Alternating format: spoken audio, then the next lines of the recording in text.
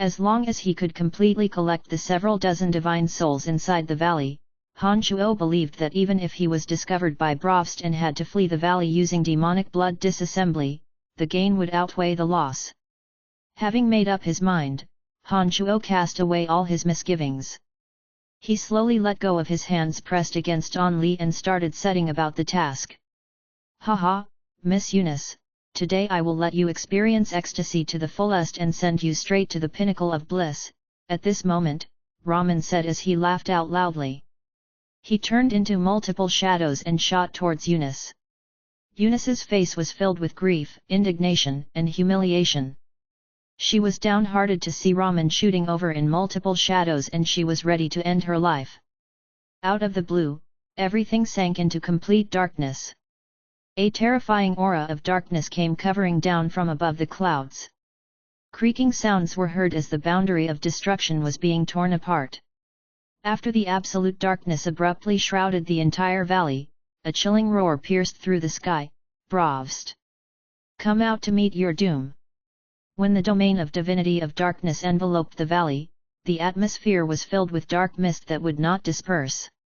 Other than a few who cultivated in the elemental energy of darkness, practically everyone in the valley lost their ability to clearly see the situation around them. Eunice, prepared to end her own life, sensed the terrifying energy and heard the loud roar that came from above the clouds. Immediately, she realized that Brovst's nemesis must have arrived. With this, her will to live was rekindled. She hastily started escaping while Raman turned pale with fright. Han Shuo was among the few in the valley who could still clearly see his surroundings. After the roar he discovered a menacing dark figure suddenly storming out from the cave from which Brovst's voice echoed. It shot up into the sky. A series of explosions thundered through the sky. The rumbles caused the entire valley to quiver. Large chunks of rocks tumbled down the cliff walls surrounding the valley with astonishing power. They contained the divine energies of destruction and darkness. Of the several people who were struck by the falling stones, all of them spat mouthfuls of blood and collapsed to the ground. The explosions that came from the sky grew louder and louder. Han Shuo could sense with his consciousness that two terrifying existences were tangled in an intense fight. The aftershock from their fighting fell into the surrounding cliff walls and caused large chunks of rocks to fall off, which subsequently caused some of the low gods with inadequate strength to suffer severe injuries. By now, those whose hearts were filled with despair had that feeling replaced with the will to survive, and they furiously made their counterattacks. Meanwhile, those who wanted to become god hunters in order to survive, upon discovering that they could possibly be saved even if they chose not to partake, became hesitant. Their determination wavered. But unfortunately, the absolute darkness caused them all great complications. When darkness shrouded the entire valley, nearly everyone was blinded. Though they tried their best to avoid each other in the pitch-black darkness, whenever they felt that someone was approaching them, for the purpose of self-preservation, they would recklessly attack. With that, the crowd that was supposed to cease slaughtering each other when help arrived, not only continued to fight, but the fighting became even more intense and fierce. Inside the pitch black, intentionally or not, those who couldn't see their surroundings were trapped in a perpetual slaughterfest. Han Shuo was like a fish as he weaved through the completely deranged crowd. The cauldron of myriad demon in his hand gave off faint green flashes as he seized the opportunity to collect the divine souls that had yet to dissipate between heaven and earth. 13, 14, 15. This is wonderful. These souls are all very decent. They can all be refined into demon generals. This will make up for the demon generals we lost the last time. Cauldron spirit cheered excitedly in Han Shuo's consciousness. Han Shuo felt not the slightest iota of empathy for those who were madly slaughtering each other. In fact, he wished that all of them would die in the valley so that he could take their divine souls. Soon enough, Han Shuo had collected a total of 43 divine souls in the cauldron of myriad demon. The darkness had receded unwittingly. When Han Shuo again checked the situation in the valley, he discovered that the maidened ones had gradually regained their rationality. Searching all around him, he suddenly discovered that Raman had disappeared without a trace. Even that logger whom Han Shuo wanted to murder during the chaos had also disappeared while he was busy collecting divine souls. Eunice arrived beside Barnett's body that was without any sign of vitality. His divine soul has also been collected by Han Shuo. She appeared mournful. As Barnett was killed by Brovst because he tried to protect her from being injured and that Barnett was her uncle, it was only natural that she would feel so deeply hurt by his death. The rumbling sound above the sky gradually moved into the distance. It appeared that the fight between the two terrifying high gods had moved away from this small valley. With the barrier overhead being directly destroyed by Brovst's nemesis, those god hunters who had been eyeing the crowd covetously escaped through the opening. Without the presence of this terrifying threat called Brovst, the crowd inside the valley was safe for the time being. When the darkness retreated, a few more figures whooshed away with it. Those figures had in fact been part of the crowd that came to the valley with Han Shuo. They couldn't resist the temptation and had actually consumed the destruction energy of other cultivators. The moment that they devoured another person's divine energy in front of others, they were branded as god hunters for the rest of their lives. From that moment onwards, they were public enemies of the entire Elysium. It was the only sensible move for them to depart. Han Shuo, however, did not choose to leave. He quickly discovered that the dozen or more survivors were all glaring at him furiously. By now, all the god hunters, including the most recent members, had all vanished. Han Shuo, who had previously pretended to devour On Li's divine energy, immediately became a common enemy among all those survivors. Had Han Shuo not demonstrated his immense strength before, perhaps by now, these people would have lost their restraint and attacked Han Shuo murderously instead of merely glowering at him. Eunice, who cried and grieved beside Barnett's body, suddenly stood up. She fixed her ice-cold eyes on Han Shuo and said in a chilling voice, "You are also a god hunter, a participant of this bloody slaughtering. I shall take your life and offer it to my uncle."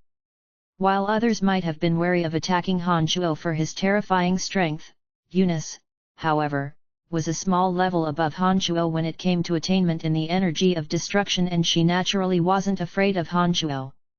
Therefore, Han Shuo became the ideal target for her to vent the hatred in her heart. Before Han Shuo had the chance to explain, Eunice had turned her grief and sorrow into the energy of destruction. She swooped away all her feelings of helplessness and despair when previously facing Raman. Radiances of destruction burst out from her tender palm and interweaved to form a giant net that came covering down on Han Shuo. Han Shuo inwardly cursed her in his mind and hastily retreated as he shouted, "This is all a big misunderstanding." Eunice kept silent and glared at Han Shuo furiously. She had watched Han Shuo consume On Li's divine energy with her own eyes and didn't care what Han Shuo had to say. She thought that he was merely quibbling.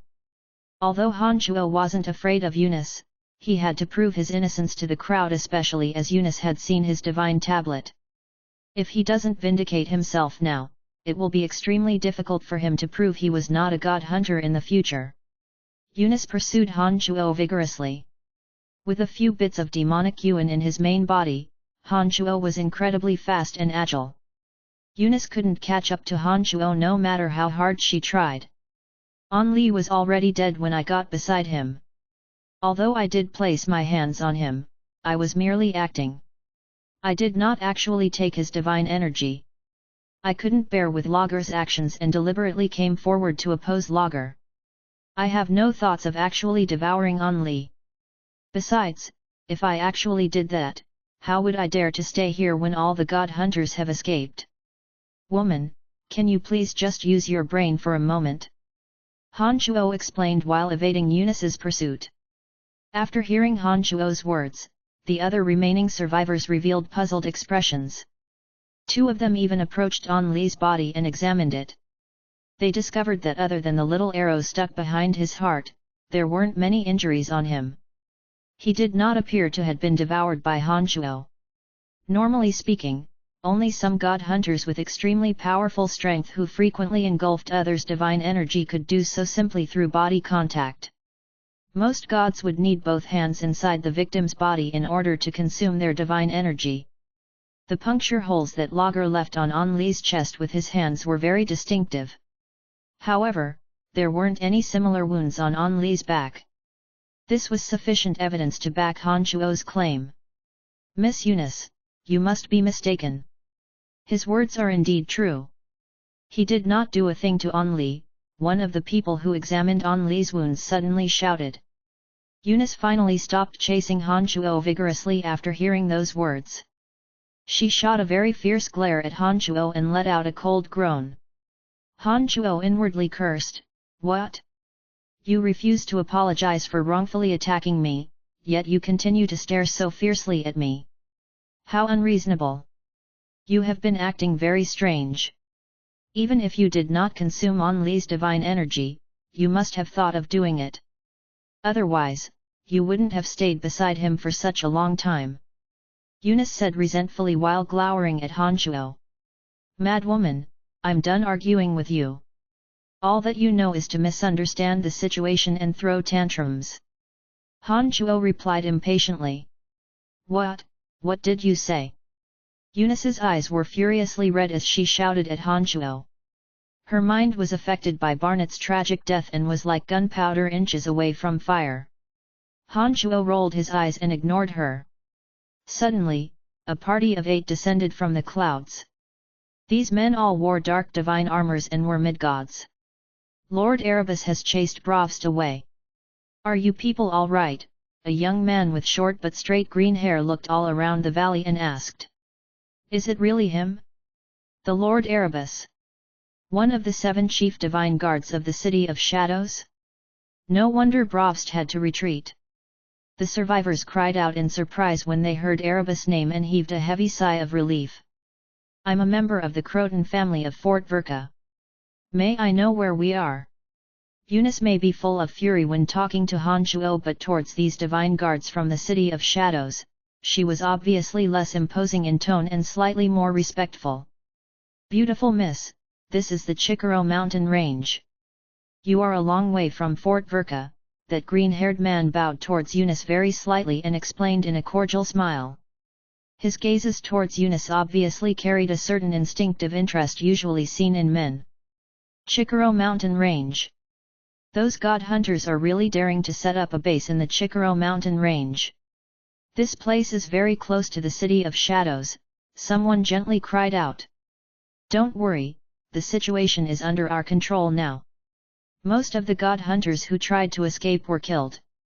You people are safe now," the green-haired man said smilingly. After taking a short pause, he turned to his colleagues behind him and instructed, "Let's examine the valley and see if there are any that slipped through the net. In addition, gather up the valuables from the dead as our spoils of war." After hearing the instruction, the divine guards immediately got into action and examined every cavern in the valley. When they returned, they asked, "Who is so despicable to have taken away all the valuables on the deceased? Is it you people?" "It wasn't us. Just now when Lord Erebus unfurled his domain of divinity, this valley was pitch black. It must be someone who cultivates in the energy of darkness who did it. None of us cultivate in the energy of darkness, so it definitely cannot be us," one of the survivors hastily explained. Han Chuo creased his brows, but the corner of his lips obscurely curved to make a contented smile. He joined the crowd loudly cursing the unknown person who plundered the dead. Chapter 690, Arrival at the City of Shadows. GDK 690, Arrival at the City of Shadows. Please continue reading on. Ox. Val. M. Erebus, one of the 7 chief divine guards of the City of Shadows, had beaten back Brovst, a leader of the God Hunter Alliance. The crisis in this valley had been resolved. When those survivors in the valley learned from that green-haired man that it was Erebus who had come to their rescue, they all cheered. All those mid-god level divine guards left the valley as soon as they discovered that there weren't any remaining god hunters and there were no spoils of war to be harvested. Following their departure, Han Chuo and the other survivors dispersed from the valley. After flying out from the valley, Han Chuo hovered high in the air and cast his gaze into the distance. He noted that this bumpy Chikoro mountain range housed unbroken chains of mountains that stretched beyond the horizon. After unfolding his consciousness, Han Chuo sensed the countless presence of life in the mountain range. Through the visions of several demon generals in the cauldron of myriad demon, Han Chuo discovered that those life forms took on all kind of strange and unique shapes. He saw a lion the size of a small hill, a python several hundred meters in length that had a sharp black horn on its head, an enormous eagle spitting raging inferno as it battled a giant python curled up on the ground. Observing the ground, Han Chuo discovered that the magical beasts on Elysium, perhaps affected by their environment extremely abundant in elemental energy, grew to be extremely formidable. Not only were they colossal, but some were also innately gifted with the ability to utilize the elemental energy found between heaven and earth. Their life aura was extremely massive and some were more frightening than low gods. As Han Chuo continued to survey the scene, he discovered that starting from the valley and extending towards the north, the ground was filled with deep craters. These large craters ought to have only taken shape recently, as some of cracks were growing larger while several small mountains were still swaying. Enormous rocks would tumble down the mountains from time to time. Immediately, Han Chuo realized that the scene he witnessed was caused by the great battle between Erebus and Bravst. Han Chuo slowly traveled along the trail of devastation. Ever so often he would glance all around as he tried to approximate their true strengths from the vestiges of their battle. All along the journey, Han Chuo saw scenes of complete ruin caused by the two exchanging blows. He had walked past multiple collapsed small mountains and enormous trees with a girth that would take 10 people to wrap their arms around, uprooted. The earth was also torn into multiple deep ravines. Han Chuo arrived at a vague estimation from the scenes he saw. Once he arrived at a collapsed mountain, Han Chuo discovered that the scars left on the ground did not extend any further. It appeared that when they battled to this mountain, they took the fight into the sky, or perhaps one of them chose to escape. That would explain why Han Chuo did not discover more remains. Han Chuo learned from the green-haired man that the Chikoro mountain range was not far away from the City of Shadows. From that collapsed mountain, Han Chuo traveled north on foot and took 3 days to exit the Chikoro mountain range. It was obvious that this mountain range was vast. After 3 days, Han Chuo found even more strange and bizarre magical beasts. Some of the magical beasts were so mighty that even Han Chuo dared not to provoke them, staying far, far away. From the classification of magical beasts that Han Chuo was aware of, those mighty creatures would have far exceeded rank 5 and were around rank 8 or 9. Other than some bizarre magical beasts, Han Chuo also discovered some natural treasures containing immense spirit energy, namely emerald grass, fire fruits, and blue heart stone. Some of these natural treasures could simply be devoured to raise Han Chuo's demonic yuan, while some could be turned into pills with wonderful uses after some simple refining processes. These things were all unclaimed. A great majority of people on Elysium had no understanding of the wonderful uses of these valuable natural treasures. Naturally, Han Chuo would not be modest in helping himself. He bluntly collected every last one of those natural treasures he discovered along his journey. When Han Chuo finally exited the Chikoro mountain range, the demonic yuan in his body had increased considerably. Han Chuo did not waste any more time after walking out from the Chikoro mountain range. He spent half a month traversing several large and small villages and forts before finally, on an early morning, he arrived at one of the 7 major cities of the Darkness Dominion, the City of Shadows. Standing before the magnificent gate made of black rock that touched the sky, strangely, Han Chuo felt a feeling of teeniness and insignificance. When Han Chuo raised his head to look at the towering dark gates, he could sense an awe-inspiring, majestic demeanor. Even though it was early in the morning, there was a large stream of people lining up to enter the city like Han Chuo. Unlike Fort Verka, most of those entering the City of Shadows were low gods and mid-gods. There were even 1 or 2 high gods entering the city with VIP treatment. Those with base god and demigod strengths were incredibly rare to be seen. The few beings with such strength were minors and children. When Han Chuo came to stand before the city gates, he truly came to recognize that thanks to the intensity of elemental energies in the atmosphere and the openness in martial art cultivation, beings in Elysium were indeed pervertedly mighty and powerful. Back on Profound Continent, a demigod or base god would either be an overlord or an engine that propels an entire nation. However, at this city of shadows of the Elysium, even children who had yet to reach adulthood were already that powerful. The differences between the two worlds could not be more obvious. After observing for a moment, Han Shuo too started walking into the city. After handing his divine tablet and a piece of purple crystal coin, he was finally inside the city of shadows. The first things that entered his eyes were densely packed boundary towers and magical towers erected behind the city gate. They were filled with sparkling energy stones that seemed to provide the city with an endless supply of energy required to sustain their luxurious lifestyles. "Hello, excuse me, may I know how to get to the House of Lavers?" Han Shuo approached a divine guard stationed at the city gate and asked urbanely. The disdainful look on that divine guard's face diminished when he heard House of Lavers from Han Shuo. He gave Han Shuo a careful look before he pointed southwest and answered, "Head in that direction for approximately half a day and you will be in its vicinity." The House of Lavers is one of the 5 major families in the City of Shadows. Once you get there, pretty much anyone there can point you to the exact location. Han Shuo thanked him smilingly and started heading southwest. Compared to Fort Verka, the City of Shadows was more than 10 times the size. Each and every building here was so tall they could touch the sky. For some reason, while traveling in the City of Shadows, Han Shuo felt as though he had yet to leave the Chikoro mountain range. He also realized those mighty beings preferred living in lofty and tall buildings. From his senses, he detected that the elemental energy was slightly denser in high places. Although it was just one tiny bit denser, it was more than enough reason for these beings who sought ever greater strengths to build their houses high and tall.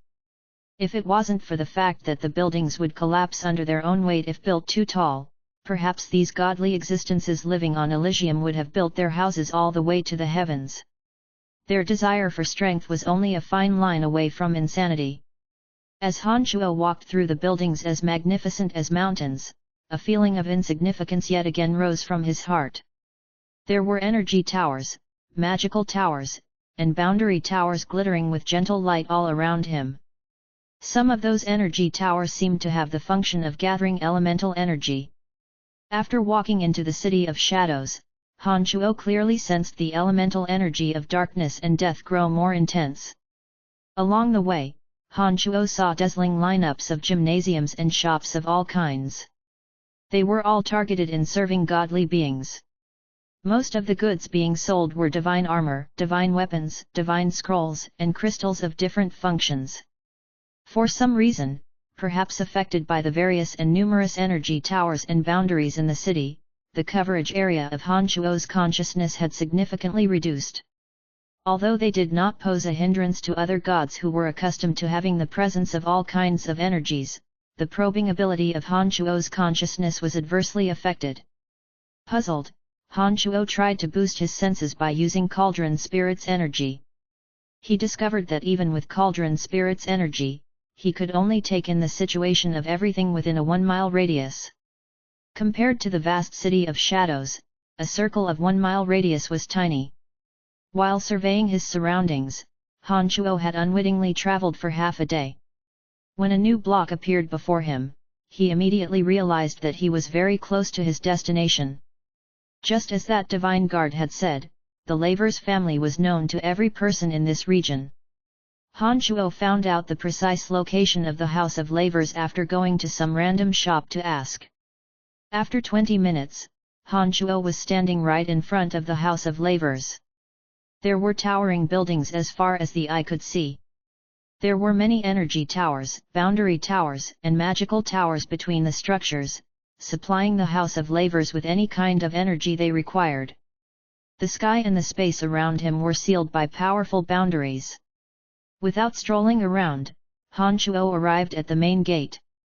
He gently cleared his throat to attract the attention of the 2 divine guards stationed at the front. Unlike other divine guards in the City of Shadows, those divine guards under the house of Lavers wore green-colored armor. At the center of their chest piece was a design of a dark sun which Han Shuo had seen embroidered on Donna's clothing. Therefore, Han Shuo knew that he had arrived at his destination when he saw that design on the divine guard's armor. "Youngster, what are you sneaking about?" one of the divine guards glared at Han Shuo vigilantly. He was a low god cultivating in the element of darkness and possessed early-stage strength. "I'm looking for Miss Donna of Lavers. Please inform of my request," Han Shuo said in a cordial manner as he handed over a few purple crystal coins smilingly. The expressions on the two divine guards simultaneously relaxed when they saw Han Shuo's courtesy. The man put on a faint smile, took Han Shuo's purple crystal coins, and asked, "You do know Miss Donna?" Han Shuo nodded and replied, "My name is Brian. Please inform Miss Donna that I've come." Just a moment, the two divine guards became much more polite after they received Han Shuo's purple crystal coins. One of them rapidly headed into the house. "Where do you come from? How did you get to know Miss Donna?" The other divine guard was unoccupied. Seeing that Han Shuo was an agreeable person, he started conversing with him. "I acted as her guide in her last mission. That was how I came to know her. I've come here to look for her because she invited me," Han Shuo replied smilingly. In the Lavers family, Miss Donna can be considered as a relatively pleasant master. You really are lucky to know Miss Donna. However, you still need to be careful inside the Lavers family. There are some young master and young lady who wouldn't be as tolerant. The divine guard felt that Han Shuo was a person he could get along well with, and therefore, seeing that no one was around, he gave Han Shuo a word of warning. "Oh!" Han Shuo cried out in surprise and asked, "Do you mind telling me who is in the Lavers family?" "Lord Patriarch has a younger brother and a younger sister. Miss Donna is the second child of Lord Patriarch. She has an elder brother called Dai Wei. Lord Patriarch's brother has 2 sons and 1 daughter. The Lord Patriarch's sister has married to the Bruce family at the Destruction Dominion. She no longer lives here. There are also a dozen or more collateral relatives living here. Some of them are like Miss Donna and the Lord Patriarch. They are easy to get along with, but some, not so. After going in, you should be careful not to provoke those people by all means," the divine guard cautioned.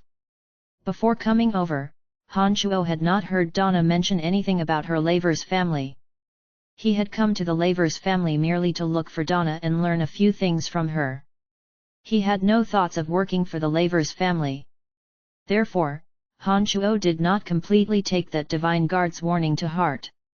After exchanging a few casual sentences with that divine guard, Han Shuo sensed Donna's aura. Soon enough, Donna, wearing an emerald green long skirt and a big smile, came into Han Shuo's view. "Brian, what took you so long?" Donna's smile became even more cheerful when she saw Han Shuo. That divine guard that chatted with Han Shuo immediately viewed Han Shuo in a new light when he saw that Donna had personally come to welcome him. He originally thought that Han Shuo was merely trying to get a job under the Lavers family by utilizing his relationship with Donna. Han Shuo, after all, was merely a low god. They ran into this kind of situation practically every day. There were some things that needed time to resolve. "I couldn't just leave without making proper arrangements. That world is my territory after all," Han Shuo explained smilingly, pausing for a moment before he continued, "Miss Donna, you seem to have become even more beautiful after all this time. You are such a sweet talker." Donna scolded playfully before she pulled Han Shuo inside by his sleeves. "What are you standing here for? Come on in."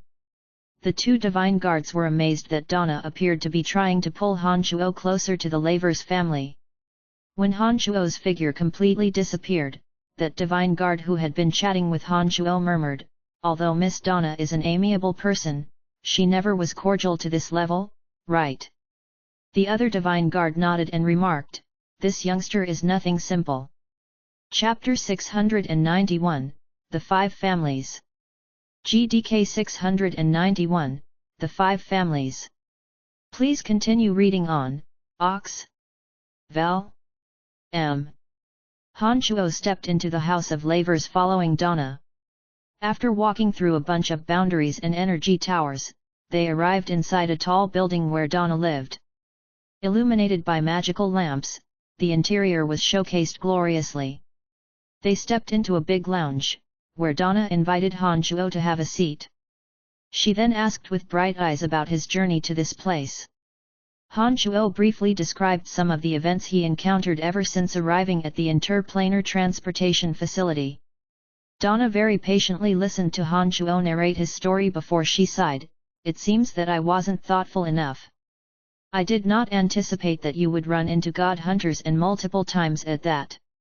It's such a fortunate coincidence that Lord Erebus found Bravst. Otherwise, it would have been disastrous for you. I heard that Erebus is one of the 7 chiefs of Divine Guard in the City of Shadows. When he descended upon the valley, I could sense the terrifying aura on him. What kind of strength does he have?" Han Shuo creased his brows and asked. He was very interested in this being they called Erebus, although he had never actually seen his face. He had previously examined the vestiges of the great battle between Erebus and Bravst. He wanted to verify his estimation of their strengths through Donna. "That's right. Lord Erebus is one of the 7 chief divine guards. Possessing mid-stage high god strength, of the 7, his strength numbers in 3rd place. He is a well-known expert in the City of Shadows." Donna further explained, all 7 chief divine guards came from the 5 major families of the City of Shadows. My uncle, Avery, is also one of the 7. But he ranks merely in the 5th place. He possesses early-stage high god strength. Other than your House of Lavers, who are the 4 major families in the City of Shadows? Which is the strongest? Han Shuo suddenly got interested in hearing Donna introduce the distribution of strength in the City of Shadows. After coming to an alien environment, the first thing that one should do was to familiarize with oneself with the surroundings.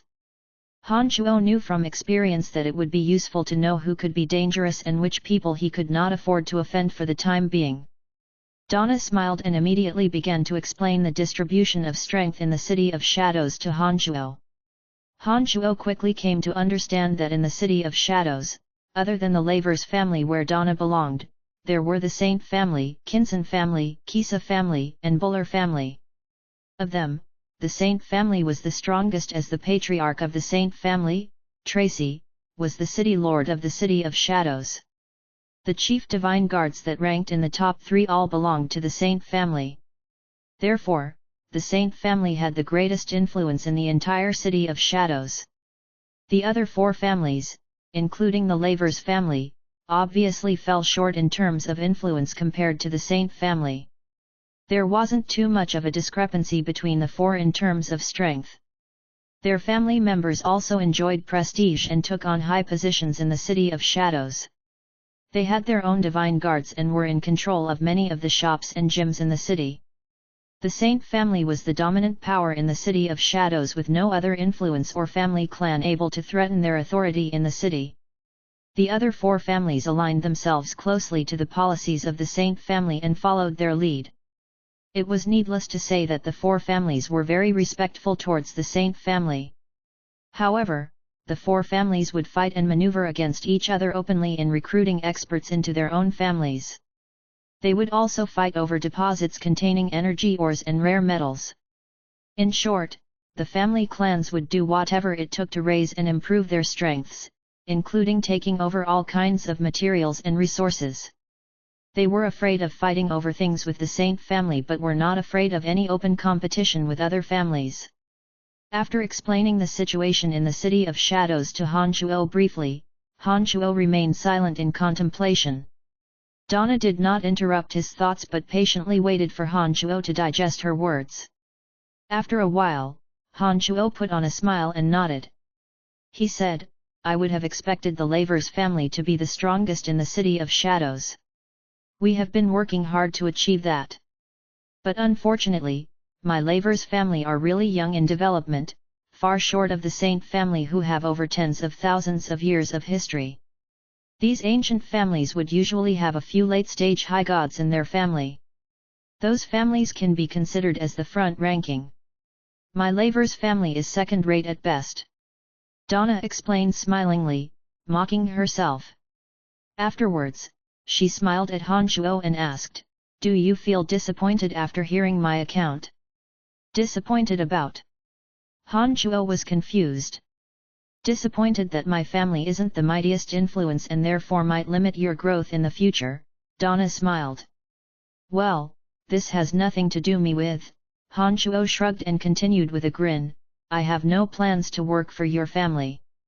In fact, I have no intention of becoming a divine guard under some family on Elysium for now. There's really nothing for me to feel disappointed about. Brian, I think I should explain something about Elysium, Donna put on a faint smile and continued, if you want to gain a footing on this plane of gods, unless you are a high god of mighty strength, you must adhere yourself to a mighty family. When it comes to the dominions of darkness, death, and destruction, the most powerful organization here is none other than the Calamity Church. Other than the three overgods with transcendental statuses, all the cardinals of the Calamity Church are filled with patriarchs from those ancient families. Even the core members of the church are occupied by the elites of those families. It is practically impossible for those with no connections and ties to join the inner circles of the church.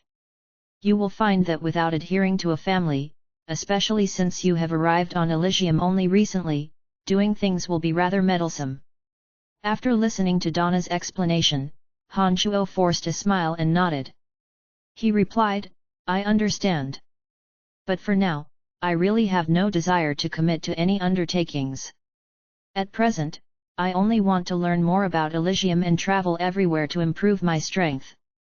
Never mind, let's not talk about this for now. You arrived at the City of Shadows just today. I will take you to roam all around. If you ever change your mind later, our Laver's family will welcome you with open arms. Donna did not force Han Shuo to immediately agree to join her Laver's family. Sure, I really want to get to know the City of Shadows, Han Shuo said as he got up his seat smilingly. Come, I will first take you on a tour around my house. Just live here for the time being. You may leave for a new place of dwelling when you find a better opportunity. Donna got up and led Han Shuo to the highest level of the building. She then started pointing at the towering structures and introduced each one, right down to the gymnasiums, smelting rooms, and living quarters of some special characters. Han Shuo only needed to listen once to remember all the information using his most amazing consciousness. Sis, who's that you are with? Suddenly, a deep and resounding voice came from the top level of a building opposite them.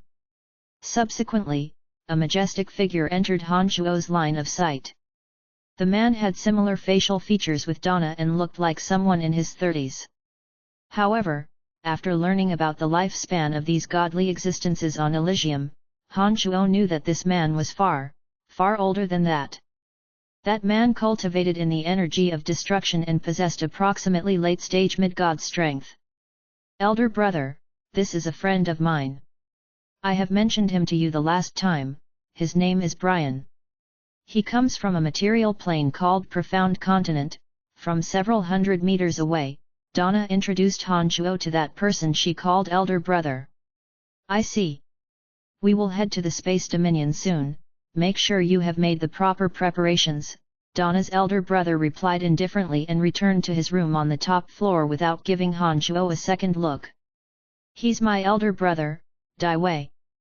That's just his natural temperament, he doesn't like talking with people. Please don't take offense. Donna explained to Han Shuo. Han Shuo smiled and did not make any remarks. From the early performance of Bolton and Li Wei when they first arrived on Profound Continent, Han Shuo knew that inhabitants of Elysium had a natural disposition to feel a sense of superiority over those living on other material planes. It was within his expectations that Daiwen would react so indifferently. In fact, Han Shuo would feel strange if Dai Wei had reacted with enthusiasm knowing he came from a low-level material plane.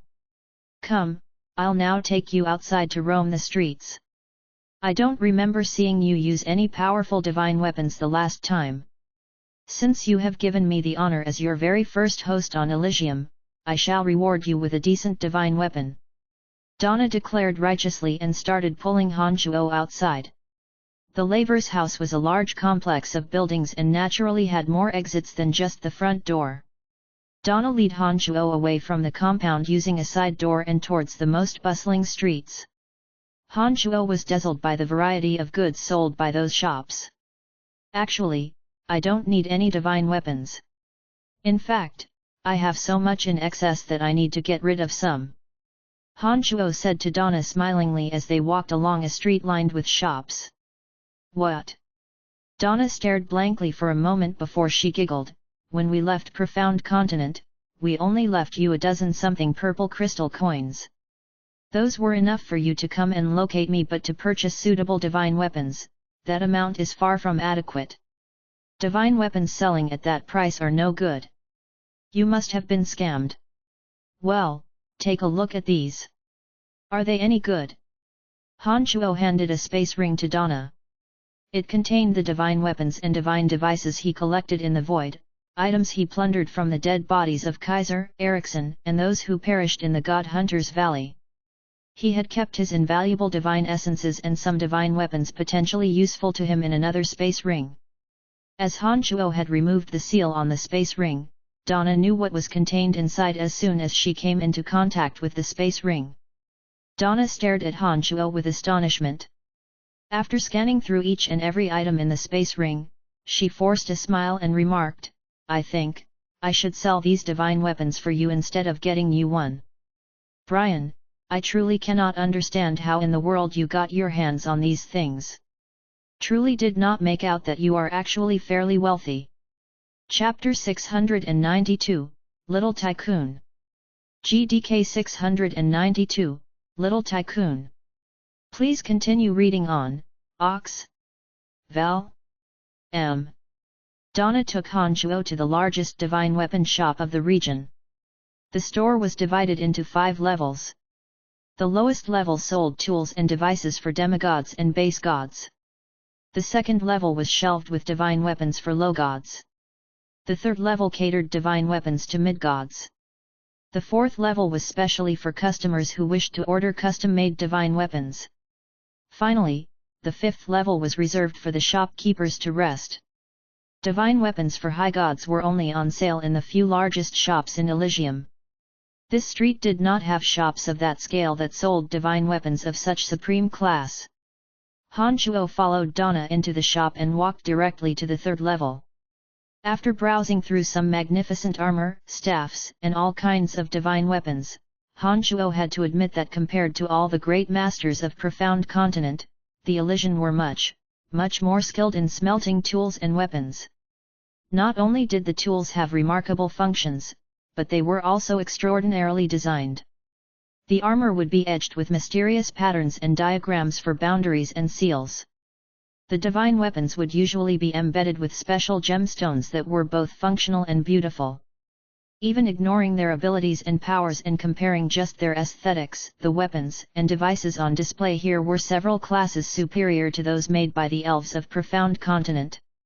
All the shopkeepers in the shop recognized Donna. They bowed and greeted her in an unctuous manner as soon as Donna entered their sight. Stop looking. We will head straight for the fourth level. You can check these out later after we are done at the fourth level. Donna hastened when she saw how invested Han Shuo was in every item he saw, taking comprehensive mental notes of everything on display. I really must say that these objects are really fine and delicate. They are even more beautiful than those made by the most skilled elves back on my continent. Han Shuo exclaimed in admiration after moving his gaze away from a glorious sapphire crown. The race of elf you mention are also present on Elysium.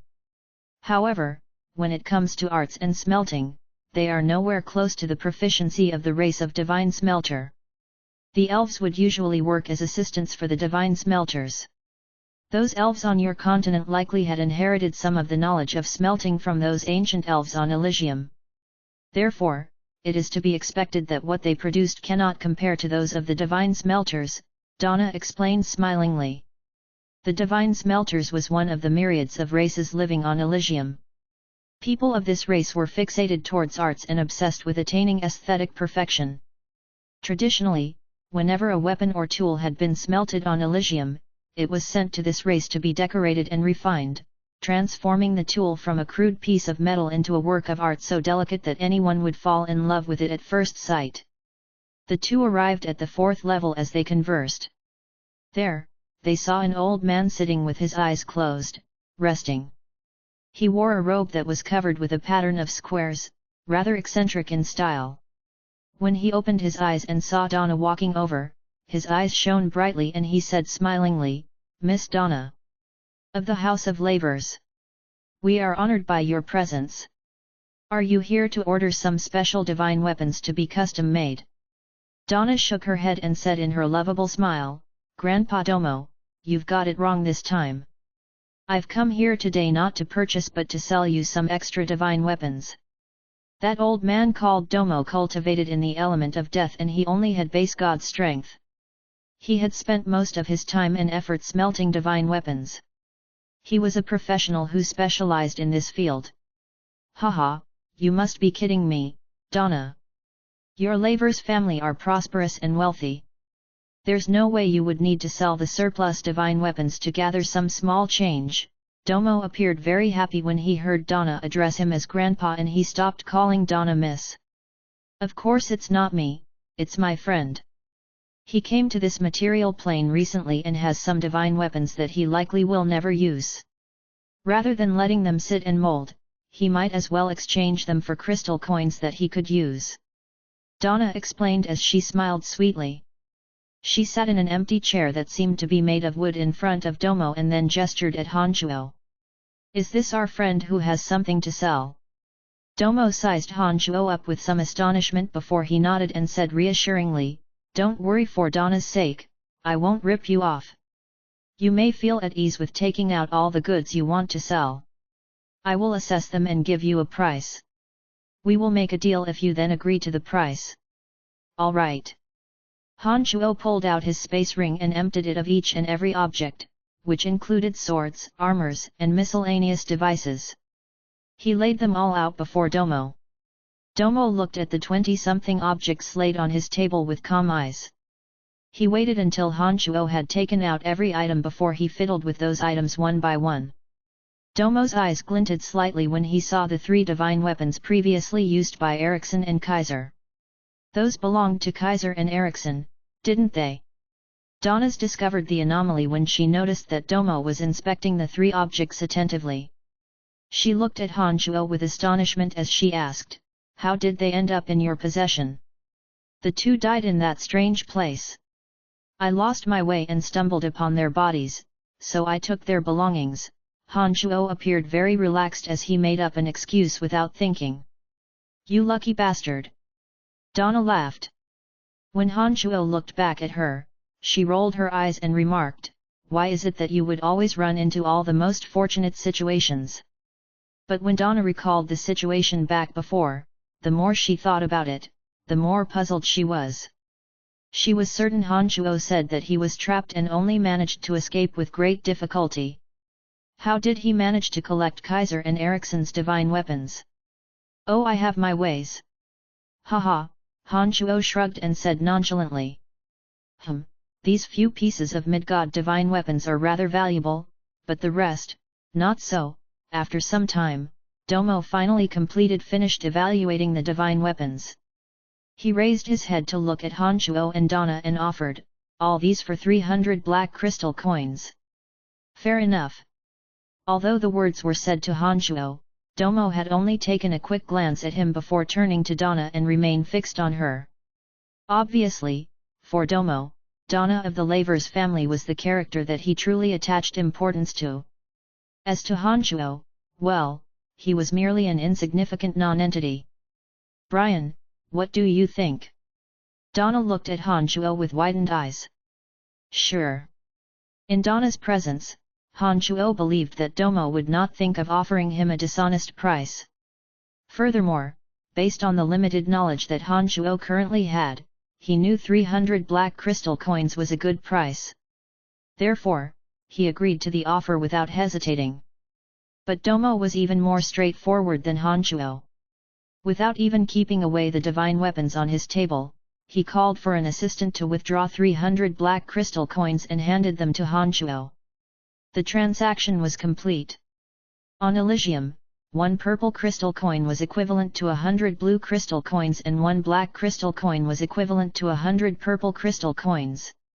When Han Shuo first came to the Elysium, he had spent merely 50 blue crystal coins in completing his divine tablet. Renting a training field would cost only a few purple crystal coins and entering the City of Shadows cost just 1 purple crystal coin. Taking that into consideration, 300 black crystal coins was actually a small fortune. As long as Han Shuo didn't spend extravagantly and remained mindful in purchasing high-level divine weapons and scrolls, he could last a long time on those 300 black crystal coins. Not bad at all, you are now a little tycoon. One of the forts of my Laver's family outside the City of Shadows collects about 500 black crystal coins in revenue per month. Of those completely new to Elysium, only some mid-god and high-god experts could gather 300 black crystal coins so soon after arriving on this material plane. You as a low god should feel proud of this accomplishment. Donna complimented sincerely. She had previously considered enticing Han Shuo into the Laver's family using crystal coins, but who knew that Han Shuo would be so resourceful that he made a small fortune soon after he arrived on Elysium. With that, it would be much more difficult to lure him with crystal coins. Compared to a big tycoon like yourself, this small amount of coins that I have is beyond trifle, Han Shuo was modest in his reply. Grandpa Domo, we shall stop troubling you. We will go shop around downstairs. Perhaps these crystal coins will be going back to you later. Donna got up from her seat. Haha, go ahead. I won't be accompanying you as I still need to sort out these goods. Alright, I will give you both a 20% discount on all purchases. Happy shopping! Han Shuo and Donna traveled 3 levels down. Then, Han Shuo picked tens of origin crystals which he had wanted to purchase as soon as he walked into the store and saw them. They were precisely the same type of crystal that Han Shuo had previously obtained from the 6-horned tribal king of Soul Race in Tarag Canyon. These were wonderful treasures that would allow demigods to form a soul of element and become base gods.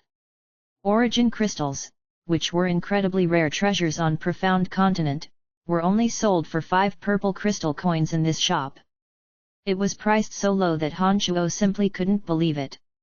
Origin crystals can be found in a lot of energy mines on Elysium, they aren't particularly precious. Moreover, it's only useful for a demigod trying to form a soul of element. You have long overcome this barrier. What are you buying so many of these for? Donna asked Han Shuo in a confused manner. Of course I don't need these. But I still have a lot of friends back on Profound Continent who could use these. To them, these origin essences are invaluable treasures that will allow them to make giant leaps. Sigh. Because the Elysium is abundant with elemental energies, it has all kinds of wonderful and miraculous goods which the Profound Continent doesn't have. No wonder you guys call Profound Continent a low-level material plane. Han Shuo lamented. Do you have sweethearts on that continent of yours? Look at your longing appearance now, hee hee. Donna laughed. Donna's words had suddenly reminded Han Shuo of Emily, Fanny, and the others. His heart really was yearning for them and he wondered how they were doing at this moment. He forgot to reply to Donna. As soon as she saw Han Shuo's reaction, Donna knew that she had guessed correctly. But unexpectedly, for no apparent reason, seeing Han Shuo's sad and longing appearance caused an uncomfortable feeling to rise in Donna's heart. Donna was shocked to discover that subconscious feeling. What's wrong with me? I shouldn't be having these kinds of emotions. I should have long forgotten about what happened while I was hallucinating back there. Why did that come back into my mind so suddenly? Chapter 693, Invitation to Battle. GDK 693, Invitation to Battle. Please continue reading on, Ox. Val. M. Han Shuo spent some crystal coins on goods suitable for mortal cultivators. In this shop, those so-called divine weapons rarely seen on Profound Continent not only had clearly marked prices, but they also weren't all that expensive. Han Shuo managed to acquire the materials and tools he needed from the shop by spending merely 5 black crystal coins. Without buying any divine weapons for himself, Han Shuo left the store with Donna. Soon after Han Shuo walked out of the shop, a skinny middle-aged man with purple hair walked into the room that Domo was in. He asked, "Mr. Domo, should we investigate the origins of these divine weapons that the youngsters sold us?"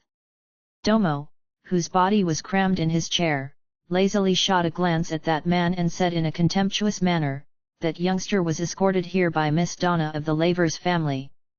Even if there is a problem, we must shoulder it.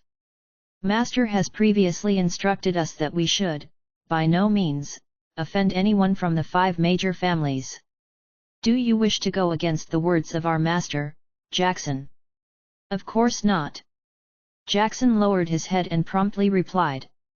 However, a hint of fury was showing in his eyes as he thought to himself, "We are both blacksmiths working in this shop, but why is it that your words weigh more than mine?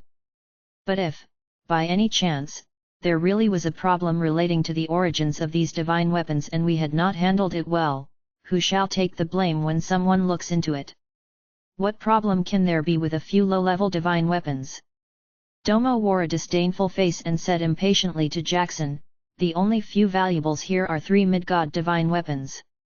They belong to the light and water elements.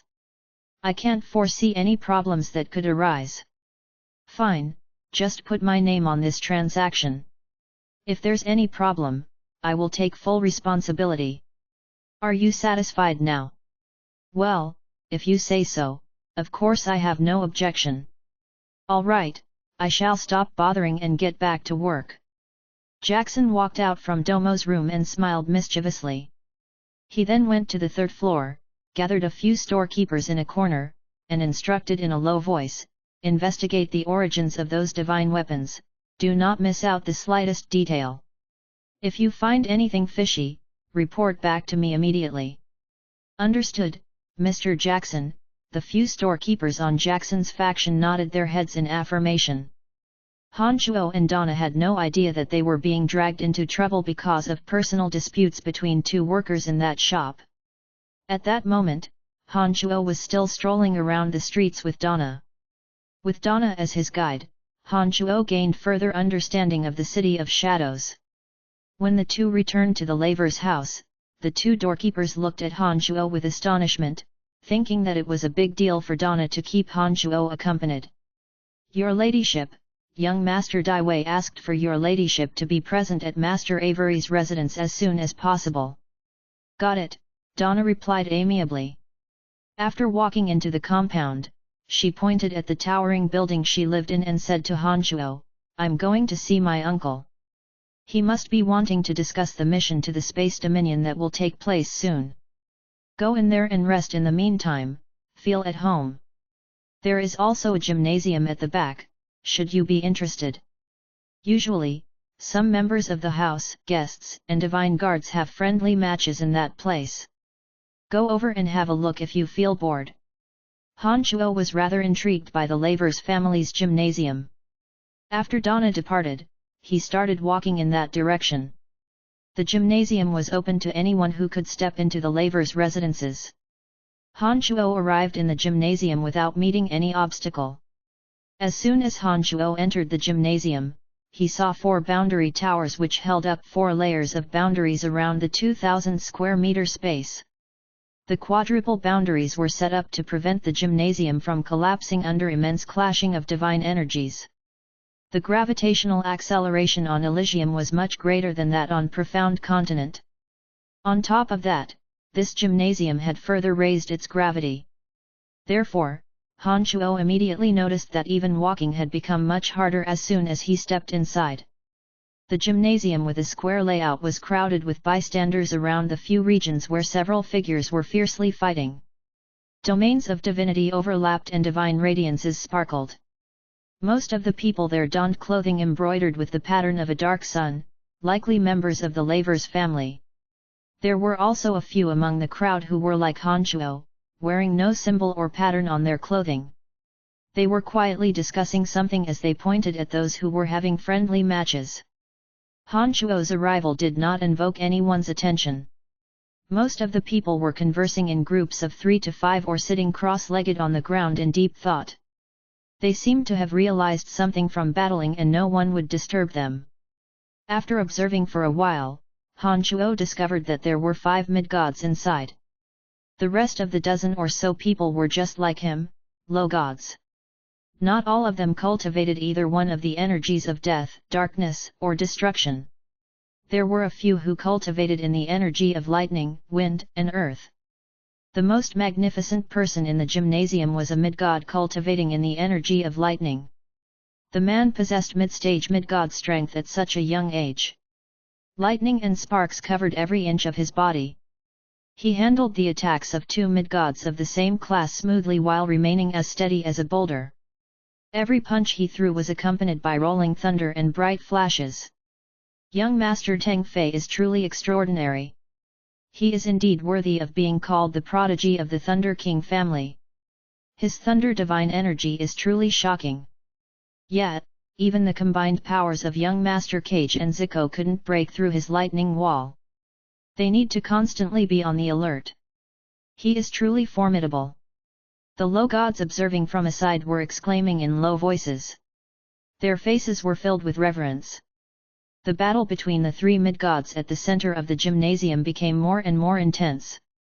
Even the few low gods dueling all around them had to further and further restrict their battle areas before they were ultimately forced by the immensely powerful lightning energy field to halt their battles.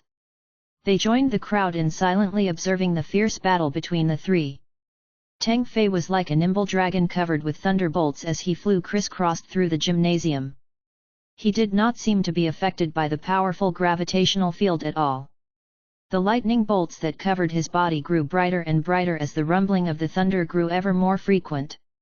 Cage, the second son to Donna's uncle Avery, as well as that divine guard named Zico, were constantly beaten back under Teng Fei's counterattacks. Boom boom boom. 3 most energetic thunderbolts suddenly erupted with blazing radiances. Cage and Zico were bombarded into taking multiple steps in reverse. Wow, impressive, Teng Fei. Your thunder divine energy is indeed a force to be reckoned with. We are all mid-stage mid-gods but still, the 2 of us have trouble defending. Cage immediately exclaimed in admiration after managing to stabilize himself. The sparks that wound all around his body like little snakes slowly returned into his body. Standing bolt upright, Teng Fei put on a warm smile and replied to Cage, if this were a real battle where life is on the line, where both of you stake it all, there's no telling which side would win. Young Master Teng Fei is too modest. In a 1 versus 1 battle, I would surely have to retreat. Zico, a divine guard of the Lavers family, echoed Cage's words after taking a deep breath. He was a tactful divine guard. Teng Fei, during this period that you stay with my family as a guest, don't forget to give my little sister some guidance. After all, she looks up to you. Cage said with a smile as he pointed at Eve standing not far away. Eve was Avery's daughter, an early-stage mid-god. Although she resembled Donna somewhat and looked a little prettier, she lacked that graceful, refined, and regal quality. At this moment, her cheeks were slightly blushing and she was looking at Teng Fei and the ground back and forth rather bashfully. She was obviously very keen on Teng Fei. Haha, of course, Teng Fei said cordially. However, he had merely thrown a glance at Eve casually. He didn't seem to be as interested with Eve as she was with him. Alright, let's take a break and watch other people fight, Cage said, pulling Teng Fei towards the area where Eve was resting. Hey? Friend, you don't look familiar. Are you a member of the family? Zico knew just about every person in this place. Therefore, when he saw the unfamiliar Han Shuo, he couldn't help but ask when he walked past him. After Zico uttered those words, the crowd in the gymnasium noticed the unfamiliar face. Their attention turned to Han Shuo. No, I'm a friend of Donna's. I heard the sound here so I came to have a look, Han Shuo replied. Oh, I see. Haha, our friend is cultivating in the energy of death, if you are interested, you may go look for a suitable opponent for a friendly match. It is only in real battles that one makes real progress. It is very beneficial for you. Haha, perhaps not. I'm here just to take a look. Besides, my powers are meager. I best not show my ineptitude, Han Chuo declined tactfully. Hi, friend, you are also a low god of late-stage strength, which is just right for me. Come on, let's have some fun. Don't be a bore, a bald young man standing in the gymnasium waved at Han Chuo. He appeared rather similar to Dolores but slightly shorter and lacking the grave and stern air. Miss Donna's friend definitely won't be anyone unordinary. Please do not decline, just have a little fun with Dolixes. There won't be a problem, Tang Fei, who was having tea with Cage in the resting area, kindly advised. A strange light shone in Tang Fei's eyes as soon as he heard that Han Chuo was Donna's friend. Even young Master Tang Fei has spoken. Friend, please don't decline. Consider it as giving us face and come down to have fun. Cage advised right after. He seemed to be very friendly with Tang Fei. All right then. We will have a light play. Nothing serious, Han Chuo nodded with a defeated smile when he saw that he could not refuse. He walked towards Dolixes in large strides, thinking that given Donna's status, these people wouldn't be too serious. Chapter 694, Drawing a Line. GDK 694, Drawing a Line. Please continue reading on, Ox. Val. M. Dolixes cultivated in the energy of darkness and possessed late-stage low god strength. After Han Chuo agreed to a duel, his smiling expression was suddenly replaced with grimness. An austere, somber aura immediately emanated from his body. Han Chuo walked to the center of the gymnasium step by step. He transferred and assembled the energy of death from his avatar to his main body. Soon enough, an aura of death that treated life with contempt started exuding from him. The energies of death and darkness were known for their sinister characteristics. Han Chuo and Dolixes showed no intention of engaging in melee combat. Dolixes took the lead and gently swayed his body, turning himself into a shadowy figure. At the next moment, the shadowy figure split into 5 duplicates. They were all filled with complete darkness and intense divine energy of darkness.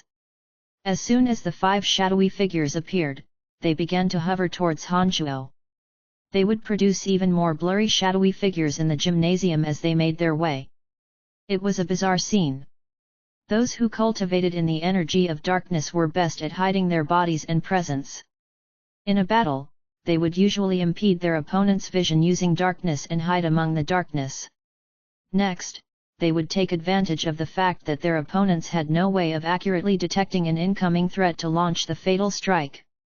Their opponents wouldn't know what was coming until it was too late. Dolixes seemed to be very good at employing this technique. Multiple dark, blurry figures constantly circled around Han Chuo and closed in on him inch by inch. Han Chuo remained on the same ground and stood as straight as a ramrod. He stared at the blurry phantom images that constantly went across in front of him with calm eyes, not at all disturbed by the phantom images. It was when the dark figures started getting closer that he deployed the 3 trump card boundaries of the energy of death. Clearly, he was employing defensive measures. Dolixes produced more and more phantoms that would fly and wander all around the gymnasium. They moved faster and faster before suddenly, the phantoms that numbered nearly in the hundreds bombarded Han Chuo all at once from every direction. Han Chuo remained stationary and on the same ground as before. He observed the phantom figures with cold eyes. Then, when the first dark figure was about to strike him, like a tree snake springing at its prey, Han Chuo suddenly made a move. His 2 hands crafted several tides of green waves that drowned a dozen or more phantom figures before throwing a punch right at a phantom figure floating about in the air. Thud! That punch of Han Chuo's landed directly on Dolix's chest. All the phantom figures instantly vanished without a trace. As it was a friendly match, Han Chuo held back a little. It was just enough to stop Dolix's body and cause his phantom images to fail. His strike did not injure Dolixes. Hey! How is that possible?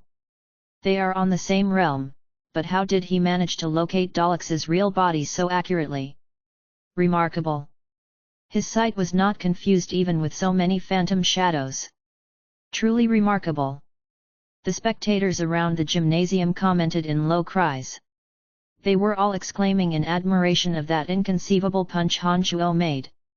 Often in a battle between two experts of the same class, phantom figures produced by the expert cultivating in the energy of darkness should be very elusive to their opponent. As the phantom figures could hold some divine energy of darkness, they could also be used to cause harm. When confronted with this kind of situation where nearly 100 phantom figures come attacking all at once, one would usually have no choice but to take proper, solid defensive measures. Han Shuo and Dalex's were both in the same realm of late-stage Logethood. He shouldn't have been able to discover Dalex's real body. The scene that the crowd saw had contradicted their common understanding. That was why these observers reacted with such astonishment. Dalex's was completely stunned. He slowly lowered his head to look at Han Shuo's fist that was sticking to his chest and stared at it as though he could not believe the fact laid before his eyes. As Han Shuo did not add too much divine energy of death into his punch, Dalex's wasn't injured by the slightest. After he stared blankly for a moment, the radiance of irreconciliation blossomed from his eyes.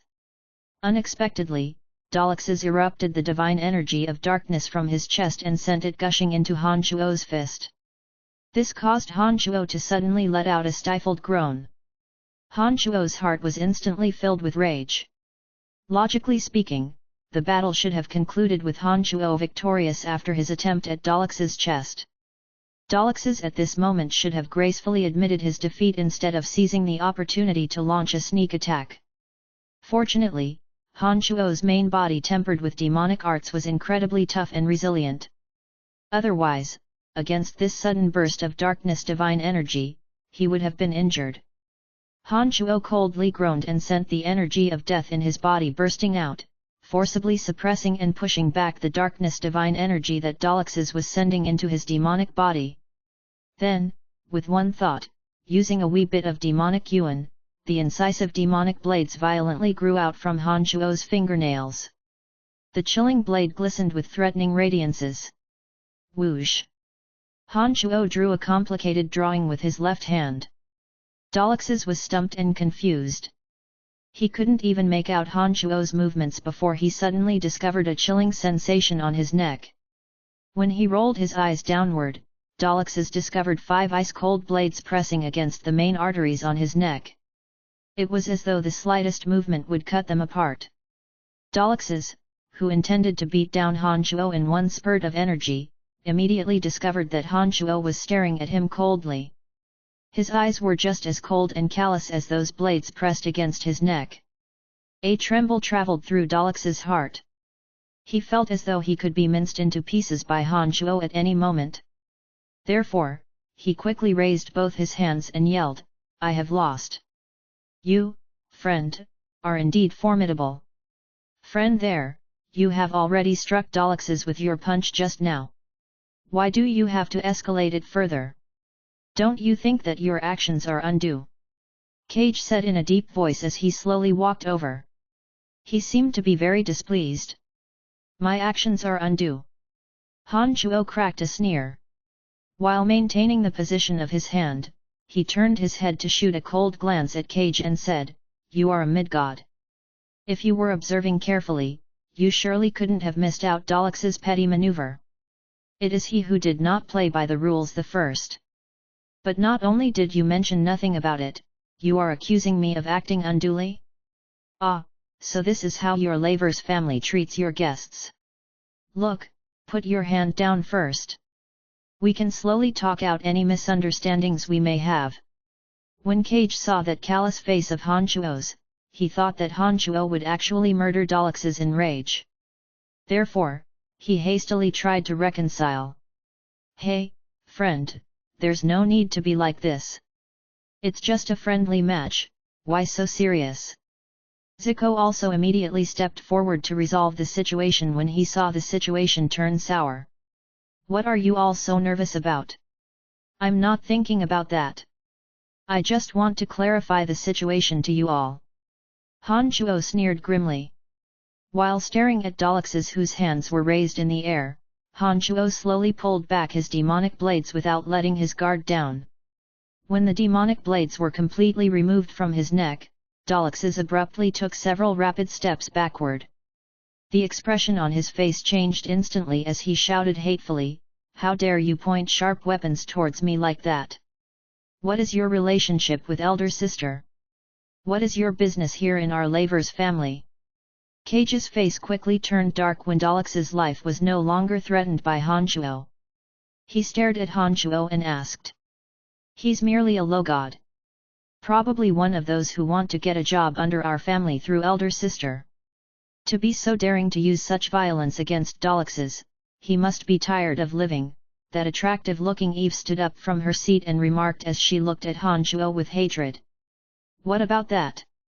Han Chuo took in the expressions of all those in the gymnasium with one glance. Looking at Eve with a disdainful face, he ridiculed, "If I told you that I'm not Donna's friend, would you immediately charge at me to teach me a lesson? Ha, you all may have the same family name, but compared to Donna, you bunch have absolutely no class." What did you say?" Eve was enraged.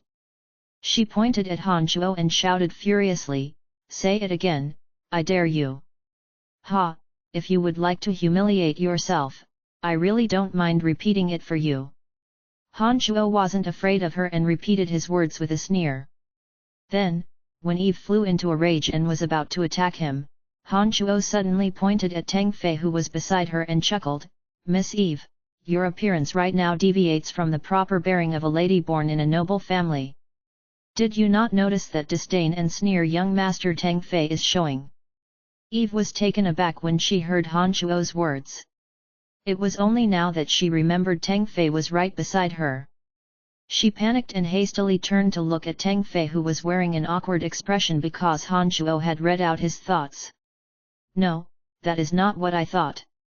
Tang Fei forced a smile and explained when he saw Eve looking at him. He then turned to Han Chuo and said with a forced smile, "Friend, please don't drag me into this. I have not offended you.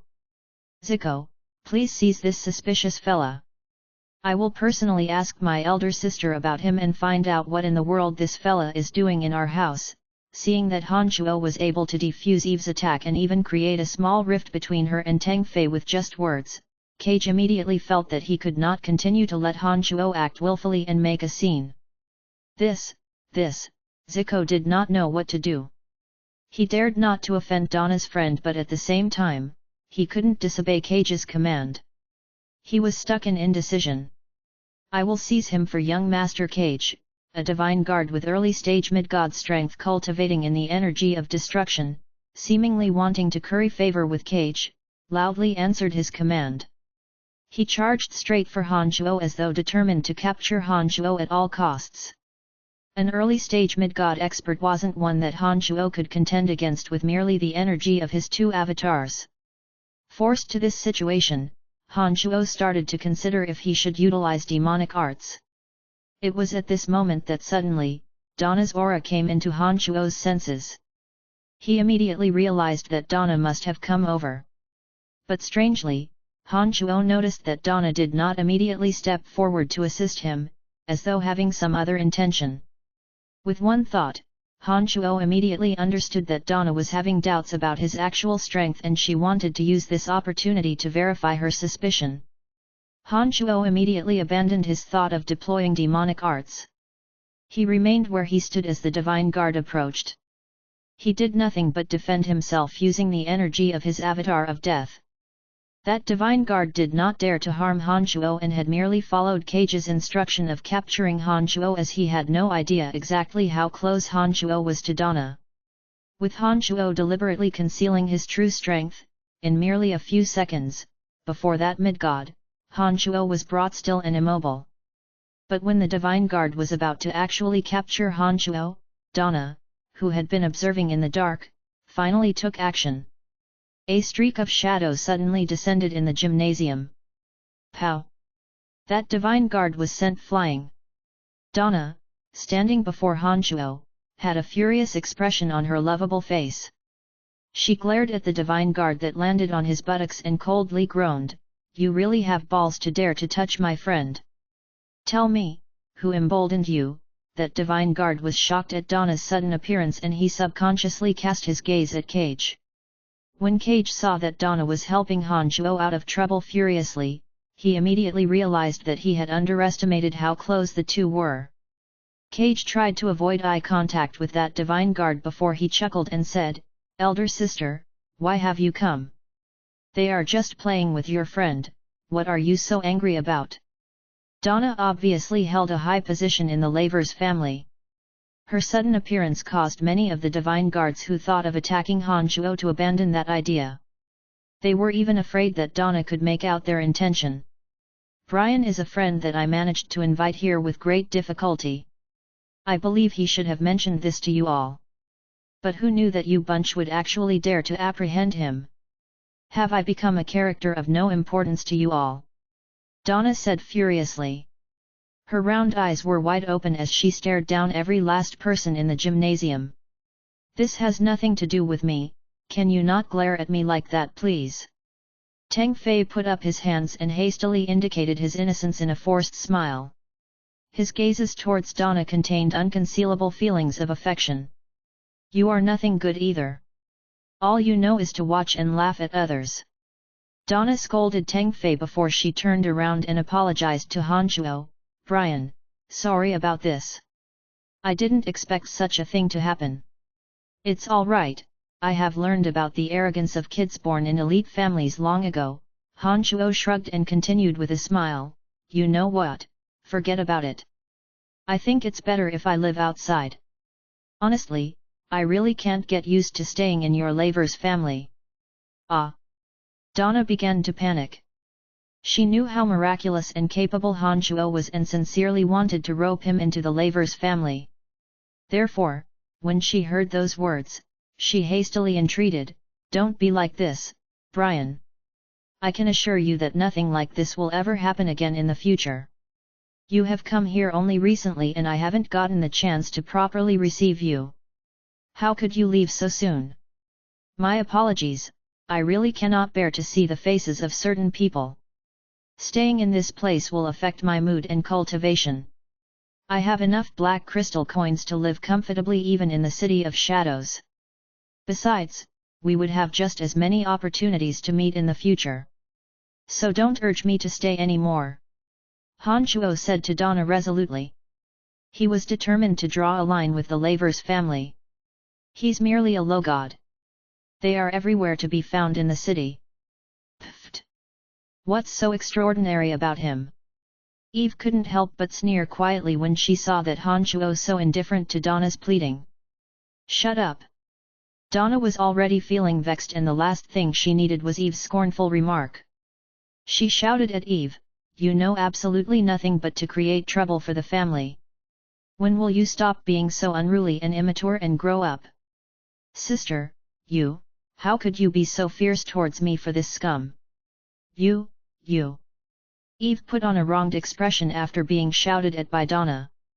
Tears were rolling at the rims of her eyes. "I know the way out, elder sister Donna. Please don't see me out." Han Zhuo had started to walk away from the gymnasium while Donna was berating Eve. He turned back to tell Donna before rapidly disappearing from their sights. In the future, when he reveals his talent and makes a name for himself in the City of Shadows, you will all realize just how terrible a mistake you have made on this day. "You bunch are," Donna sighed as she looked at Cage and the bunch resentfully before she ran out to pursue Han Zhuo. But after exiting from the gymnasium, she discovered that Han Zhuo had long disappeared without a trace. Donna knew that after this incident, after this day, Han Zhuo would never consider joining the Lavers family. Her heart was filled with remorse as she knew that the House of Lavers had missed out on this great talent. Chapter 695, Invincible Omen Body. GDK 695, Invincible Omen Body. Please continue reading on, Ox. Val. M. Han Zhuo rapidly departed from the House of Lavers, went to some other block, and spent 5 purple crystal coins renting a gymnasium. This gymnasium was only 500 square meters in size. It was encircled by a defensive boundary that was supported by 2 boundary towers. After sealing off the gymnasium, Han Chuo let both his avatars come out from the cauldron of myriad demon. His avatar of death continued to absorb the death divine essence he obtained from his last mining expedition. His avatar of destruction continued condensing the orb of destruction and slowly fumbled around with the method of making the orb of destruction complement with the domain of divinity.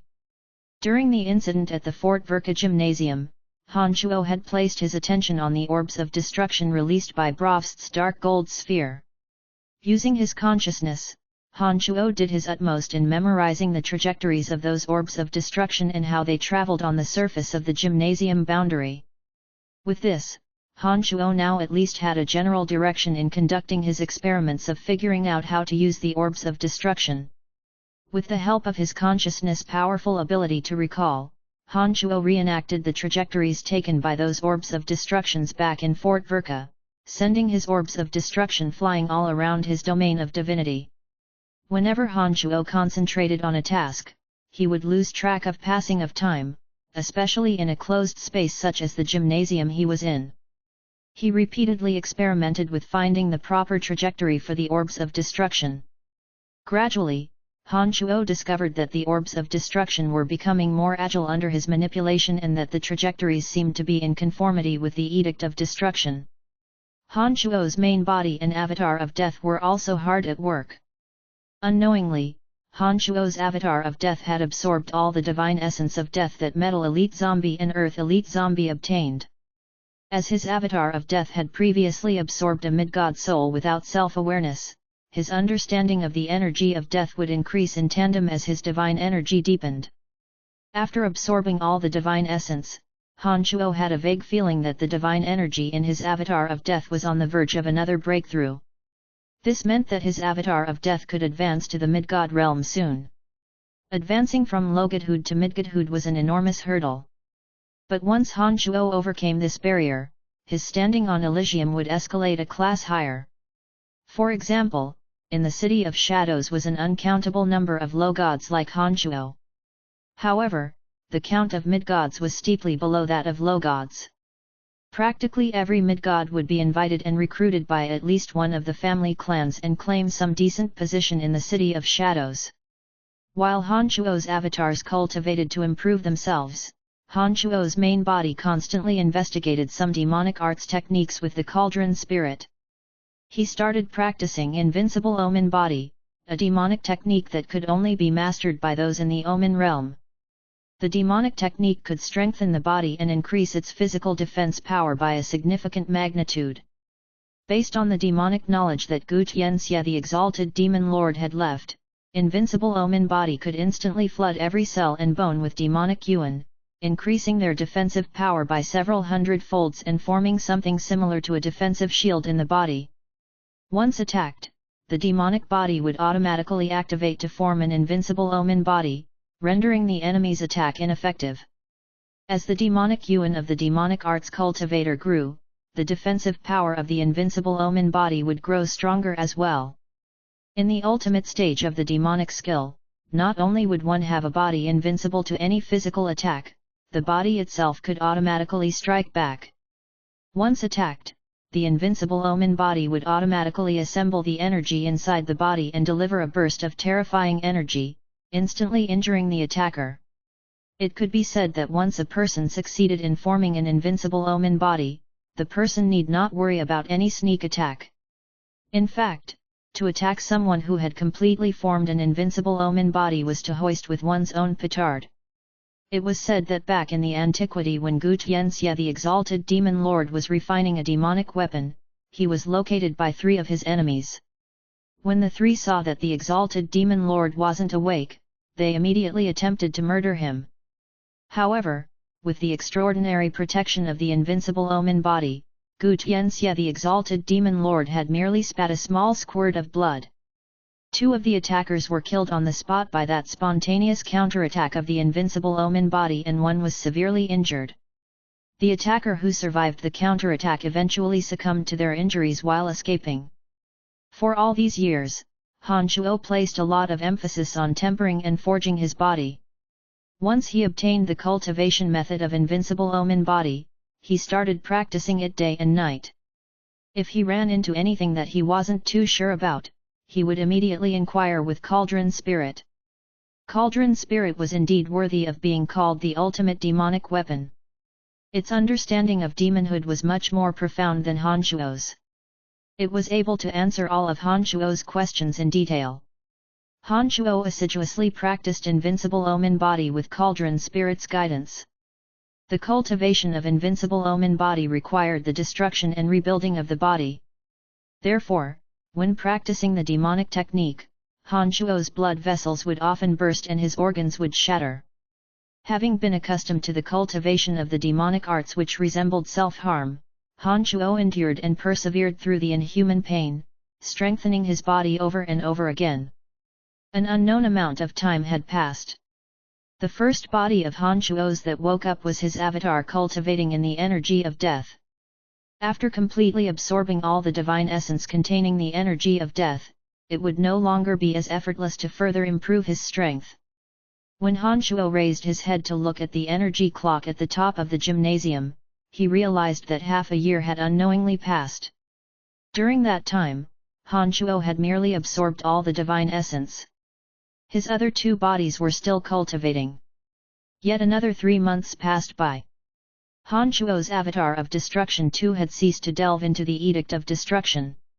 After countless trial and error in emulating the scene that his powerful consciousness memorized, Han Shuo had mastered a portion of the method of manipulating the orb of destruction. At this point in time, Han Shuo could have 5 orbs of annihilation revolve around himself in trajectories conforming to the edict of destruction just by thinking. He could also maneuver the orb of destruction to attack any spot around him. Han Shuo knew that his ability to put the orb of annihilation into use could only be gradually increased as his understanding and comprehension of the edict of destruction increased. This avatar of his was also on the verge of a breakthrough. Han Shuo believed that as long as he came to yet another moment of enlightenment, he would advance one step forward and attain late-stage low god realm. Yet another 2 months had passed. Han Shuo's main body too had stopped his intensive study of the invincible omen body. The near-insane cultivation and self-torture had rewarded Han Shuo with some slight progress in the invincible omen body. He merely needed one thought and the invincible omen body would take shape, flooding every cell of his body with demonic yuan in an instant. This, however, was merely a baby step. Han Shuo was still a long distance away from being able to spontaneously activate the skill when attacked. As for that ultimate stage where the invincible omen body would automatically strike back, that was currently still far out of Han Shuo's reach. All 3 of Han Shuo's bodies had made the maximum progress they could make through cultivation. If Han Shuo wanted to advance even further and make breakthroughs, he had to do more than merely cultivating. Han Shuo knew that there was no point for him to stay inside the gymnasium any longer. He sent his avatars back into his main body, took a proper shower in the gymnasium, put on new clothes, and left the gymnasium. Han Shuo had stayed in the gymnasium for nearly a year, which had exceeded the rental period he got for 5 purple crystal coins. Therefore, he paid an extra 6 purple crystal coins to make up for the overstay. After Han Shuo handed the purple crystal coins to the old man in charge of the gymnasium, he inquired, "Where is the largest scroll shop around here?" "Travel north. It won't be long before you find a scroll shop named God-given. They should have what you need." The old man kept away the 6 purple crystal coins and enthusiastically pointed Han Shuo in the right direction. Han Shuo thanked him and started heading to that scroll shop. After walking for about 20 minutes, he entered the scroll shop named God-given. Han Shuo had come here because he needed some real insight into the Edict of Destruction. Compared to that scroll shop at Fort Verka operated by Raman the God Hunter, this scroll shop was much, much bigger.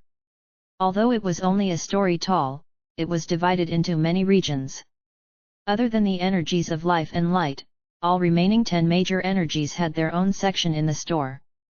There was even a special region dedicated to scrolls about all kinds of non-mainstream energies, namely, fighting aura, the energy of fear, and even the energy of lust. Han Shuo could not be more amazed.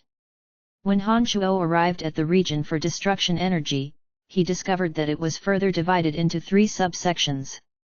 The first was for scrolls about the understanding of destruction edict, the second was for methods of attack, and the third was about using divine weapons of destruction energy. There were shopkeepers keeping watch at all 3 sections. They were in charge of selling and explaining the few hundred scrolls on display. From the big smiles on their faces and their friendly attitudes, it was obvious that they had all received professional training. After entering the shop, Han Shuo had to admit that this was genuinely a big shop. After walking to the section for advanced understanding about the Edict of Destruction, Han Shuo had to get a second take at the price tags as his eyes flickered. All the scrolls were denominated in black crystal coins. They were so expensive that even Han Shuo felt a little dizzy looking at them. The cheapest scroll was priced at 3 black crystal coins, and the most expensive scroll, targeted for mid-gods, was priced at 9,000 black crystal coins, far exceeding Han Shuo's current net worth. Every scroll for sale in our shop has been examined by professionals to make sure that what you buy is worth what you pay for. To advance in realm is to fundamentally advance in strength. Therefore, it's to be expected that these are slightly more expensive, a young and handsome-looking shopkeeper explained to Han Shuo in a very polite manner. Shortly after, he asked, "Have you come across any difficulties in your cultivation? I can select a suitable scroll specifically for you." Han Shuo was stunned for a moment before he answered, "I'm at mid-stage low-god realm. I have a vague feeling that I will break through to late stage, but unfortunately, I couldn't seem to grasp the key to it and have no idea which aspect I am lacking in. I want to see if there's any scroll here that could help." The shopkeeper flipped through a small booklet and after a while, lifted his head, withdrew a scroll from underneath the sales counter, and said to Han Shuo with confidence, "This scroll. This contains the realizations of a person who has attained late-stage low-god realm. The selling price is 47 black crystal coins. I believe this should be useful for you." Wow! A professional! Han Shuo was impressed and his confidence in this shop grew a little. Without any hesitation, Han Shuo forked out 47 black crystal coins and handed it to the shopkeeper, saying, "All right, I'm buying it. Before selling, as per the shop's policy, I must give you a word of warning. Although this scroll contains the understanding of a person who succeeded in progressing in their cultivation, everyone has different paths in their cultivation. Their experience may or may not be suitable for you. This scroll could give you some new insight, but it does not guarantee that you will make a breakthrough," the shopkeeper explained to Han Shuo. "All right, I understand. I'm buying it." Han Shuo naturally knew that scrolls might not be 100% useful and he didn't need the reminder. "Please hand me your divine tablet. We need to keep a detailed record of all sales of scrolls," the shopkeeper said apologetically. Han Shuo handed his divine tablet along with the 47 black crystal coins. After a smooth checkout process, Han Shuo received the scroll. But after impatiently reading the scroll once through, Han Shuo had a big, bitter smile on his face. The author of the scroll was very poor at conveying his thoughts. The contents and descriptions were absolute mumbo-jumbo and so confusing that Han Shuo had no idea what the heck was he actually writing about. Perhaps the only thing that was useful was his experience with hatred. He said that hatred begets the impulse to destroy all things. Under immense hatred, the author's mind was only filled with the thought of utterly destroying his enemy. Then, on the instant that he killed this enemy of his that he hated with his heart and soul, he made a breakthrough. As we have agreed upon earlier, we cannot refund even if you found your purchase unsatisfactory, the shopkeeper hastily reminded Han Shuo as he immediately realized from his bitter smile that he did not gain the enlightenment he sought. "Forget about it. I should have known better. Every person's cultivation experience is different. If divine scrolls were actually useful, there wouldn't be so many out there who are stuck in the same realm," Han Shuo sighed helplessly. No longer placing his hopes on divine scrolls, Han Shuo turned around and left the scroll shop. Hatred. Hatred begets impulse to destroy all things. Hatred. Hatred, Han Shuo kept thinking about the phrase after walking out from the scroll shop. He felt that this could be something. However, Han Shuo had long murdered off all his enemies with bone-deep hatred. Currently, Han Shuo did not hate anyone deeply enough. Even if he wanted to try, he had no target to put his hand on. Suddenly, Han Shuo raised an eyebrow. He stopped his footsteps and turned around to look behind his back. Soon enough, a group of City of Shadows divine guards hurried over to Han Shuo and surrounded him, pulling a cloud of dust behind them. The man leading the group was that green-haired man Han Shuo met at that God Hunter's Valley. He coldly shouted as soon as he saw Han Shuo, "Are you Brian?" "That would be me." "What's the matter?" Han Shuo was dazed for a moment and looked at him in a confused manner. "You should know best about your own deeds. Come with us," the green-haired divine guard shouted angrily, "such a shameless fella to snatch us of our spoils of war. We will make you spill it all out from your stomach." Chapter 696, A Gifted Ugly. GDK 696, A Gifted Ugly. Please continue reading on, Ox. Val. M. Han Shuo immediately understood what the matter was after hearing the words of that green-haired man in a towering rage. However, Han Shuo refused to confess to his crimes. He forced a smile and said, "What are you talking about? I couldn't catch what you are saying." "Despicable fella, you plundered all the valuables from those deceased. You had the guts to do it, but why don't you have the guts to admit it?" "I didn't do it. What is there for me to admit? Those things you sold to that divine weapon shop obviously came from the deceased inside the valley. Someone from the shop tipped it off to me. Just admit it already." Han Shuo suddenly went silent after hearing those words. He did not expect that those divine weapons would still get him into trouble even though Donna had personally accompanied him to broker the transaction. Seeing that there was no room for denial, Han Shuo creased his brows and contemplated for a moment before he asked, "So what do you want?" This wasn't that big of a crime and Han Shuo did not think that they could do much about it. Nothing much. Those things were sold for a total of 300 black crystal coins.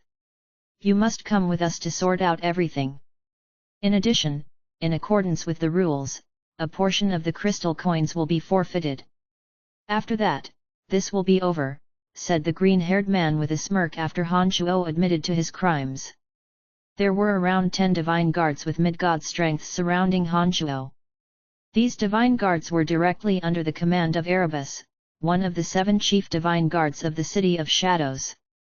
As Erebus was a member of the Saint family, the most powerful family clan in the City of Shadows, while Han Shuo was still new to the city and possessed no influence, he had no choice but to follow the green-haired man to the 3rd Corps of City of Shadows divine guards, which was under the command of Erebus. Naturally, Erebus would not bother himself with a matter as trivial as this. After arriving at the 3rd Corps, that green-haired man took Han Shuo to a hall filled with books and scrolls. There, a middle-aged man with white hair and a solemn face interrogated Han Shuo about the matter. After Han Shuo described his account once through, that white-haired middle-aged man said, "As per the rules, you must pay 2/3 of the crystal coins to them, which is 200 black crystal coins. Of those divine weapons sold, the 3 mid-god divine weapons belonged to me. I did not plunder them from that place. The 3 mid-god divine weapons were worth 250 black crystal coins. Please take that into account." Han Shuo immediately raised an objection. "Mr. Caden, don't listen to his nonsense. This kid is merely a low god who only recently arrived on Elysium. There's no way he could be in possession of 3 mid-god divine weapons except through unjust means. All the divine weapons he sold were plundered from the valley." "It must be so," the green-haired man rebuked. 200 black crystal coins was also a small fortune for them. Of course they wouldn't be willing to let Han Shuo have it for nothing. Obviously, Caden was partial towards the green-haired man and nodded after hearing his argument, saying, "Anato's words make sense. There is no way that you could come to possess not only one but 3 mid-god divine weapons through proper channels, therefore they must have been acquired from that valley. Enough, just take out 200 black crystal coins and you may leave. There's no need to quibble. You are being prejudiced. Han Chuo coldly groaned. He continued, please be impartial. When I sold those divine weapons, I was with Miss Donna of the House of Lavers. You can ask her about the specific details and find out if I'm telling the truth. Miss Donna of the House of Lavers, that person named Caden was stunned. He soon turned to look at Anito with puzzled gazes and asked, was Miss Donna there as well? I'm not sure, Anito was somewhat hesitant. He had merely received a tip-off from a shopkeeper working in the weapon shop and he had not investigated the matter thoroughly. Now when he heard that Donna of the Lavers family was involved, he immediately realized that Han Chuo might not be such an easy target. The Saint family was, without a doubt, the most influential family in the City of Shadows. Although Anito and Caden were pretty much members of the House of Saint, their positions were far short of the real members of the family. If even Erebus would need to give some face to the Lavers family, as mere subordinates of Erebus, of course they had to be careful and take precautions in dealing with their associates. All right, I will decide on your case after further investigation. After hearing Han Chuo mention Donna's name and seeing that Anito appeared hesitant, Caden thought for a moment and decided not to rush in handing his judgment before fully understanding the case. It was at this point that Han Chuo truly came to understand Donna's words. Useless was it to even be a high god of great power, without authority, influence, or backing of a major family clan, you would run into all kinds of troubles or inconveniences when performing most tasks. Han Chuo came to recognize just how much of a deterrence a big family had from dealing with this officer. If Donna wasn't there to be his witness, Han Chuo would likely have to suffer a big financial loss. You stay here. We will ascertain the situation very soon. Anito stood up and walked towards the door irritatedly. He was feeling extremely annoyed as he originally thought that Han Chuo was a non-entity with no connection. He did not expect that Han Chuo would be close to someone as influential as Donna, which had certainly thrown off his plan. Pow! But before Anito could walk out from the hall, suddenly he was sent flying in reverse and crash-landed beside Han Chuo. Who are you? How dare you make trouble at the third corps? Are you impatient to seek death? Caden was enraged. He slapped his table and stood up. Immediately, 20 or so divine guards rushed from every corner of the hall. All of the divine guards were mid-gods. Yeah, I'm here to seek death. Come and kill me, you bunch of fools, the piercing voice of a young female sounded. As soon as she finished those words, a young and ugly woman with messy light purple-colored hair entered through the door. She had a face shaped like an irregular square, a small nose, thick lips, a pair of triangular eyes, and dark green pigmentation on her skin. She was ugly, even borderline frightening, no matter which way one spun it. However, if one were to ignore her face and merely focus their eyes on her body, they would find a graceful, curvaceous, and wonderful figure that only an extraordinary beauty should possess. Her strength, on the contrary, was astonishing. Even though she did not release any energy deliberately, she gave Han Chuo a sense of pressure as soon as she walked into the hall. This powerful aura should only be possessed by a high god. Han Chuo secretly let off a strand of his consciousness to probe this woman's strength. But before Han Chuo's consciousness got close, her triangular eyes suddenly took aim at Han Chuo. Astonished, Han Chuo immediately pulled back his strand of consciousness. Oh, it's Miss Carmelita. What brings your ladyship to the third corps? Caden, who furiously roared just a moment ago, immediately shriveled up his attitude as soon as he saw the ugly young lady. He even put on a smile and bowed humbly. Anito, who was sent flying in reverse, hurriedly took a knee and said, "My apologies, Miss Carmelita.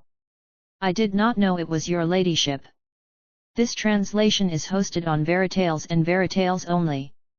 If you are not reading this on Veritales, you are reading on a pirate site.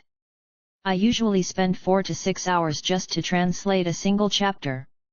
Please don't give your views, and hence add revenue, to those pirates who steal my work in 4 to 6 seconds.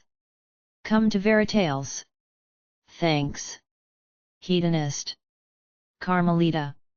Han Chuo gave a careful look at that ugly lady as soon as he heard the name Caden addressed her as. Right away, Han Chuo discovered a very small emblem on the left shoulder piece of her skin-tight, purple-colored armor. The emblem had 3 triangles with 3 black holes that seemed to be absorbing every energy. This design was unique to the Saint family, the most powerful family clan in the City of Shadows. Just like the Dark Sun of the Lavers family, this emblem was exclusive to their family. After finding the emblem of 3 black holes, Han Chuo immediately knew that this lady was indeed the legendary, gifted lady of the Saint family Carmelita. It was said that Carmelita caught a strange disease when she was young which caused her to become uglier as she grew up. All attempts at treating the disease had failed. Although Carmelita was cursed with ugly looks, she was blessed with extraordinary talent on the cultivation of the energy of destruction, becoming a high god in the short span of just 300 years. Henceforth, she became an astonishing legend in the City of Shadows. Perhaps because of her ugly appearance, Carmelita had an extremely strange temperament and was very hard to get along with. But since she possessed valiant strength, and her father was the patriarch of the Saint family, and since she was highly regarded by the Saint family, no one in the City of Shadows dared to mess with her. She was an exceedingly unique character in the City of Shadows. Where is Erebus? I'm looking for him. Carmelita shot a glare at the divine guards with her triangular eyes before asking impatiently. His lordship is still pursuing Brovst, one of the leaders of the god hunters. He will not be at the third corps for a while, Caden replied solemnly and respectfully. God damn it, he's not around whenever I'm looking for him. He must be avoiding me. Carmelita cursed loudly. When she was about to leave, she suddenly turned to Han Chuo and said in an amused manner, Is it you who tried to observe me with your soul a moment ago?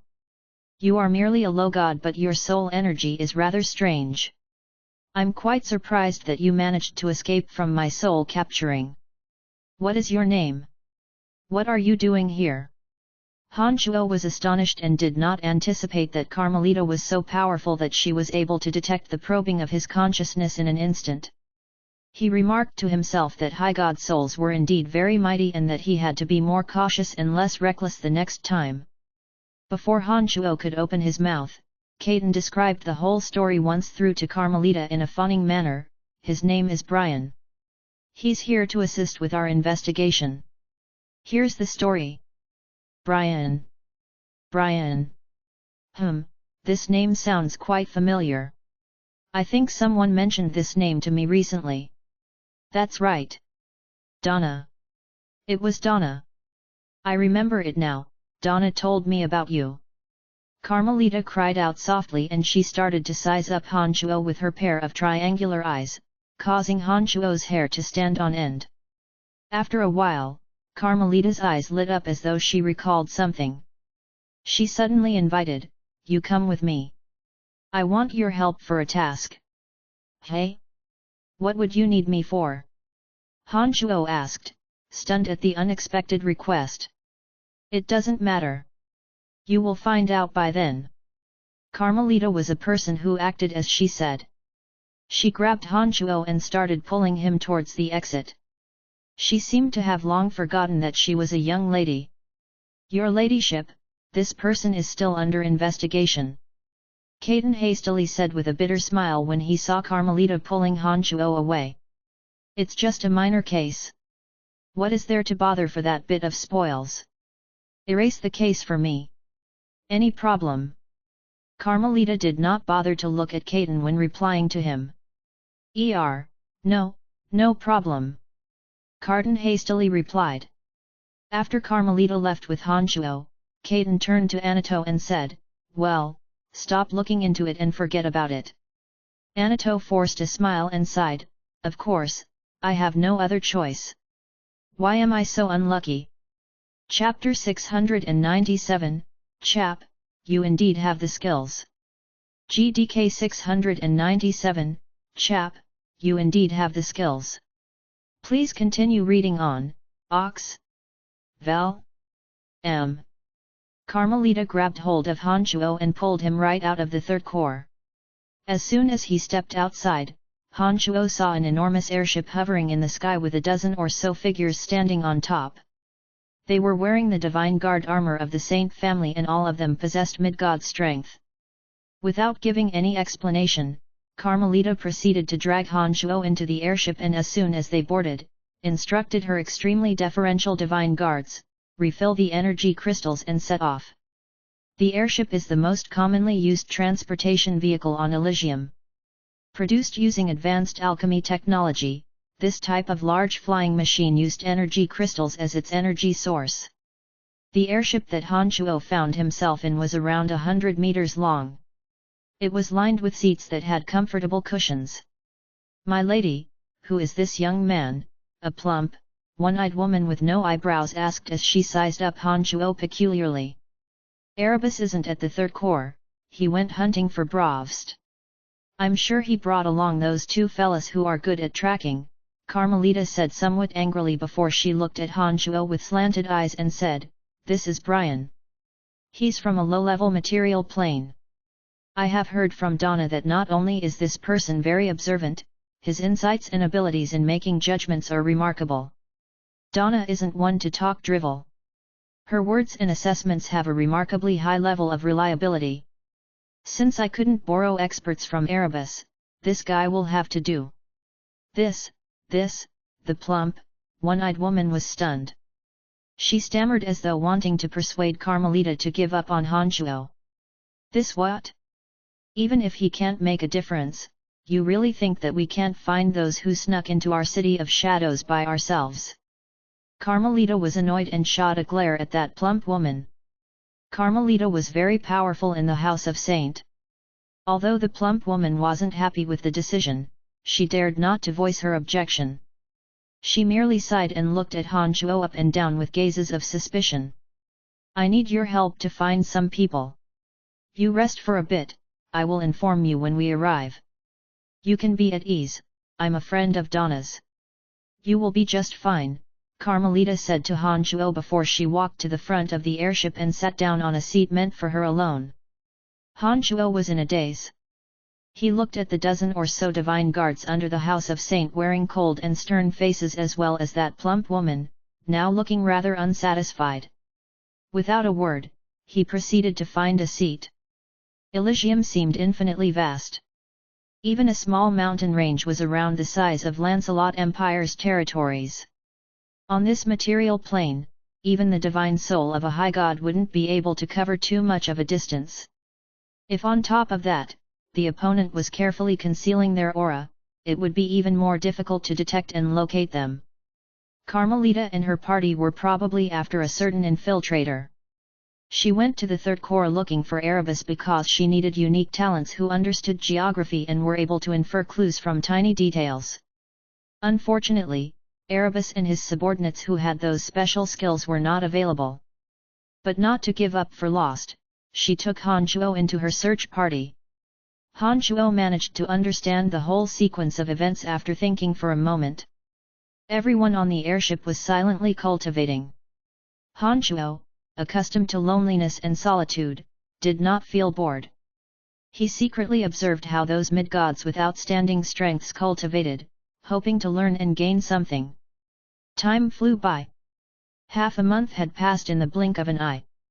On this day, Han Chuo suddenly discovered that the airship had abruptly decreased in airspeed. When he lowered his head, he found that the airship was traveling over a mountain range filled with colorful miasmic gases. Those miasmic gases carried a sour, rotting smell. They should be toxic. Gradually, the airship stopped above the mountain range.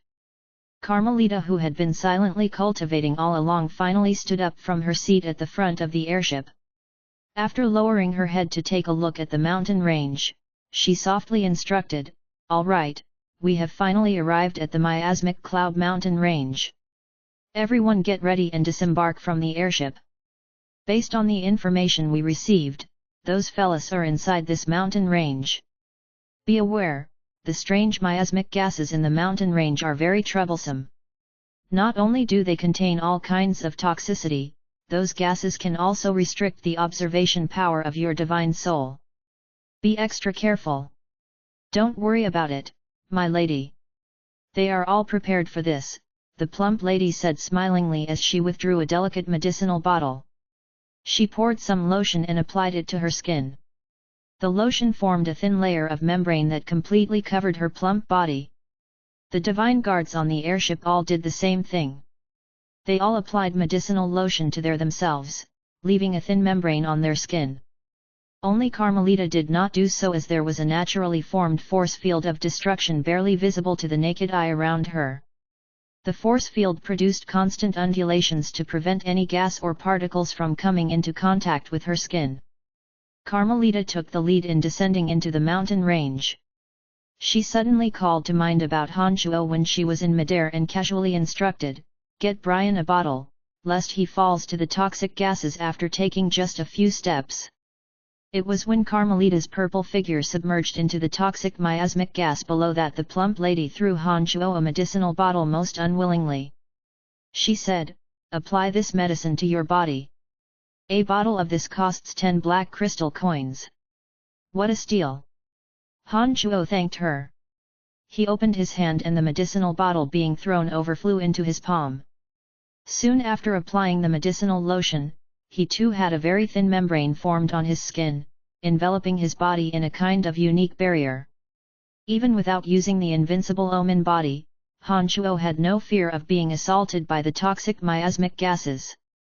Having cultivated demonic arts to the stage that he had, Han Shuo could shut off every pore on his skin with only his mind, making him impervious to the toxic atmosphere.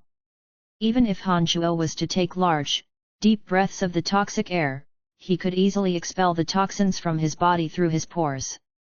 He only used that medicinal lotion because he did not want to attract that plump woman's attention. I cannot begin to understand why her ladyship would bring a low god here. Let me be clear, we will not care about the life or death of a burden like yourself. If we run into any danger, the best you can do is to run as far as you can. Don't even count on us to protect or rescue you, the plump woman warned resentfully before descending into the mountain range. She cultivated in the energy of darkness and possessed late-stage mid-god strength. It was only natural that she would look down on a puny little low god like Han Shuo. One after another, the divine guards of the saint family descended into the mountain range after Carmelita and that plump woman. The airship then gradually shrunk under the control of a divine guard. Han Shuo let out a soft laughter. He became rather interested with the situation of the miasmic mountain range beneath him. Han Shuo too descended into the mountain range before the airship started to shrink. When he landed, he discovered that all the divine guards were sticking closely behind Carmelita. They looked cautious and were carefully observing their surroundings. As the miasmic gas was everywhere, their visions were limited. The farthest any of them could see was less than 100 meters. Anything further than that was hardly visible. Even Han Shuo, who had cultivated in demonic arts for so many years, could only clearly take in things 300 meters away from him. "Kid, now is the time for you to be useful. Can you locate any trails of those fellas?" That plump woman shot a cold glance at Han Shuo as though she had absolutely no confidence in Han Shuo. Han Shuo shook his head indifferently, saying, "There's no sign or tracks of any humans around here. By the way, who exactly are you looking for? What energy do they cultivate in? Do they have any distinctive features?" Han Shuo replied to that plump woman and asked Carmelita, the leader of the party. "They are a bunch from the Life Dominion, our arch-enemies. According to the unwritten rule, any person who cultivates in the energy of life or light, once discovered within our darkness dominion, will be killed without exception. They must have a secret agenda to be so daring to trespass upon the territory of our city of shadows. We must figure out their objectives and then kill them all. Otherwise, if those in other darkness dominion cities were to learn of this, they will mock us city of shadows for our incompetence." Carmelita explained to Han Shuo with a fierce look. Both sides were arch-enemies. Without some very unique reason, the other side surely wouldn't had bear the risk of being slaughtered in infiltrating the darkness dominion. It was no wonder that Carmelita would muster large forces in hunting these infiltrators cultivating in the Edict of Life. Han Shuo had a measure of the difficulty of the challenge after learning about who they were after. Cultivators of the energy of life shared an extraordinary connection with nature. Once they entered the mountain range filled with ancient trees and a large number of plants, they would be a most difficult group of people to locate. It was no wonder that Carmelita would think of borrowing talents from Erebus. Those who cultivated in the energy of life were not only good at concealing their aura using the natural environment, they also avoided destroying the natural environment. Therefore, they wouldn't leave many trails behind when traveling about in the mountain range. On top of that, as this mountain range was covered with miasmic gas, it wouldn't be an easy task to locate them, not even for Han Shuo. Han Shuo had released a dozen or so demon generals through Cauldron Spirit in advance lest that Carmelita would discover them. At this very moment, these demon generals were surveying in every direction, carefully inspecting for any abnormal scene and clues. Suddenly, one of his demon generals discovered traces of magical beasts having battled 15 kilometers to the right of Han Shuo. There were a few broken trees there reconnected using some kind of energy, clearly an act of man, not nature. It begged the question, who would be willing to waste time on these natural plants? Well, other than cultivators of the Edict of Life, who could it have been? Come with me, Han Shuo gently cried out as he took the lead in that direction. But after traveling merely 30 meters, Han Shuo halted in his footsteps. He turned around to look at the divine guards wearing confused faces and Carmelita who was obviously puzzled. He said smilingly, "Why? Don't believe me." Did you really discover something? How is that possible? Even those two under Erebus couldn't discover the trails of those who cultivate in the energy of life inside a mountain range so easily. How did you do that?" Carmelita's triangular eyes glistened brightly as she softly questioned with skepticism. "My lady, this kid must be making a show. He is only a low god. How could he discover their trails so quickly?" The plump woman was distrustful towards Han Shuo and she was straightforward in expressing her thoughts. "If tracking people has something to do with strength, then Miss Carmelita wouldn't have brought me here." "Don't be so narrow-minded," Han Shuo smirked. "Jackass, how dare you talk to me like that? I can make you vanish from this world forever with just the snap of my finger. Believe me, I can and I will." The plump woman was enraged. "Silence, Karina!" Carmelita berated her in displeasure before creasing her sparse brows and asked Han Shuo suspiciously, "You really found their trails? It's only 15 kilometers out. It won't take long to travel there. Just come with me and see it for yourself," Han Shuo shrugged and answered. Without further explaining himself, he took the lead. When Han Shuo was about to disappear from their line of sight, Carmelita ordered, "Move, let's keep pace with him. I don't think this guy has the guts to deceive me. But if he really dares waste my time, even if he is Donna's friend, I'm going to make him pay." After hearing her instructions, the crowd quickly caught up to Han Shuo and followed behind him. Karina stared at Han Shuo's back with scorn.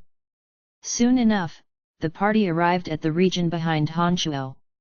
Han Shuo was already crouching on the ground pretending to observe something. When Carmelita walked to his side, he stood up with a calm face, pointed at the ancient trees that had been reconnected, and said, "Other than those who cultivate in the energy of life, I don't think anyone would be so kind towards these big trees. What do you think?"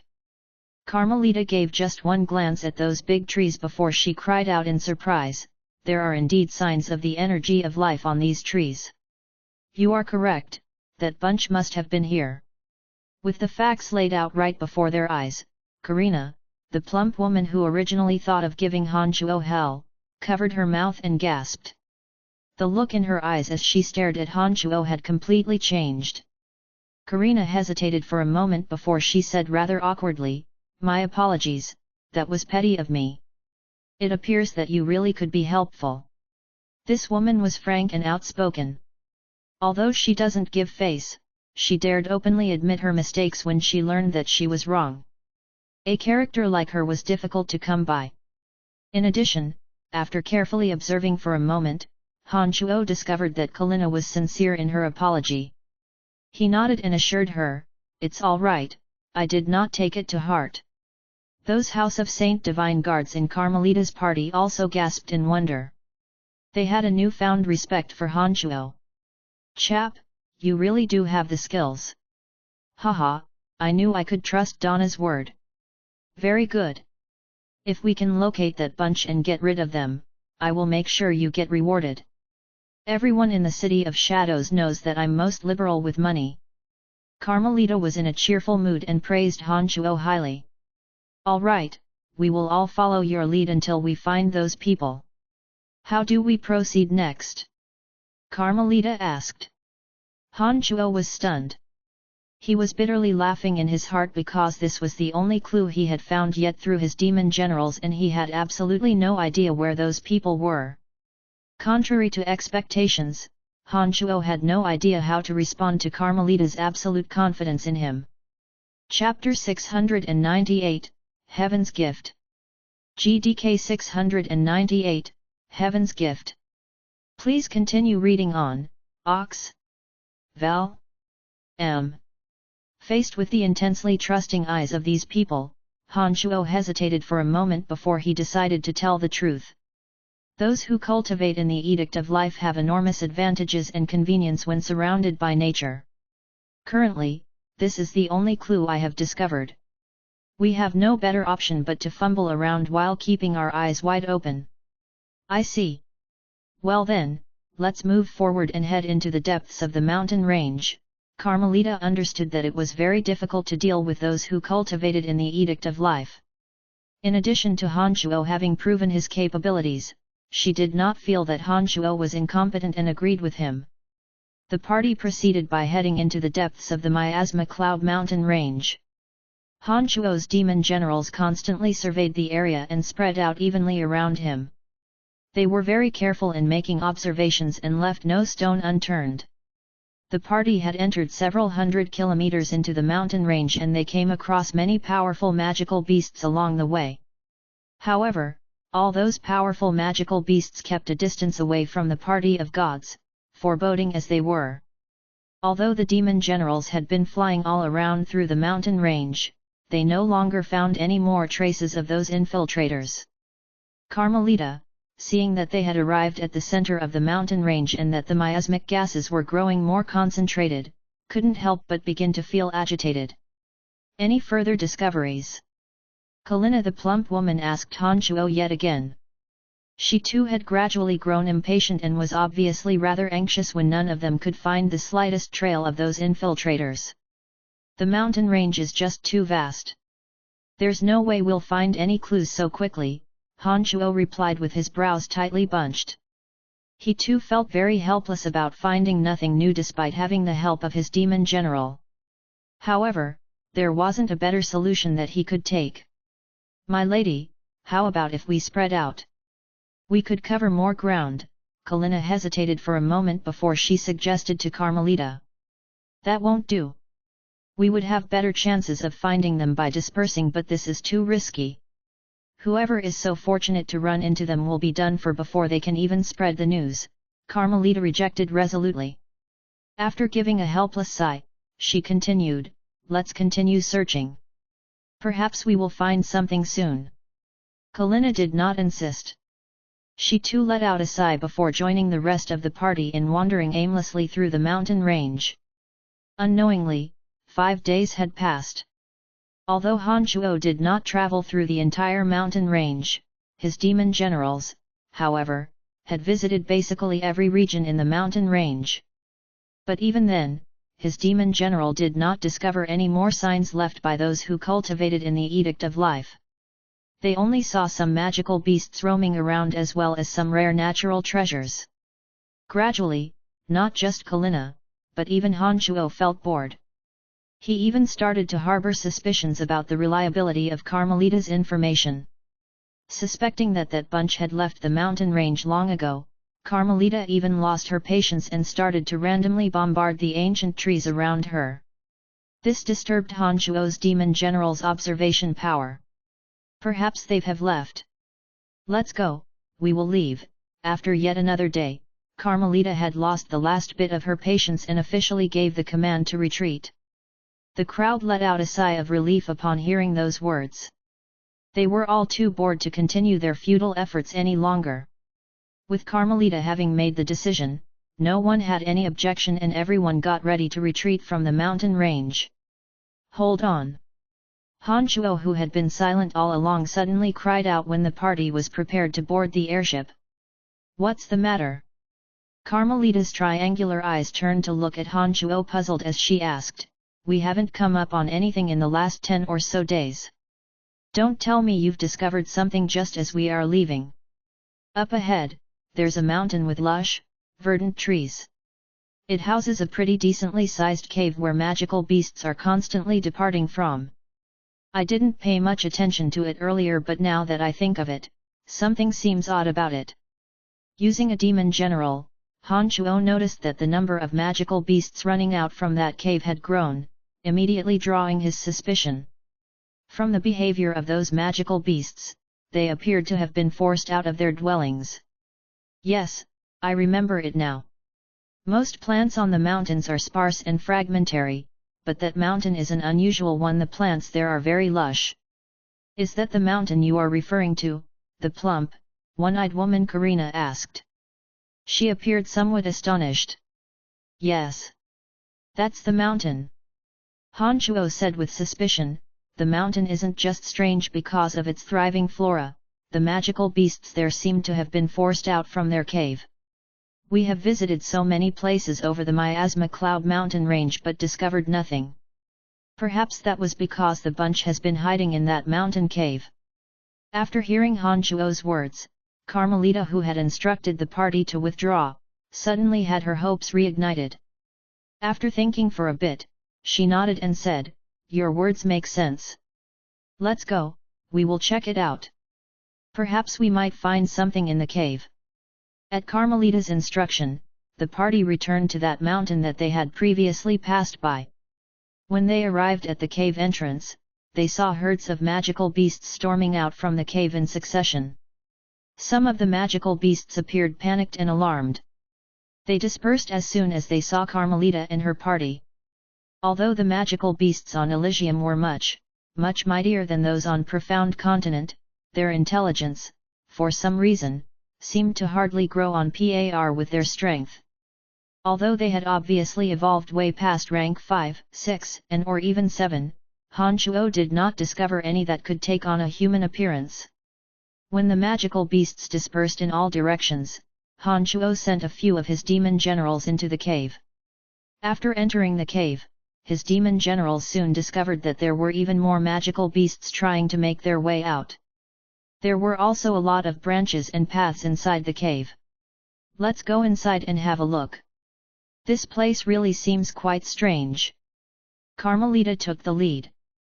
The rest of the party, including Han Shuo, immediately followed after. The cave was extremely wide and big.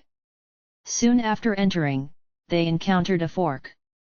Carmelita, thinking that they wouldn't run into any danger, agreed to let the party split into smaller groups and investigate following Kalina's proposal. They were instructed to yell as loud as they could as soon as they discovered anything unusual. At the fork, Kalina volunteered to lead the team of divine guards split off from the main group. Han Shuo, naturally, followed Carmelita's group. And soon enough, yet another fork appeared before Carmelita and her party. She instructed a few others from her team to separate.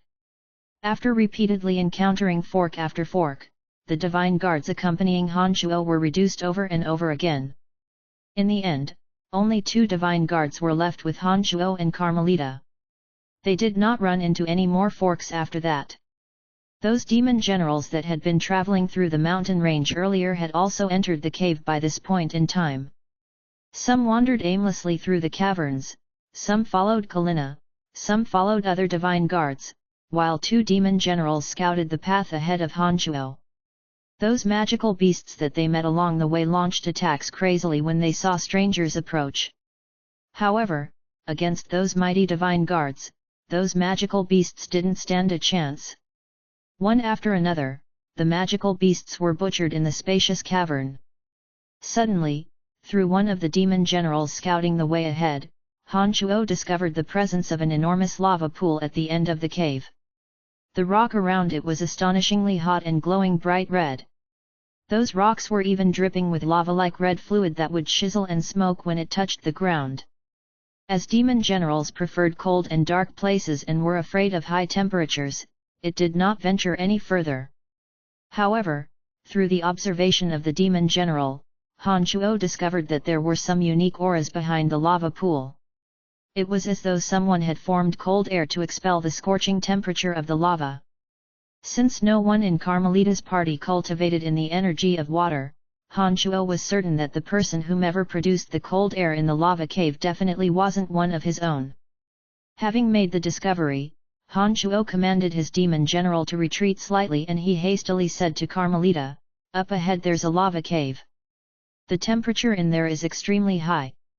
However, it is cold and refreshing deep inside the cave, perhaps a god cultivating in the energy of water is over there. Either way, I'm certain that something very suspicious is going on up ahead. Should we gather the divine guards before going in there to find out?" Carmelita cried out in joy. She revealed heartfelt happiness on her haggard face and hastily said, "Well, what are we waiting for? There's no need to notify the rest of them. None of them are as strong as I am. Even if they are here, there isn't really much that they could help with." Han Chuo, thinking that her words made sense, did not try to persuade otherwise. He hastily headed to the lava cave with Carmelita and the two divine guards. With a precise destination, they soon arrived where Han Chuo's demon general was located. As soon as Carmelita stepped inside, she coldly groaned and said, "Indeed, Brian, you are correct. There is indeed a group here that cultivates in water energy. During recent times, the ice goddess has been getting very close with the goddess of nature and the god of light. It's not surprising that there would be cultivators of water energy in their team. All right, Brian, you may retreat for the time being while I go in there and finish them all." Han Chuo's strength was meager in Carmelita's eyes. In a situation like this, a low god couldn't even act as cannon fodder. Han Chuo, in fact, felt somewhat touched that Carmelita would give thoughts about his safety at this moment. He inwardly nodded and said, "Understood." Instead of advancing, Han Chuo stepped backwards and made way. As Carmelita had been hunting for this bunch of enemies for so long, she was impatient when she finally discovered their hiding place. Immediately, she charged into the depths of the lava cave. As she was a high god, there was a naturally formed force field of destruction around her. It completely isolated her from the scorching hot red liquid dripping down from the lava cave. The two divine guards that came with Carmelita dutifully followed behind her. They unfurled their domains of divinities and used their divine energies in blocking themselves from the dangers in the lava cave. The trio rapidly disappeared from Han Chuo's sight. After the three had completely entered into the lava cave, Han Chuo summoned Metal Elite Zombie unhurriedly. To proceed, he opened up a separate tunnel at a concealed spot and extended it to the depths of the lava cave. Han Chuo's demonic body, as durable as it was invulnerable to the high temperatures of the rock around him. He then asked Metal Elite Zombie to make a small hole so he could check on the situation inside the lava cave. When he looked through the small hole, he discovered that a fierce battle was happening inside the lava cave. Unexpectedly, the two divine guards that came with Carmelita were already dead. Their bodies were located nearby the small hole that Han Chuo was peeping through. The ugly-looking Carmelita at this moment was facing the joint attack from two experts. Although she was crazily making offenses, it was clear to Han Chuo that she showed signs of fatigue. Of the duo who besieged Carmelita, one was an old man with great vitality. He held a staff made of dried wooden stick, obviously a cultivator of the Edict of Life. That wooden staff constantly released greenish, gaseous threads that winded around Carmelita as though pliable and tough vines. The other attacker was a cold and elegant beauty. She had a tall figure and an ice-cold face as perfect as an ice sculpture. Her white, tender hands were constantly bursting with chilling divine radiance. She managed to reduce the high temperature of the lava cave all by herself. Both of the attackers possessed high god strengths while Carmelita was only an early-stage high god. Even if the duo was in the same realm as she was, it would still be a matter of time before she would be defeated. Moreover, around the duo were 6 mid-gods with extraordinary power. They were standing in the arrangement of a hexagon as though preparing to assist the 2 high gods using some kind of magical formation. Carmelita seemed to have become mentally deranged. While handling the thunderous attacks of the 2 high gods, she was constantly advancing towards an enormous rock as though wanting to destroy it. Looking in the direction of Carmelita's gaze, Han Shuo discovered a piece of azure-colored rock. The rock had resplendent speckles on it as dazzling as the stars. Those bright speckles were even moving slowly and rhythmically. It constantly emanated fascinating rays. It was beautiful and awe-inspiring. A heaven's gift!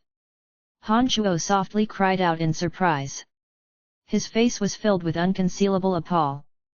Looking at that beautiful and dazzling azure rock, Han Shuo finally understood why that old man cultivating in the Edict of Life would go through the trouble of traveling such long distances and risk his life infiltrating the Darkness Dominion. It was for the same reason that Carmelita was trying to destroy that large and beautiful rock so desperately.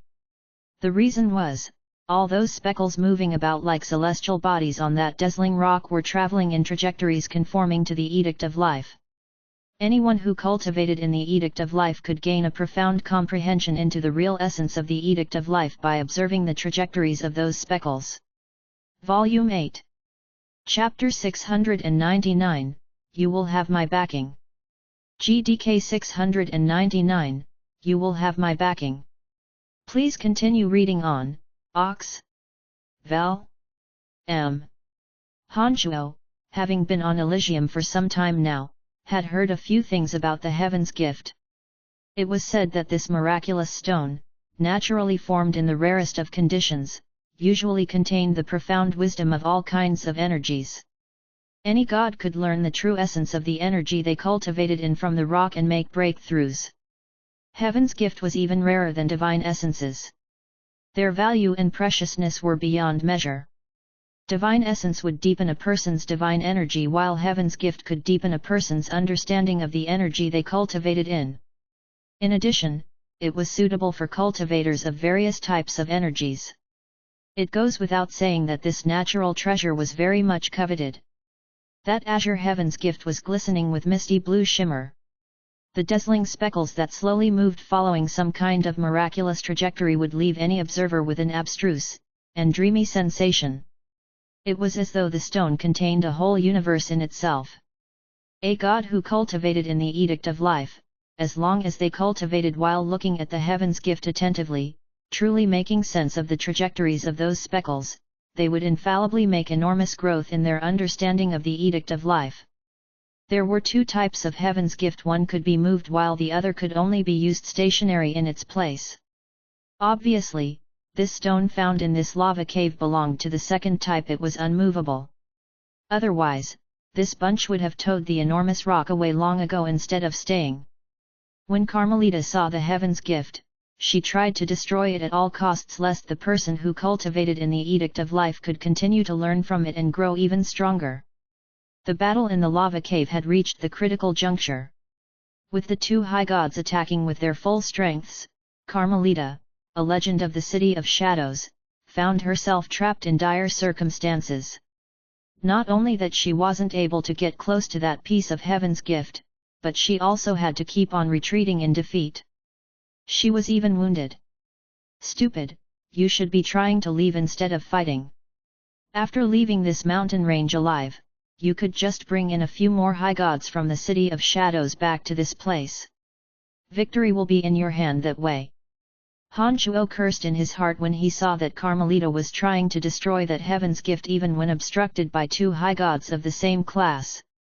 Soon enough, the 6 mid-gods, all of whom cultivated in the Edict of Life, connected their formation of a 6-tipped star to form a boundary, blocking Carmelita from the only exit behind her back, preventing her from leaving the lava cave.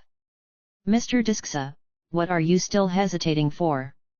If we don't kill her now, once this mad woman escapes, you can give up all thoughts of comprehending the energy of life in this place.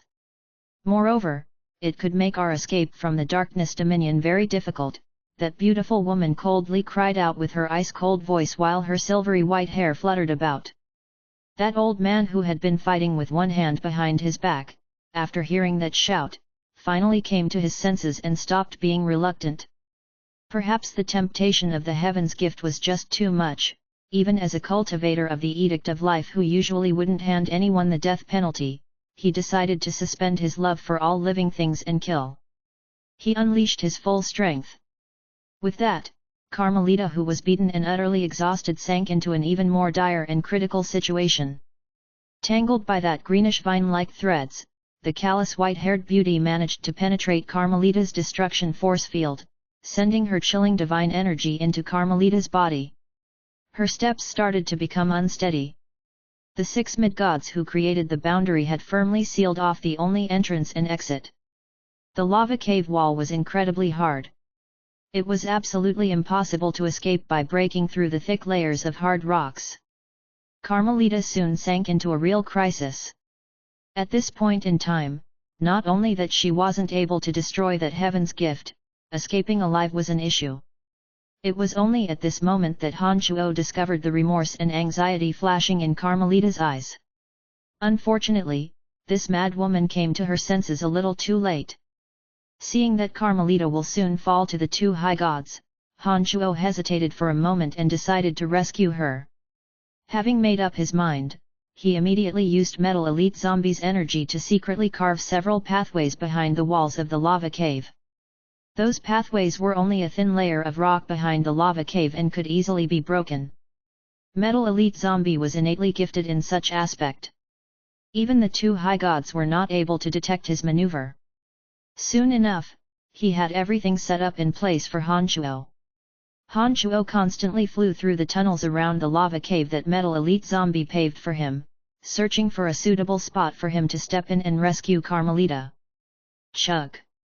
The white-haired beauty sent a slender, long icicle piercing into Carmelita's stomach. Carmelita screamed miserably. Her body was sent crashing towards one of the walls that Metal Elite Zombie had altered. Han Shuo was overjoyed and immediately scuttled to that area. Boom! That thin layer of rock collapsed when her body crashed into it. Han Shuo had arrived right on time. He immediately grabbed Carmelita by the armor on her back and pulled her deep into the tunnel as quickly as possible. Simultaneously, Metal Elite Zombie, who was well coordinated with Han Shuo, used his innate talent to heal up the tunnel behind Han Shuo. Those tunnels that Metal Elite Zombie previously made were being magically refilled with rocks. The 2 high gods in the lava cave were obviously stunned for a moment, clueless as to why the lava cave wall would suddenly become so fragile. When they finally came to their senses, they discovered that the broken hole was healing up on its own. That white-haired beauty suddenly shouted, "Stop her!" Rumbles! She immediately bombarded the tunnel that Metal Elite Zombie was fusing up. However, the rock that made up the lava cave was astonishingly resilient. Despite the loud rumbling of her efforts at the cave wall, the rock did not completely shatter into pieces. It appeared that after being constantly baked in scorching high temperature, the rock had somehow transformed. Go outside and find her. That woman did not come here alone, not a chance. We have to get rid of all the others too to prevent anyone else from discovering the heaven's gift. That callous beauty cultivating in the elemental energy of water relentlessly altered her plan when she saw that she could not destroy the cave rocks. She was definitely a cool-headed and ruthless high god. With things having developed to this stage, Disksa had no choice but to agree to her. He nodded and said, "I will stay here and guard the heaven's gift alone. I'll leave the rest to you." The Platinum Beauty nodded apathetically. She then instructed the 6 mid-gods cultivating in the Edict of Life, "You lot come with me. All you need to do is to stop them from escaping." Leave the killing part to me. She knew that this group of Edict of Life cultivators had a problem with bluntly committing murder. This vicious and merciless white-haired beauty led the 6 mid-gods from the lava cave and immediately began her killing spree. These divine guards from the House of Saint were merely mid-gods, and now they were also dispersed and separated. They stood no chance against this staunch high god. Miserable shrieks echoed from the mountain cave. Carmelita, who was being carried away by Han Shuo, was seriously injured by that white-haired beauty's sharp icicle that penetrated her stomach. She had actually fallen into a semi-conscious state during this critical moment and couldn't even walk, let alone help Han Shuo. Han Shuo could do nothing but watch the divine guards being slaughtered one after another. With Metal Elite Zombie's power, he continuously extended and contracted the tunnel that had no entrance or exit as he moved towards the surface of the mountain.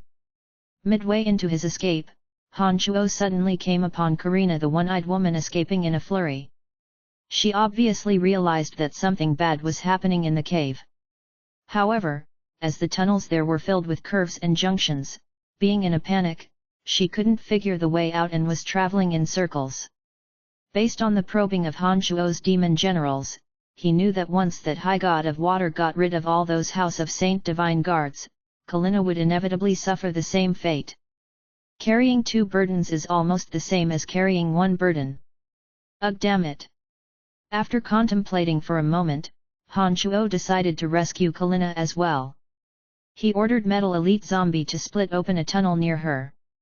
Then, Han Shuo suddenly popped out from the tunnel and shouted, "Come with me." Kalina was jolted when she first saw a head pop up from the ground and she instinctively prepared to attack it. Luckily, she promptly realized that it was Han Shuo and stopped just in time. Kalina was completely flustered at this moment and bore into Han Shuo's tunnel without thinking. As soon as Kalina entered the tunnel, Han Shuo continued to wildly charge forward. Kalina, giving no thought and not a word, followed closely behind Han Shuo. Metal Elite Zombie, who was hiding behind the cave wall, took this opportunity to fuse up the hole in the cave wall.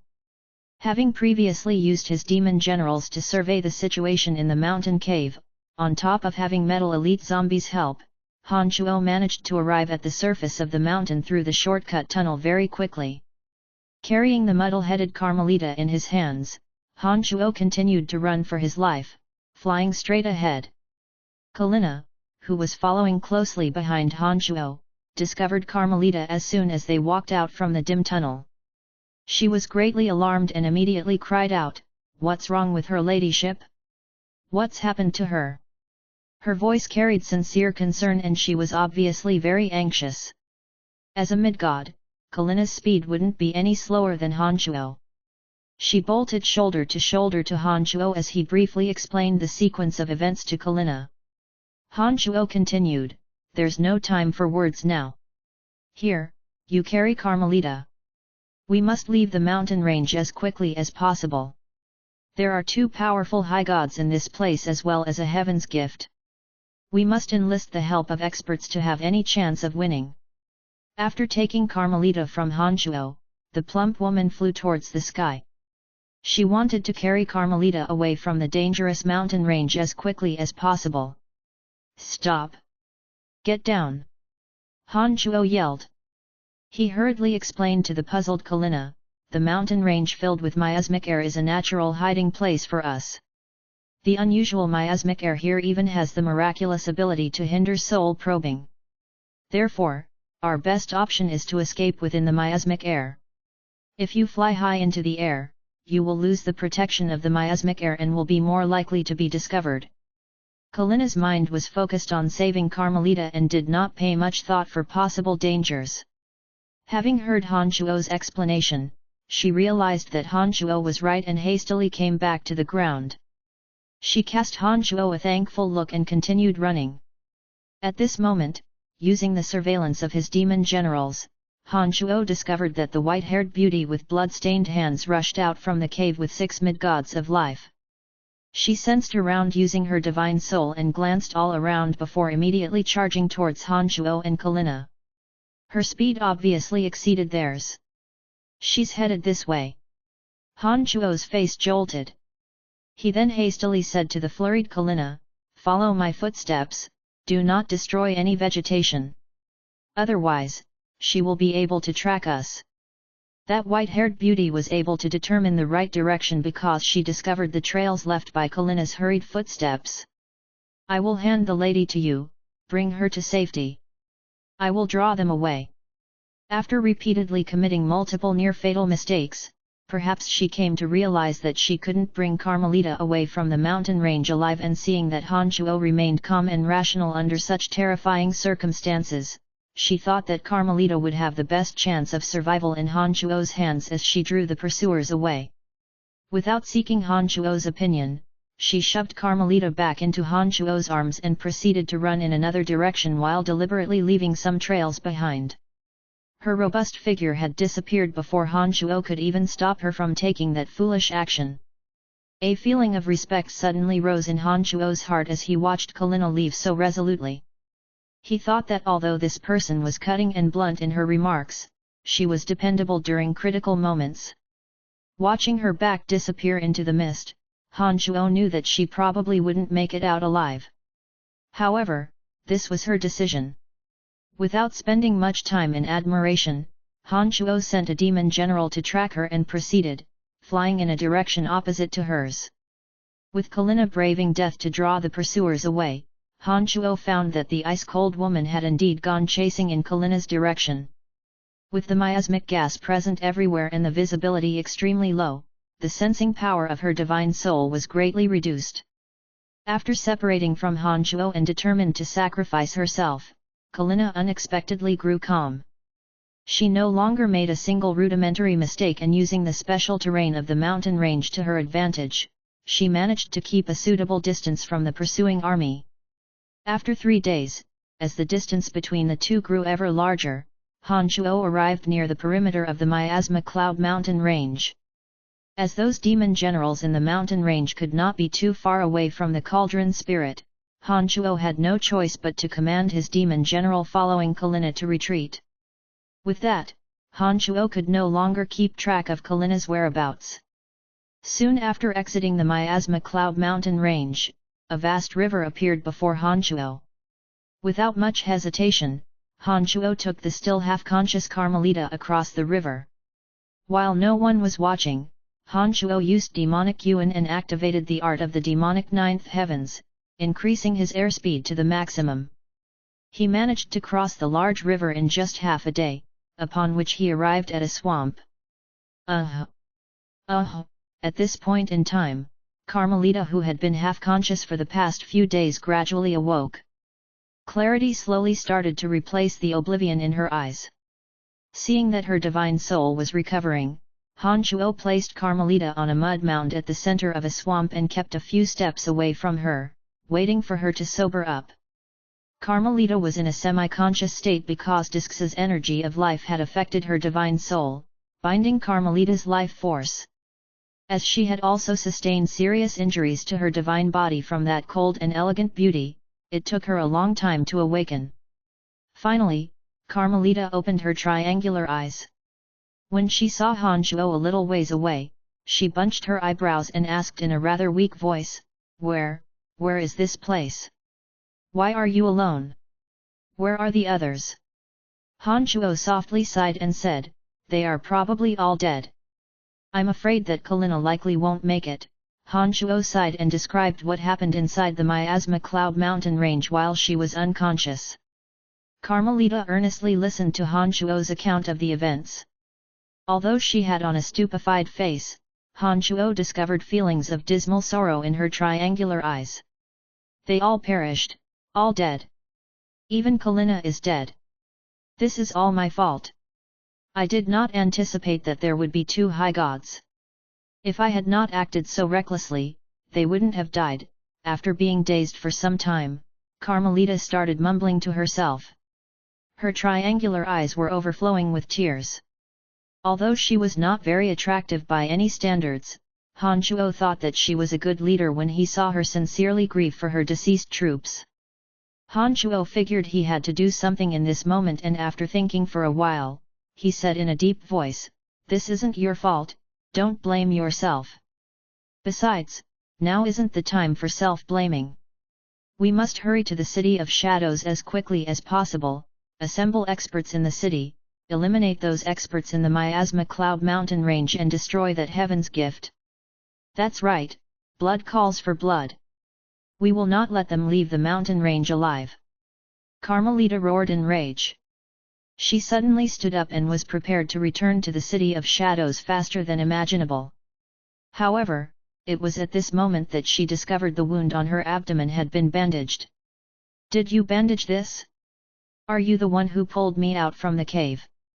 Carmelita subconsciously felt her abdomen with her hand before turning to look at Han Shuo and asked, puzzled. Yes. You are heavily injured, perhaps you shouldn't use your divine energy for now. I will carry you back to the City of Shadows as quickly as possible. Han Shuo nodded and said. Carmelita started sizing Han Shuo up with strange gazes.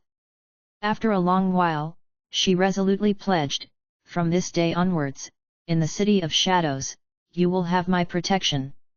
No matter who you offend in the city, I will be there to help you. Even if it's Donna that you are in conflict with, I'll back you. Then I shall thank you in advance. Han Shuo smiled. He then went over, grabbed Carmelita by her arm and flew towards the City of Shadows with all his strength. Chapter 700, It is time. GDK 700, It is time. Please continue reading on, Ox. Val. M. All throughout the journey, Han Shuo was left to tend to the seriously injured Carmelita. After taking medicinal pellets that Han Shuo had personally refined, Carmelita's injuries started recovering rapidly. Even the aura of coldness in her body had been diluted. When Carmelita learned that Han Shuo could produce medicine even more miraculous than any medical practitioner could, even though he was not a physician, she thought that Han Shuo was definitely a treasure chest. She had personally experienced the magic of Han Shuo's medicinal pellets on her wounds. She repeatedly inquired with Han Shuo about topics of this aspect all along the journey home. The art of refining medicinal pellets wasn't solely a scope of demonic arts, and therefore Han Shuo wasn't afraid that Gu Tianxia, the exalted demon lord's formidable enemy, might find him through learning this. He concocted a mystifying story, saying that it was an old pharmacist on Profound Continent who had imparted the knowledge to him. Carmelita took his story to be true, and she was amazed to learn that people of extraordinary talent could also be found on low-level material planes. The distance between the Miasma Cloud Mountain Range and the City of Shadows was enormous. Han Shuo, carrying Carmelita, took around half a month to complete the trip. During this period of time, the two managed to bond rather easily. Carmelita would click her tongue in wonder when Han Shuo told her some interesting stories about Profound Continent, occasionally mixed with a few bits of his experiences back on Earth. Her disconsolate mood from losing all her troops gradually improved. After conversing with Carmelita, Han Shuo learned that because of her unattractiveness and her irascible temper, she had almost no friends. The few friends she had were all females, one of whom was Donna. Most males would either keep a distance from her or merely regard her as somewhat of a master figure. Han Shuo also learned that Carmelita, being very self-aware about her appearance, spent all her time and effort on cultivation. Then, perhaps due to prolonged social isolation, she became more and more short-tempered and eccentric. On top of her extraordinary strength and outstanding status, not many would dare to make contact with her. Hence, she slowly became an alien in the City of Shadows, an ugly woman that everyone feared. But during this period of time, having interacted with the injured Carmelita, Han Shuo discovered that she was actually a decent character. During their journey back to the City of Shadows, during the short few weeks, the two had become good friends who could talk about anything with each other. While attending to Carmelita's injuries, Han Shuo would often take the opportunity to consult her about the energy of destruction. Carmelita did not know that Han Shuo also cultivated in the energy of destruction. Although she found it strange that Han Shuo would ask her questions about it, she explained her cultivation experiences to Han Shuo in detail. It was during this time that Han Shuo came to realize why Carmelita was known to be a prodigy in the cultivation of the energy of destruction. During the short few weeks' time, from this high god of destruction, Han Shuo gained a higher level of understanding towards the energy of destruction. Many things that previously confused him suddenly became clear to him. On one of those days, during a discussion with Carmelita, Han Shuo's avatar of destruction that had been stuck in mid-stage low god realm came to a sudden enlightenment. It immediately sank into a meditative state inside the cauldron of myriad demon. Time seemed to be speeding by for the two of them. On the 17th day, Han Shuo and Carmelita arrived at the City of Shadows without even realizing it. In Carmelita's presence, Han Shuo did not meet any resistance throughout the journey. He went directly into the saint residence with her. The saint residence was located at the center of the City of Shadows. It was the official residence of the city lord. As the most ancient family clan in the City of Shadows, the saint residence was even more expansive than the lavers. A huge ruckus was immediately set off in the House of Saint when the divine guards saw Han Shuo carrying the injured Carmelita inside by her arm. All of a sudden, the entire House of Saint was packed. Those elders of the House of Saint and some divine guards hurried to surround Carmelita and anxiously asked about her condition. Carmelita was not a beautiful woman, but her extraordinary strength and high position in her family clan, on top of the fact that she is the daughter of the city lord, meant she was highly regarded by her family members. When they saw that she was heavily injured, the house was in a frenzy. That was all until the patriarch of the House of Saint, the incumbent city lord of the City of Shadows, Wallace Saint arrived hurriedly. Only then did they quiet down. Wallace Saint was Carmelita's father. As a late-stage high god cultivating in the energy of darkness, Wallace carried an imposing, majestic demeanor. He had lustrous black hair around an inch long. His eyes, deep grey in color, glistened with divine radiance. He stood more than 2 meters in height and had a robust build. When he stepped into the room, it was as though a mountain had entered there with him. What happened? As soon as he came over, Wallace held Carmelita with his big hands and asked in a deep voice. There is a piece of heaven's gift in the Miasma Cloud Mountain range. Our intel knew nothing about this. When I brought men there, we ran into 2 high gods. Carmelita anxiously gave an account of the whole event to her father. After Carmelita finished her recount, Wallace put on a grave expression and said, "You stay at home to treat your injuries. Leave the rest to me, I will send men to take care of it." "No, I want to be there, I want to watch them die before my eyes," Carmelita replied with a stern voice. It was obvious that she felt responsible for the death of her men. "I have said that you will stay at home to treat your injuries, don't make me repeat myself. You are not to go anywhere until you are back in good health." Wallace straightforwardly denied the request.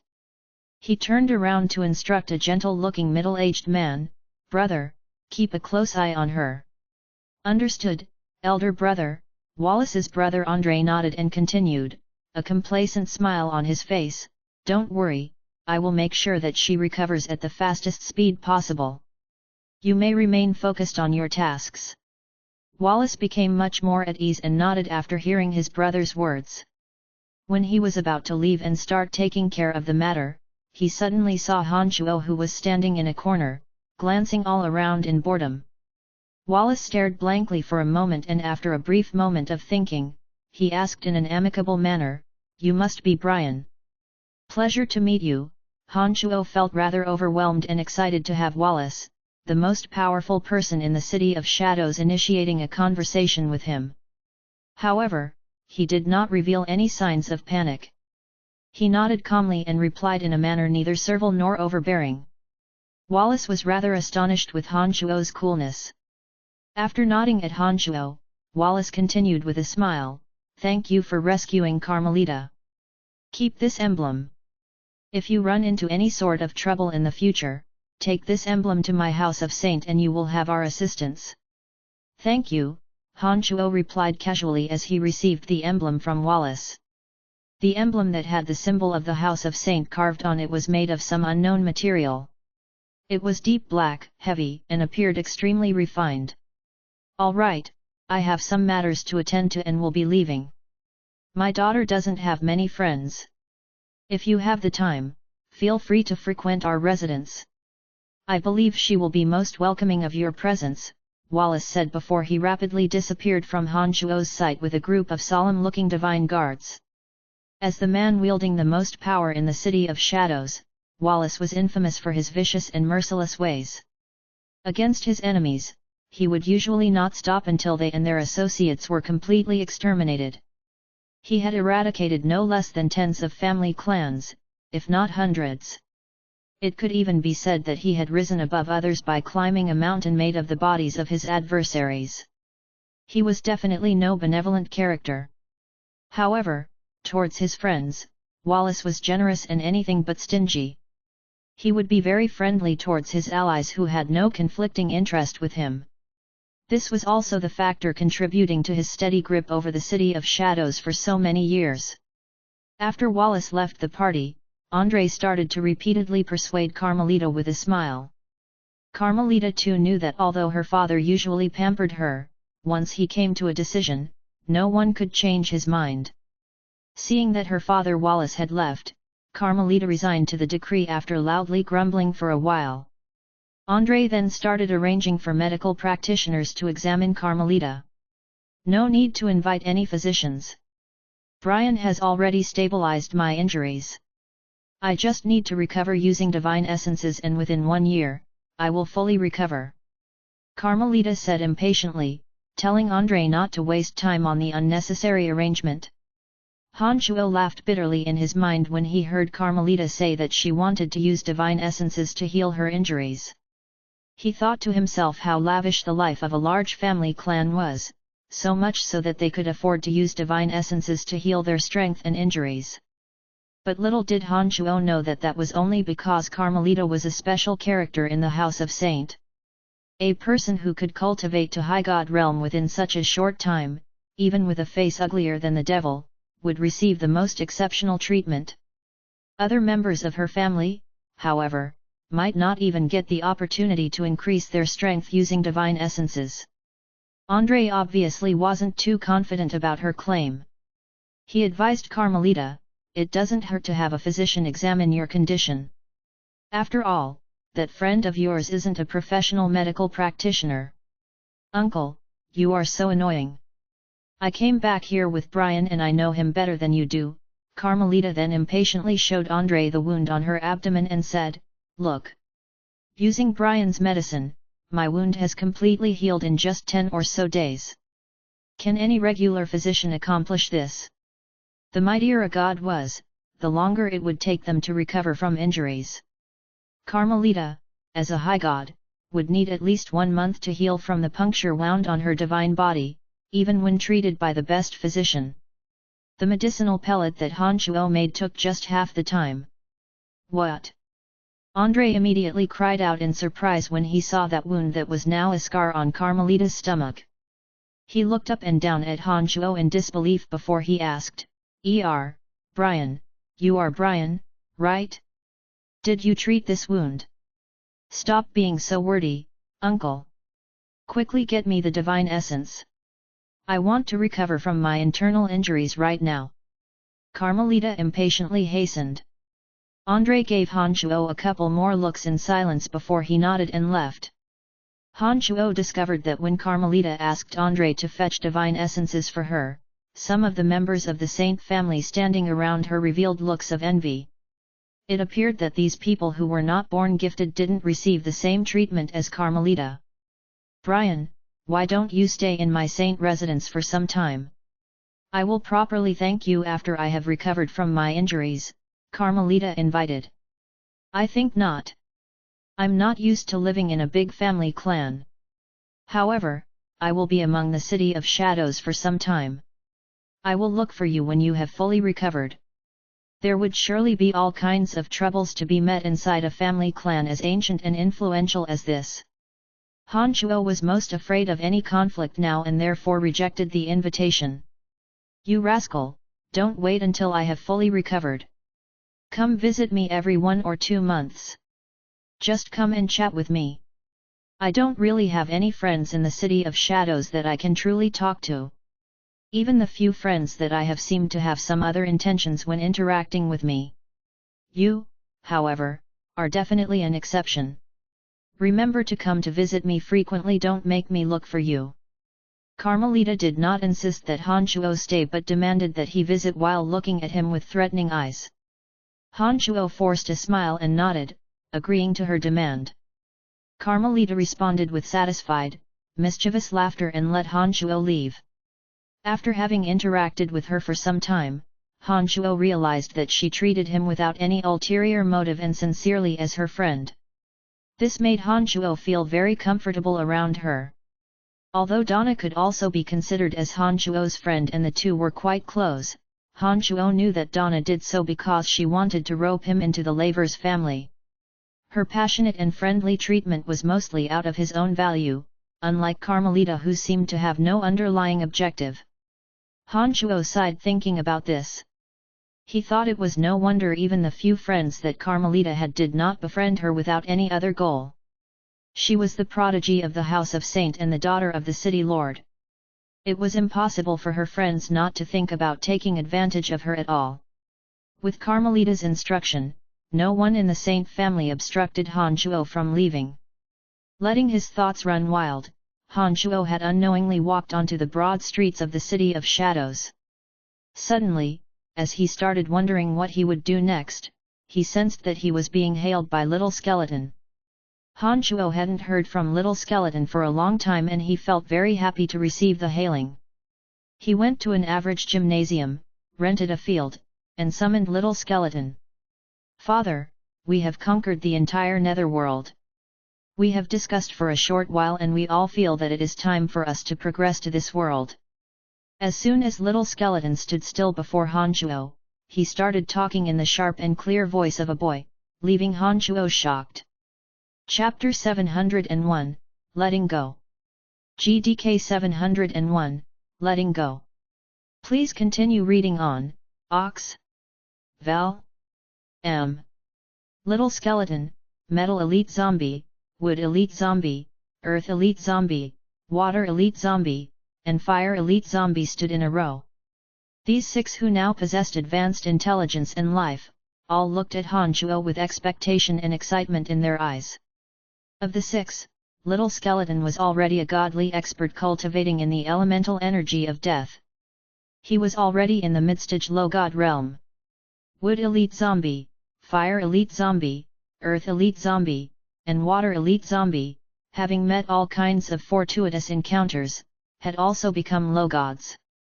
Wood Elite Zombie who had obtained the energy from the Tree of Life was even in the same mid-stage low god realm as Little Skeleton.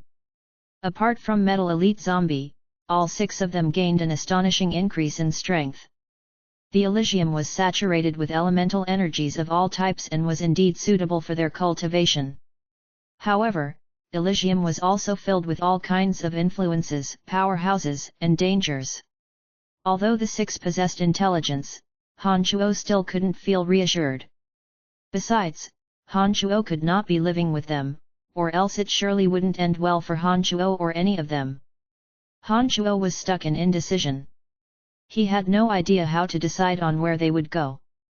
"Father, we have thought about it. We will make our way in this world by ourselves, alone. Don't worry, we have stayed in the netherworld for a long time and we know how to deal with dangers. We also know some state of affairs of this material plane. Let go of us, Father," Little Skeleton proposed. Of the six, he had been around with Han Shuo for the longest time. How would that do? This world is nothing like the netherworld. Experts of tremendous strength can be found everywhere in Elysium. If you live on your own, how are you going to handle unexpected threats more dangerous than what you could imagine? How can I be at ease? Han Shuo was reluctant. He had attached too much of his affection to these six new life forms.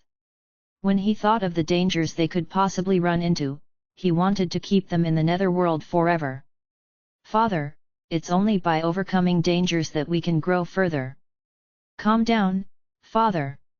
We all have our own special abilities. As long as we live in suitable places, we can escape from any kind of danger. Father, the netherworld is only barely plentiful in the aura of death, it is not suitable for the five of us to develop. We do not want to solely rely on Father's power, we too want to become stronger by ourselves. After all, we have all grown up, Earth Elite Zombie said with his chest puffed high. However, in Han Chuo's eyes, all 6 of them were still young children. Although Han Chuo knew that they could stay relatively safe in special environments with their special talents, nonetheless, he did not have the courage to let them leave his side. Father, we know about the general circumstances of this material plane. We plan to head to different dominions. Little Water will head to the Water Dominion, Little Wood will head to the Life Dominion, and etc. Since the people there all cultivate in the same type of energy, as long as we do not act out of line and invite trouble, I doubt we'll run into too much danger.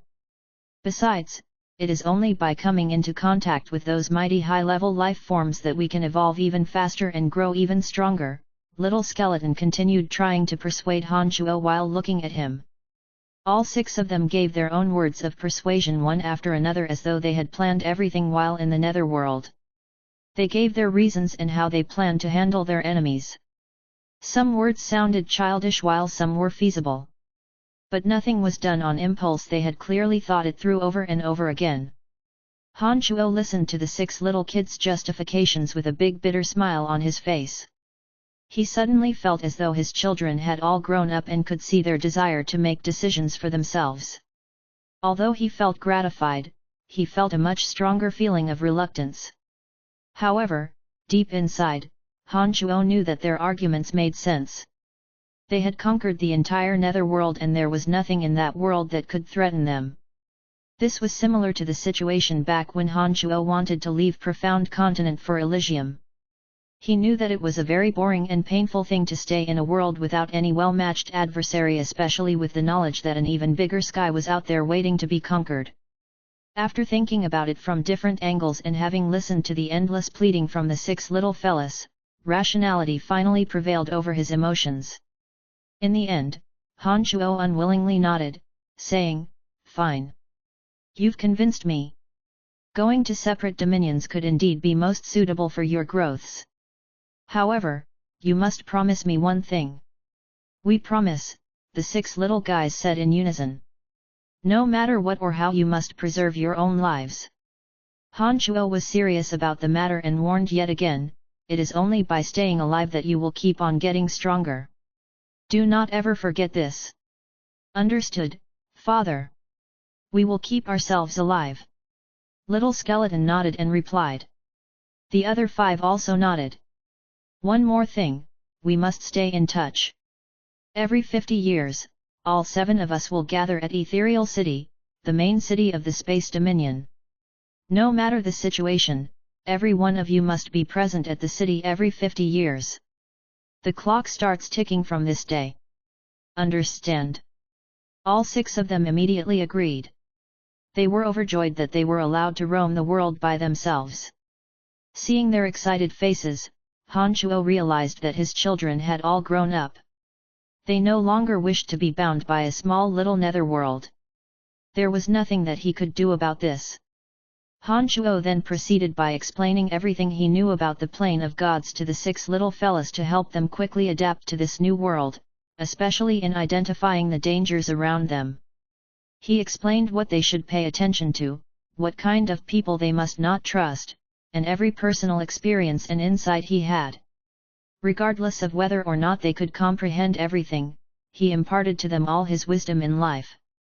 After lecturing for 2 months straight, having exhausted all the topics that he could talk about and seeing that the 6 little fellas were bored out of their minds, reluctantly, he came to a wasteland far from the City of Shadows and summoned the 6 from the netherworld.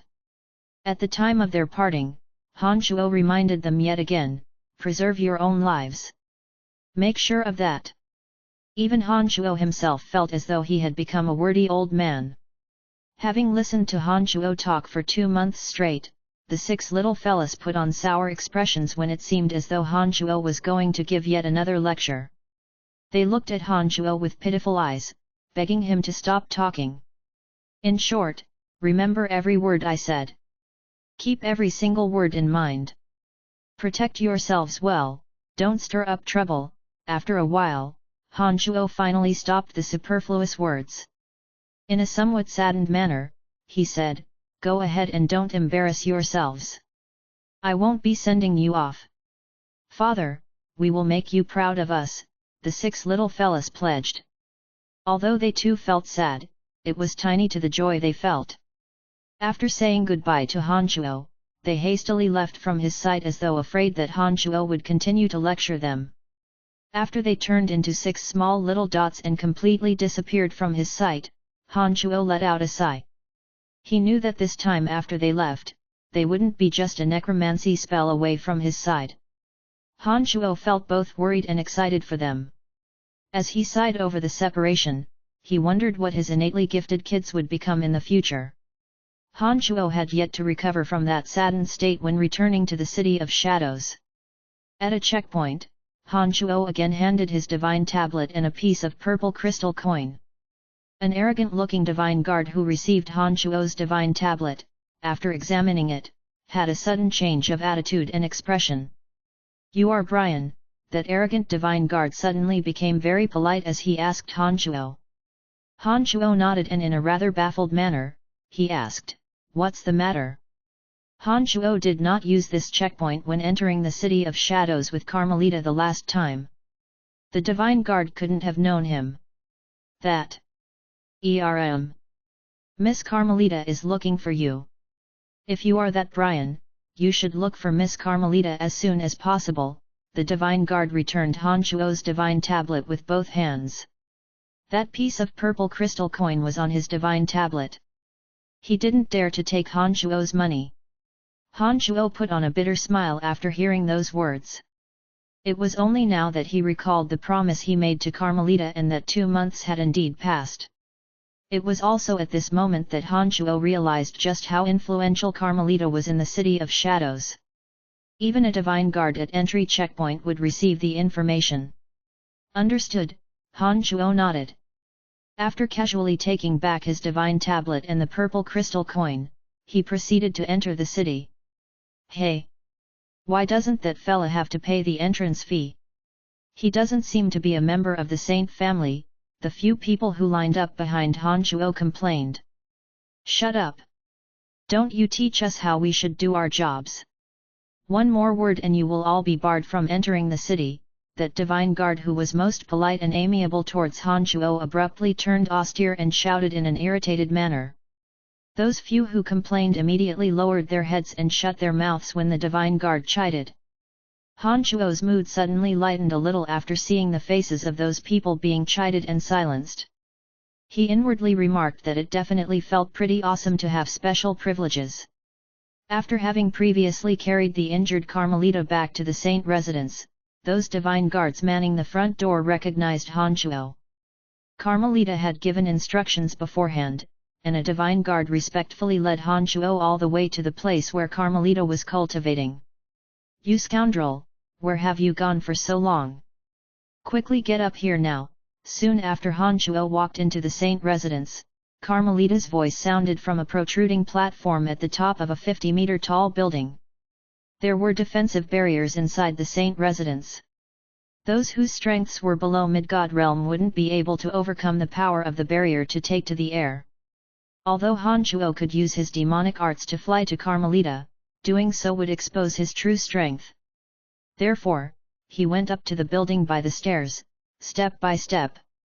"Elder Sister Kalina? You're here!" Han Shuo greeted in a friendly manner when he saw Kalina, the one-eyed plump woman. He was rather surprised that she managed to survive and return to this place.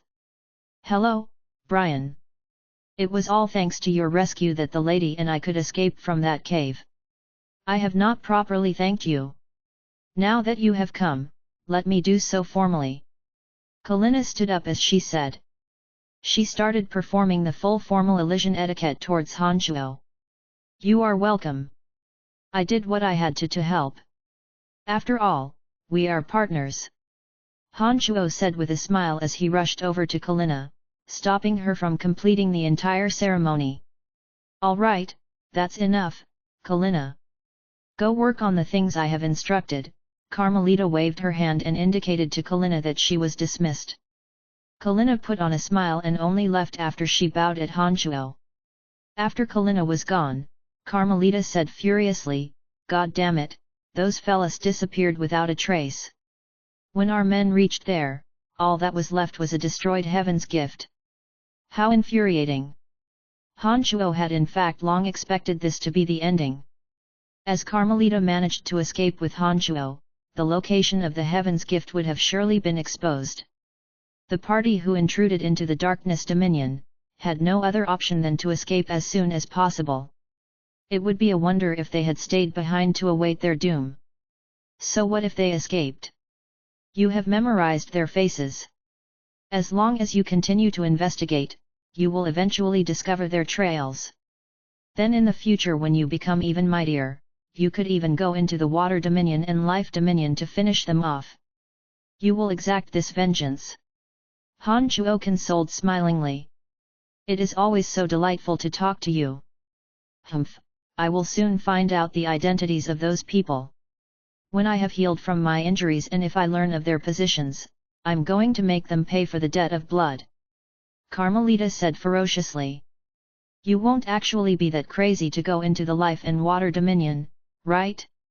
You should know that if they discover your trails, you are going to die a very quick death.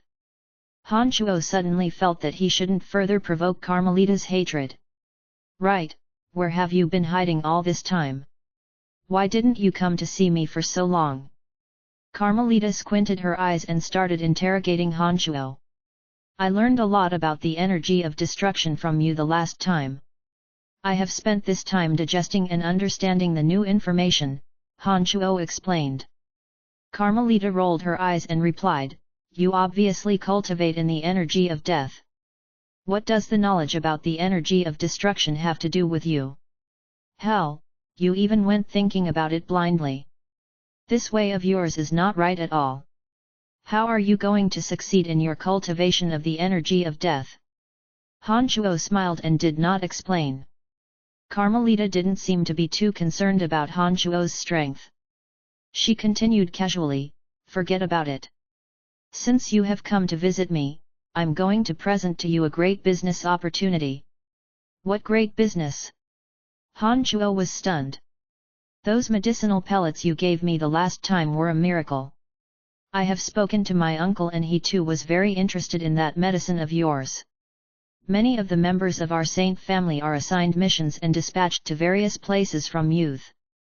And, of course, some inevitably get injured. But if we have that medicinal pellets of yours, we can greatly improve their likelihood of survival. I have discussed with my uncle, we want to formally invite you to work as the trump card pharmacist in our house of saint. Carmelita said smilingly. Not interested. I don't want to be bound by any big family, not even your house of saint. Han Shuo shrugged and declined this great opportunity that who knew how many others yearned for even in their dreams. Aha! I knew you would decline. Carmelita laughed and said, isn't that right? There are so many rules to follow once you join a big family clan. But there are still fools out there who want to squeeze inside. Haha, actually, my intention is to have my uncle order that type of medicine from you while you set up a shop of this kind in the City of Shadows. Then, with me doing some promotions, you will surely make big money.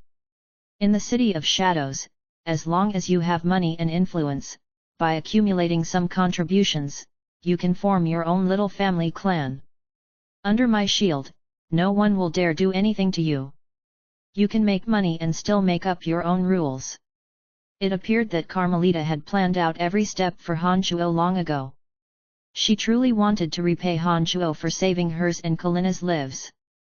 After hearing Carmelita's words, Han Shuo's eyes shone. He was getting somewhat tempted. By engaging in the business of selling medicinal pellets, not only could he accumulate wealth, but he also wouldn't risk exposing his identity or his true strength. According to Carmelita's words, he might even have the opportunity to form his own family clan. The prospect of this was indeed appealing to Han Shuo. Han Shuo had promised Emily and the others that as soon as he gained a footing on Elysium, he would return to bring them over. Han Shuo had a lot of friends on Profound Continent. After learning about the exceptional advantage of cultivating on Elysium, Han Shuo was even more desperate to improve the strength of his friends. If Han Shuo could truly gain a footing in the City of Shadows, accumulate wealth, power, influence, and with the protection of the Saint family, his people's safety would be assured. With that, Emily and the others could move to Elysium much sooner. Seeing Han Shuo's glistening eyes, Carmelita knew that he couldn't resist. With the intention of repaying Han Shuo's favor, Carmelita struck while the iron was hot, saying, "You can be assured that with your miraculous medicinal pills, you have bright prospects in the City of Shadows. After you have accumulated enough wealth and some contributions, I will plead to my father so that you can establish your own family clan. By then, you can bring your friends from your home world over and use your wealth to recruit experts." The other 4 major family clans became what they are today by climbing up step by step the same way. If they could, so can you. After listening to Carmelita's motivating and instigating words, Han Shuo finally made up his mind. He nodded and shouted, "All right. I shall work and claim a piece of the City of Shadows for myself. Let's do this." Chapter 702, Celestial Pearl Pharmacy. GDK 702, Celestial Pearl Pharmacy. Please continue reading on, Ox. Val. M. Inside one of the meeting rooms in the Saint residence, Carmelita and André were engaging in a discussion with Han Shuo sitting opposite to them, listening to their conversation intently.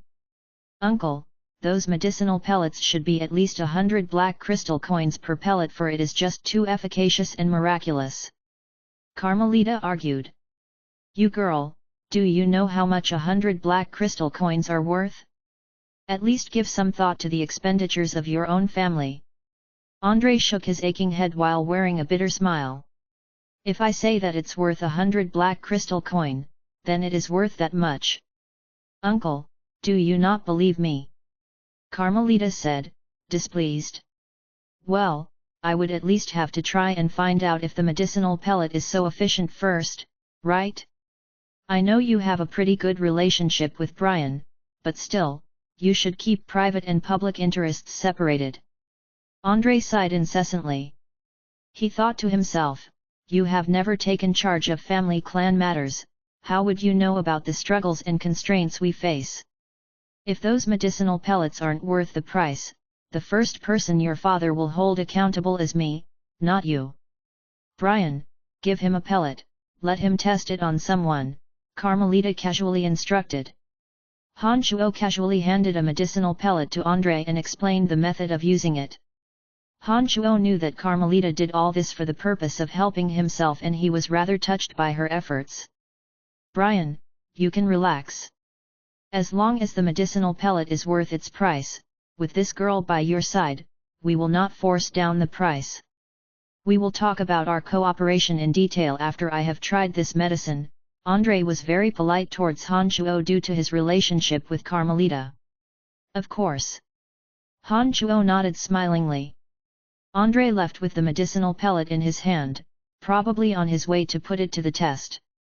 Han Shuo was very confident in the pill of rejuvenation he had personally refined. He wasn't worried about the results at all. "All right, next, you should get a shop of your own. Only then can you grow the business," Carmelita then continued with her brows furrowed. "However, you only have less than 300 black crystal coins. That is far from enough to buy a shop lot. Although you could rent one, it'll be very troublesome. How about this, I will buy a shop lot for you first and you pay it back when you have enough crystal coins." In the City of Shadows, Han Shuo could be considered as a wanderer. He usually rented and stayed inside a gymnasium. He knew that every inch of the soil of the City of Shadows cost money. Even a small shop lot was priced at least several thousand black crystal coins. The black crystal coins currently in his possession were far from enough for him to purchase a shop lot. However, Han Shuo did not want to owe Carmelita too many favors. After thinking for a while, Han Shuo took out a piece of lightning element divine essence and handed it to Carmelita, saying, "How many crystal coins is this divine essence worth?" Carmelita gasped. She looked at Han Shuo with astonishment and asked, "How did you come to possess this divine essence?" Han Shuo casually fabricated a story about its origin. "Last time in that valley, I discovered and picked up this piece from someone. How many crystal coins is it worth? Divine essence is pretty valuable stuff. This one should cost at least 5,000 black crystal coins. Damn, you really are a lucky one, aren't you?" Carmelita received the divine essence from Han Shuo's hand and said, "All right, I know your intentions. I will exchange this divine essence for the shop you need. Rest assured, I can get anything done and settled." Carmelita did not take much time to get things done, especially when she was devoted to helping Han Shuo. Han Shuo saw that in just 3 days, she had gotten Han Shuo a shop located not too far from the saint residence using that piece of divine essence. It was a 3-story shop around 40 meters in height. Although it could only be considered a small shop in the City of Shadows, it couldn't have cost as little as 5,000 black crystal coins. Carmelita must have used her influence and identity to obtain this shop with just one piece of lightning energy divine essence. Carmelita's presence in itself had saved Han Shuo a ton of work and effort. Carmelita even completed all the procedures and paperwork on Han Shuo's behalf. On the 5th day, Han Shuo had officially moved into the small shop lot. Han Shuo wasn't hurried in filling the empty racks and counter with goods. Although the shop was small, he was extremely contented with it. At least, finally, he now had his own place on Elysium. In the future, he no longer had to live in the gymnasiums around the City of Shadows. Of the 3 floors, Han Shuo left the bottom 2 floors empty and converted the top layer into a small gymnasium. Although it was merely 200 square meters in size, it was more than enough for Han Shuo to play with. As with all things, getting started was always the hardest part. Han Shuo was incredibly busy with all kinds of work. He purchased some boundary towers and placed them on the 3rd floor. Then, Carmelita, a high god, helped Han Shuo deploy 2 layers of barriers that would keep the 3rd floor stable, saving Han Shuo even more work. It was after the boundaries were deployed that the gymnasium on the 3rd floor was finally usable. Following that, Han Shuo personally arranged the 2nd floor by himself. He placed multiple enormous cabinets filled with small boxy drawers, which he packed with the myriad of medicinal ingredients he had collected since arriving on Elysium. Other than that, he also purchased a complete set of bottles that pharmacists used. The place appeared to be a proper lab for producing medicine. The 2nd floor was merely deployed with barriers to prevent outsiders from eavesdropping and prying. Han Shuo could deploy those boundaries by himself and did not need Carmelita's help. Han Shuo did not refine medicine using tools and methods commonly used by Elysian pharmacists. Instead, using some rare materials, he smelted his custom cooking cauldron specially used for refining medicines, the 9 tessellation cauldron. Refining medicinal pellets would become much faster with this specialized tool. With those medicinal ingredients he had collected on Elysium, Han Shuo managed to produce 300 rejuvenation pills. Elysium was the material plane with the most intense spirit aura, so the medicinal ingredients collected from this world were extraordinary. Han Shuo believed that the 300 pills of rejuvenation would, therefore, have very obvious effects. Refining the 300 pills of rejuvenation took Han Shuo yet another 5 days. Then, using the remaining medicinal ingredients he had, he refined several other types of pelleted medicines such as the rebirth pill, most suitable for children born in this world, as well as some pill of tranquility which promoted calmness, emptying a person's heart and mind, allowing one to better comprehend the true essence of their energy during cultivation. By the time Han Shuo completely used up all the medicinal ingredients he had, he accumulated over 300 rejuvenation pills and 200 medicinal pills of various functions. He packed them into dazzling and colorful medicinal bottles. It was only now that Han Shuo started to decorate the 1st floor of his shop meticulously. The medicinal bottles of different functions were put on display. As Han Shuo had told Carmelita beforehand that he did not wish to be disturbed while he refined his medicines, during this period of time, Carmelita did not come by to look for him. It was only 2 days after Han Shuo put the medicines on display on the first floor and opened the tightly closed front doors that Carmelita and André came by to pay him a visit. Compared to the polite etiquette André previously displayed, the André who came by this time was much more cordial. Before he walked into the shop, he raised his head and chuckled when he read the name. Celestial Pearl Pharmacy. Haha, the name may be somewhat odd, but in the future, this name will be known by all. When Han Shuo, who was arranging his medicines on the first floor, heard André's cheerful laughter, he knew that André must have recognized the efficacy of the rejuvenation pellet he was given to try. Indeed, before Han Shuo could step outside to greet him, André and Carmelita had entered the shop smilingly. André did not beat about the bush and immediately said, "Young man, we have tried that medicinal pellet that you made. Very good indeed. The price of 100 black crystal coins per bottle is very reasonable. Brian, we have come here to purchase those medicinal pills." "Oh, it's that one, rejuvenation pill." Carmelita pointed at the rack displaying purple-colored medicinal bottles. She continued, "Pack them all up, we are taking all 300 bottles. Uncle, give him 30,000 black crystal coins." But when André was about to take out his black crystal coins, Han Shuo put on a bitter smile and said to Carmelita, "I have only 300 bottles for now. If you bought them all, I would have none left to sell. How about if you buy 200 bottles first?" André stared blankly for a moment before quickly saying with an amiable smile, Of course. In any case, your shop is just right over here. We will just come by again when you have produced more pills." "That would be best." Han Shuo packed up 200 bottles of rejuvenation pills and gladly handed them to André. Simultaneously, Han Shuo was handed 20,000 black crystal coins. 20,000 black crystal coins. That, on Elysium, was no small riches. Generally, a mid-god could only earn around 3,000 black crystal coins after working for big family clans for 10 years. Even a family clan as big as the House of Saint only paid around 5,000 black crystal coins to a mid-god over the course of 10 years. Those ingredients and herbs which Han Shuo had used in refining the rejuvenation pills were all collected from the mountain range in the surroundings. Even the process of refining them took just 10 or so days. However, he had exchanged them for 20,000 black crystal coins just like that. 20,000 black crystal coins were more than enough for Han Shuo to purchase a decent gymnasium in the City of Shadows.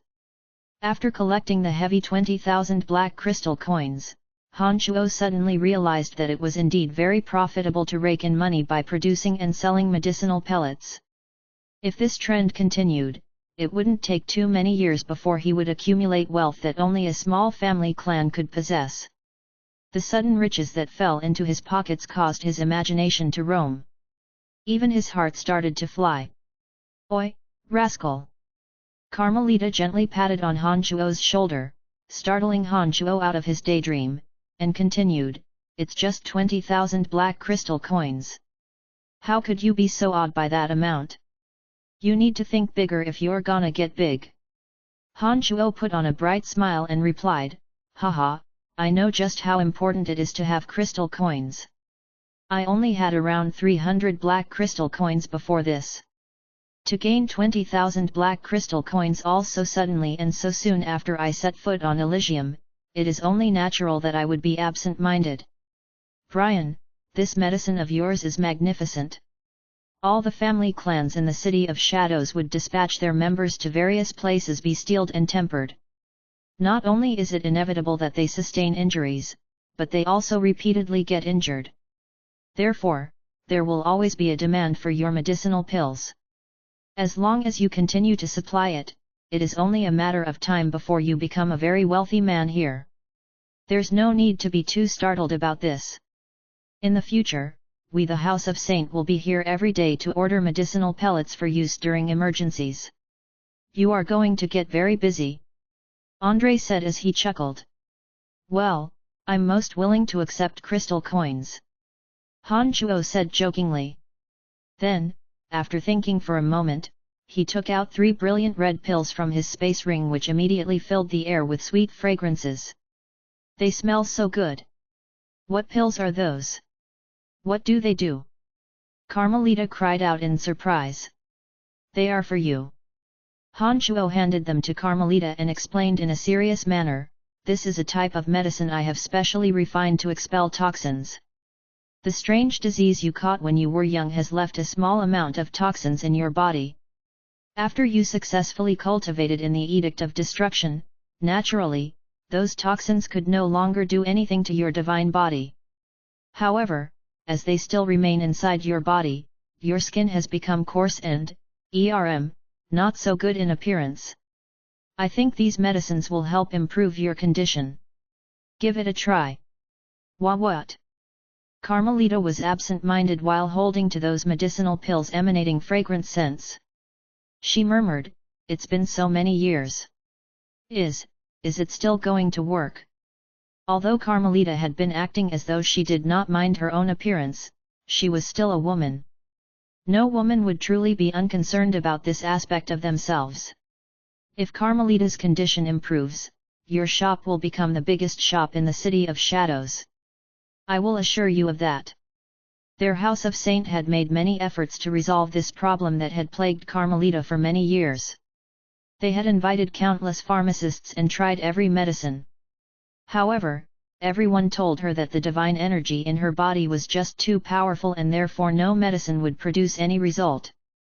Unless she was willing to give up all the terrifying energy she had, they were powerless to do anything. Carmelita knew well the importance of being powerful, so why would she abandon all her strength? Therefore, she never was able to get rid of this sore point. With time, even she herself had completely given up on it. She had long accepted her fate and no longer carried any hope. Brian, is it really going to work? Carmelita said, her voice quivering. She couldn't douse the hope rekindling in her heart. I can't promise that it will cure you, but I'm sure that it will have some effect. Just give it a shot. Han Chuo replied. The medicine could certainly not turn Carmelita into a beauty overnight. However, if the toxins in her body were removed, at the very least, Carmelita wouldn't appear as hideous as she was. Hey? What's this new shop over here? Celestial Pearl Pharmacy? What a funny name. Teng Fei, do you think we should check it out? A familiar voice sounded from outside. Not a moment later, Teng Fei, Cage, and his sister Eve walked into the shop. Andre's and Carmelita's backs were facing the trio. As soon as they saw Han Chuo standing in the middle, they took large strides and coldly groaned, indeed, enemies are bound to cross paths. Chapter 703, Beaten Black and Blue. GDK 703, Beaten Black and Blue. Please continue reading on, Ox. Val. M. Han Chuo did not expect that so coincidentally, just a few days after his Celestial Pearl Pharmacy opened its doors for business, his first few customers besides Carmelita and Andre would be this bunch from the House of Lavers. Cage, Teng Fei and Eve, who were walking into the shop, did not pay much attention to Andre and Carmelita whose backs they were facing. They thought that the two were just random, ordinary customers. A thought crossed Han Chuo's mind when he saw the three enter. He put on a mischievous smile and said, "Sorry, the shop is closed for business right now. Please leave." How could a shop be closed for business when the front doors are wide open? Teng Fei said with a warm smile. They did not leave as Han Chuo had instructed but walked further into the shop. "You scum, don't you assume that because you and elder sister Donna have gotten friendly that you can think so highly of yourself. Let me tell you this, as long as you are not in our House of Lavers, not even elder sister Donna can protect you." Cage was born arrogant and naturally did not care about Han Chuo's instructions. He continued to march inside with large strides. Andre, who was facing Han Chuo, revealed feelings of displeasure on his face. However, he did not turn around. Carmelita's face, meanwhile, was filled with loathing. With her back facing the three, she coldly groaned, "Uncultured bunch, he has said that the shop is not open for business. What are you still walking inside for? And who might you be? Don't bother intervening in the business of our house of labors. That pretty, young lady Eve did not forget to once again announce her family name. But unfortunately for her, she did not know that she was, in fact, talking to the infamous woman of the house of Saint the demon that no sane person in the city of shadows would dare offend. The power and influence that Eve had were nothing compared to that which Carmelita possessed. Little whore, so what if you are from the Lavers? Has the city of shadows become a territory of your house of Lavers? Carmelita turned around and stared at Eve with her eerie, cold triangular eyes. The terrifying energy on her body faintly overflowed, inducing an immense feeling of intimidation. That terrifying demeanor that suddenly erupted from Carmelita, coupled with her malevolent and hideous face with ferocious eyes glaring at Eve, had frightened her so much that she shrieked, "Monster!" Nothing could have enraged Carmelita more than that word. Carmelita's original intention was merely to intimidate Eve, but this word that came out of her mouth had completely infuriated her. It was as though Eve had stabbed her at a sore point deep in her chest. A shadow flashed through. Nobody saw how it happened, but in an instant, Carmelita was buckling Eve by her fair neck. She was raised high into the air. Carmelita stared at Eve with her triangular eyes and questioned coldly, "What did you say? Say it again. I dare you." Eve was kicking at the empty air with her legs. Her face was filled with unrestrainable fear. With her neck tightly buckled by Carmelita, she couldn't utter a word even if she wanted to talk. It was only at this moment that the terrified Eve knew who she was facing. Her heart was even more crammed with terror. Eve's older brother, Cage, was perspiring profusely. Seeing that his sister's life could be taken at any moment, he hastily knelt down on one knee and pleaded piteously, "Miss Carmelita, my little sister is silly and immature. Please forgive her slip of the tongue. We the House of Lavers have been loyal and devoted to assisting the House of Saint in all kinds of governmental affairs for many years. Your merciful ladyship, please spare her for the sake of our Lavers family." Teng Fei, who came along with the siblings, was long aware of the reputation of this devilish woman. He too was growing anxious. But as he wasn't an inhabitant of the City of Shadows, his words carried no weight here. He could only stare at Carmelita in shock and silence. "Ahem," André gently cleared his throat after turning around. He first bunched his brows and looked at Cage drenched in cold sweat. Shortly after, he turned to the maddened Carmelita and advised, "The House of Lavers has indeed performed well all these years. Although this young lady is wrong to have spoken so offensively and should be taught a lesson, she is not to be killed. I know I'm ugly, but for so many years, never has anyone had the guts to say those words right to my face. Today, however, I could not have foreseen that I would run into someone so unafraid of death." "Hee hee, good, very good. You said I look like a monster? Well then, let's make you look like one as well," Carmelita said with an evil grin smeared across her face. A knife appeared in her grasp out of nowhere as she threatened to disfigure Eve. It was only at this moment that Han Chuo recognized just how domineering and menacing Carmelita was. He used to be rather skeptical about some of the hearsay regarding Carmelita because, in all this while, Han Chuo had only seen the good side of Carmelita. After witnessing Carmelita having no qualms about disfiguring Eve of the Lavers family, Han Chuo finally realized why every person in the City of Shadows was so terrified of her. Han Chuo sighed. He knew that he had to step in. No matter the offense that Eve committed, for the sake of Donna, he could not sit and watch. Otherwise, this might bring about an irreparable crack in their friendly relations. Han Chuo appeared beside Carmelita in a flash. Before her knife could pierce Eve's tender skin, Han Chuo unrestrainedly fanned his big hand on Eve's cheeks. Pap pap pap. Pap pap pap. A rhythmic slapping noises started to play. After some time, Eve's cheeks became as swollen a pig's head. Anyone would laugh at her appearance. "Look at her, does that look like the face of a pig?" said Han Chuo to an astonished Carmelita, who was still holding a knife in her hand. Carmelita's rage greatly diminished after watching Han Chuo slap this beautiful lady into a pig lady. She couldn't help but laugh wickedly, saying, "Indeed, she looks just like a gilt. Brian, you really are quite skillful to make both sides equally swollen." Hee hee. The terrified Eve was beaten half-conscious by Han Chuo's slapping. She was in a daze and had absolutely no idea what just happened. Her eyes were filled with confusion. All right, let's not waste any more of our time and energy on this type of people. I will drive them out." Han Chuo said to Carmelita smilingly while casually grabbing Eve from her hands. After the round of slapping, Carmelita's mood improved a little. She did not continue with her plan of disfiguring Eve but loosened her grasp for Han Chuo. Han Chuo heaved a sigh of relief. After taking the muddle-headed Eve from Carmelita, he pushed her at the startled Cage.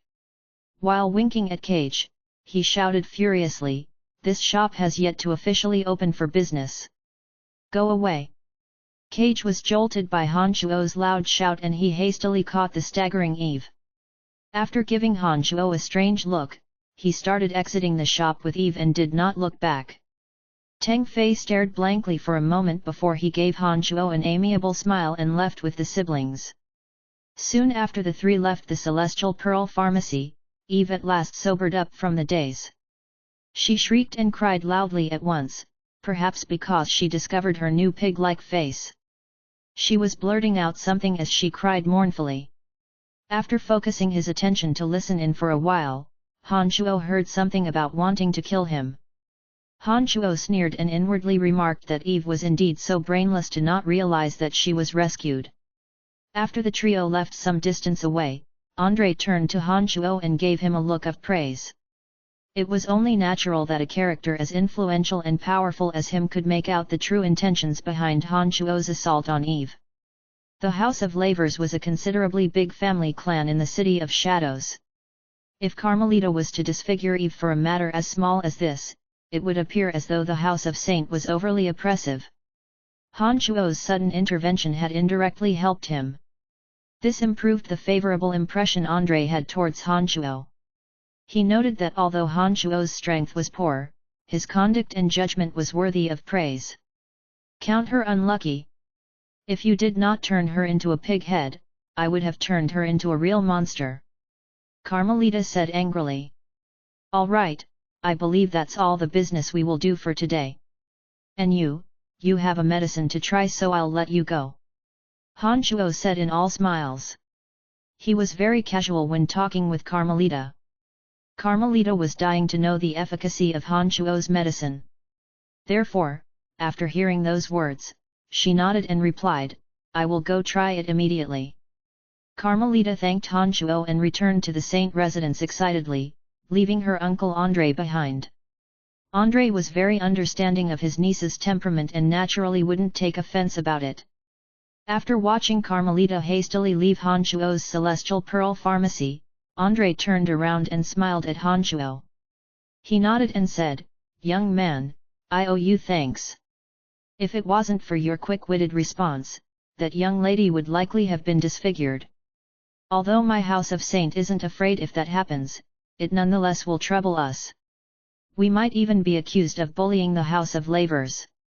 When I first arrived on Elysium, Miss Donna of the Lavers family was very caring of me. Although the few of them might be prejudiced against me, for Donna's sake, I cannot stand and do nothing. You don't have to thank me. I only did it because I don't want to go against my conscience."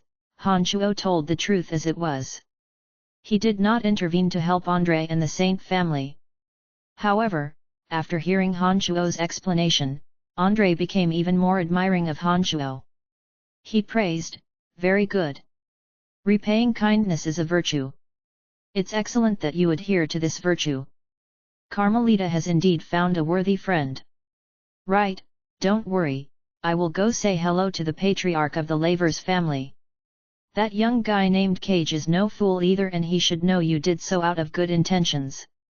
They likely won't give you trouble for it." "I hope so." While Eve was leaving, Han Chuo had heard her repeatedly shout about killing him while weeping grievously. Although he had saved her from being disfigured, if she was not wise enough to see that and instead selectively remember being slapped, well, it was really hard to say if she would give him trouble. "All right, no matter what, I owe you one for this favor of yours. I should make a move now. Goodbye," Andre said smilingly and waved his hand as he departed from the Celestial Pearl Pharmacy. There were many more who entered the shop after Andre and Carmelita left. However, as the Celestial Pearl Pharmacy did not have a reputation yet, with the described effects of the medicinal pellet sounding exaggerated to most people, on top of the expensive price tag, although there had been much human traffic, no one was willing to spend so many black crystal coins to make a purchase, not even the cheapest pill of rejuvenation. However, Han Chuo did not feel anxious about it. He believed that with Carmelita's promotion and with Andre's assistance, those medicinal pellets he refined with utmost care would one day sell like cupcakes. He even believed that the day wouldn't be too distant. As to express his gratitude for Carmelita's assistance, Han Chuo refined a few medicinal pellets for eliminating toxins from her body. Once those medicines took effect, Carmelita's unsightly skin would see some improvement. Given how active and involved she was in the City of Shadows, it wouldn't take long before the entire city learned of his Celestial Pearl Pharmacy. Most of those gods who entered Han Chuo's shop would be shocked by the astronomical prices.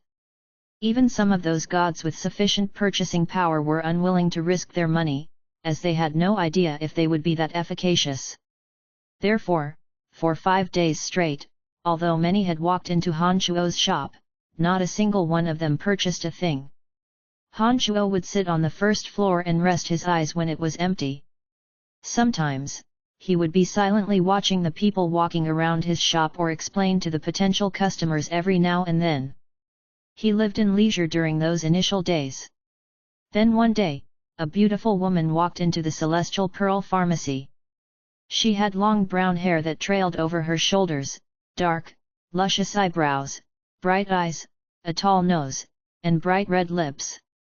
She had a pair of beautiful slender legs. She carried a modest but elegant and refined quality. In that sky-blue skin-tight battle suit, the wonderful curves and contours of her body were clearly emphasized. Having lived in the City of Shadows for some time, Han Chuo had come across a lot of women. However, he had only seen a few who were as beautiful as she was. Perhaps only Donna's appearance could compare to hers. Although Han Chuo was rather surprised to see such a beautiful woman walk into his pharmacy, he did not behave particularly passionately. He merely continued to sit leisurely and carefreely in his seat while looking over his shop. After the beauty entered the shop, a party of young men who seemed to be her suitors followed and dispersed around her as though she was the center of the universe. Those men too were wearing battle suits. They seemed to have just come out from a gymnasium. "Miss Jia, why would you come into a shop like this? The way I see it, this shop is complete bullshit. I truly can't understand how they would have the guts to sell all these medicines at such an ungodly price," a golden-haired young man with a handsome appearance and a tall and straight body scornfully remarked after seeing the price tags. However, that beauty named Jia did not pay attention to the words of that golden-haired young man. She looked around with her beautiful eyes before resting her gaze on Han Chuo. She faintly smiled and asked in a rather interested manner, "Excuse me, are you the owner of this pharmacy?" Han Chuo nodded but did not stand up to welcome her.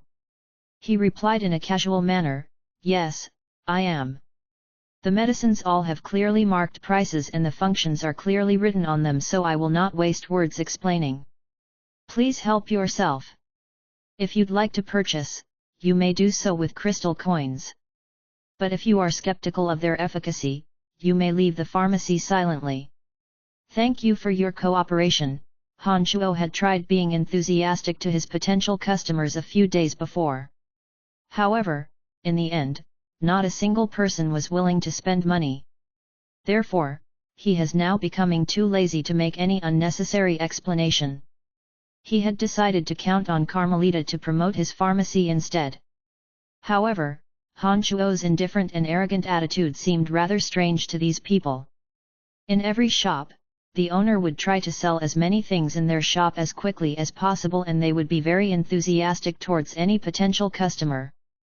Han Chuo's apathetic and inattentive attitude, in fact, seemed rather insulting to these people. Are you actually doing business?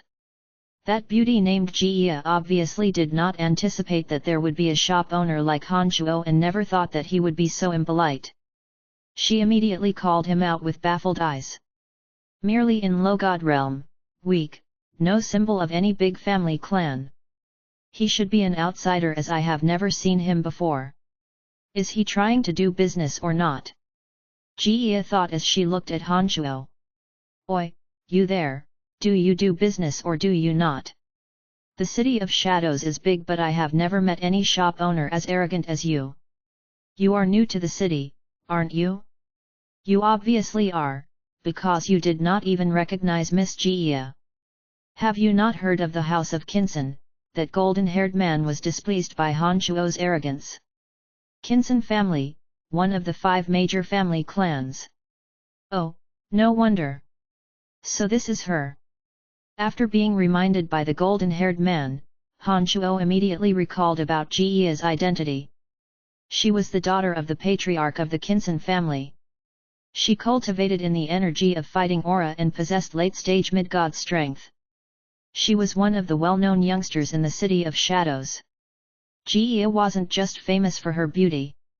She was also known for going against the wishes of her family for her to cultivate in either the energy of death, destruction, or darkness. Instead, she cultivated in the energy of fighting aura, which was not as mainstream on Elysium. But nonetheless, her cultivation of fighting aura was fruitful, exceeding many others of her age. Jia, who had cultivated to late-stage mid-god realm, was more powerful than Donna, who was at mid-stage mid-god realm, although being younger than Donna. This alone was very impressive. In the City of Shadows, Jia was only second to Carmelita in terms of talent. Of course I have heard of the Kinson family. But still, such is the practice of my shop. The price and uses are written very clearly, so I don't think that there is anything that I need to explain. If you wish to buy something, go ahead.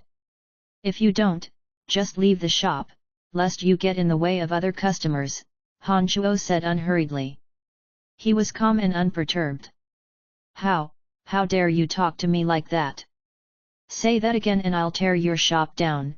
That golden-haired young man, not wanting to appear weak before Jia, suddenly shouted furiously. He thought that Han Chuo was a newcomer to the city and has no one to back him. Han Chuo squinted his eyes. In an eerie and cold expression, he replied, "Do it. I dare you." Chapter 704, Take My Money. GDK 704, Take My Money. Please continue reading on, Ox. Val. M. You asked for it. After being incited by Han Chuo, the golden-haired youngster rolled up his sleeves and was prepared to demolish the shop. Edmund. Jia shouted in her lovable voice before she continued, "This place is just around the Saint residence. You really want to pick a quarrel here?" The golden-haired young man stared blankly for a moment. He sized Han Chuo up with contemptuous eyes before replying, "Being in close proximity to the Saint residence doesn't necessarily mean the business is associated with the Saint family. Besides, this fella is obviously a newcomer. What is there about him that I have to be afraid of?" Jia, however, did not share the same opinion. She observed that Han Chuo had not revealed the slightest bit of fear and sat in a confident posture, giving her a hunch that Han Chuo wasn't as helpless as he appeared on the surface. Seeing that Edmund wouldn't listen to her advice, Jia hastily distanced herself, saying, "Well then, that will be your own choice. I'm not going to help you if the matter escalates. Don't worry, what can happen to me? It'd be a wonder if I can't handle this fella." Edmund reached out to grab at a cabinet. He seemed determined to mess with Han Chuo. "Stop!" A shout that could not be more timely suddenly sounded from the outside.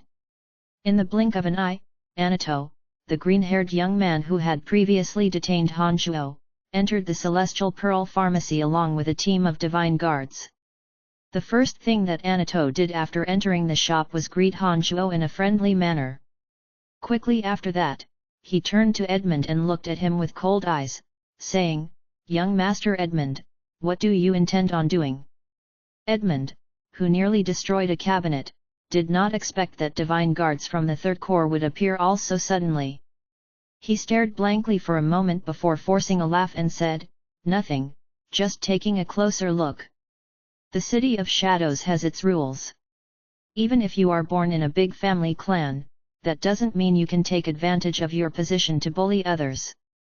Please behave yourself with some sense of propriety and don't make things difficult for us," Anato lectured righteously while looking at him rather unhappily. "Of course," Edmund reaffirmed over and over. "I hope that's the case." Anato nodded. Right after, he said to Han Shuo with a courteous smile, "We won't be far. If any of your customers are acting inappropriately, we are only one call away."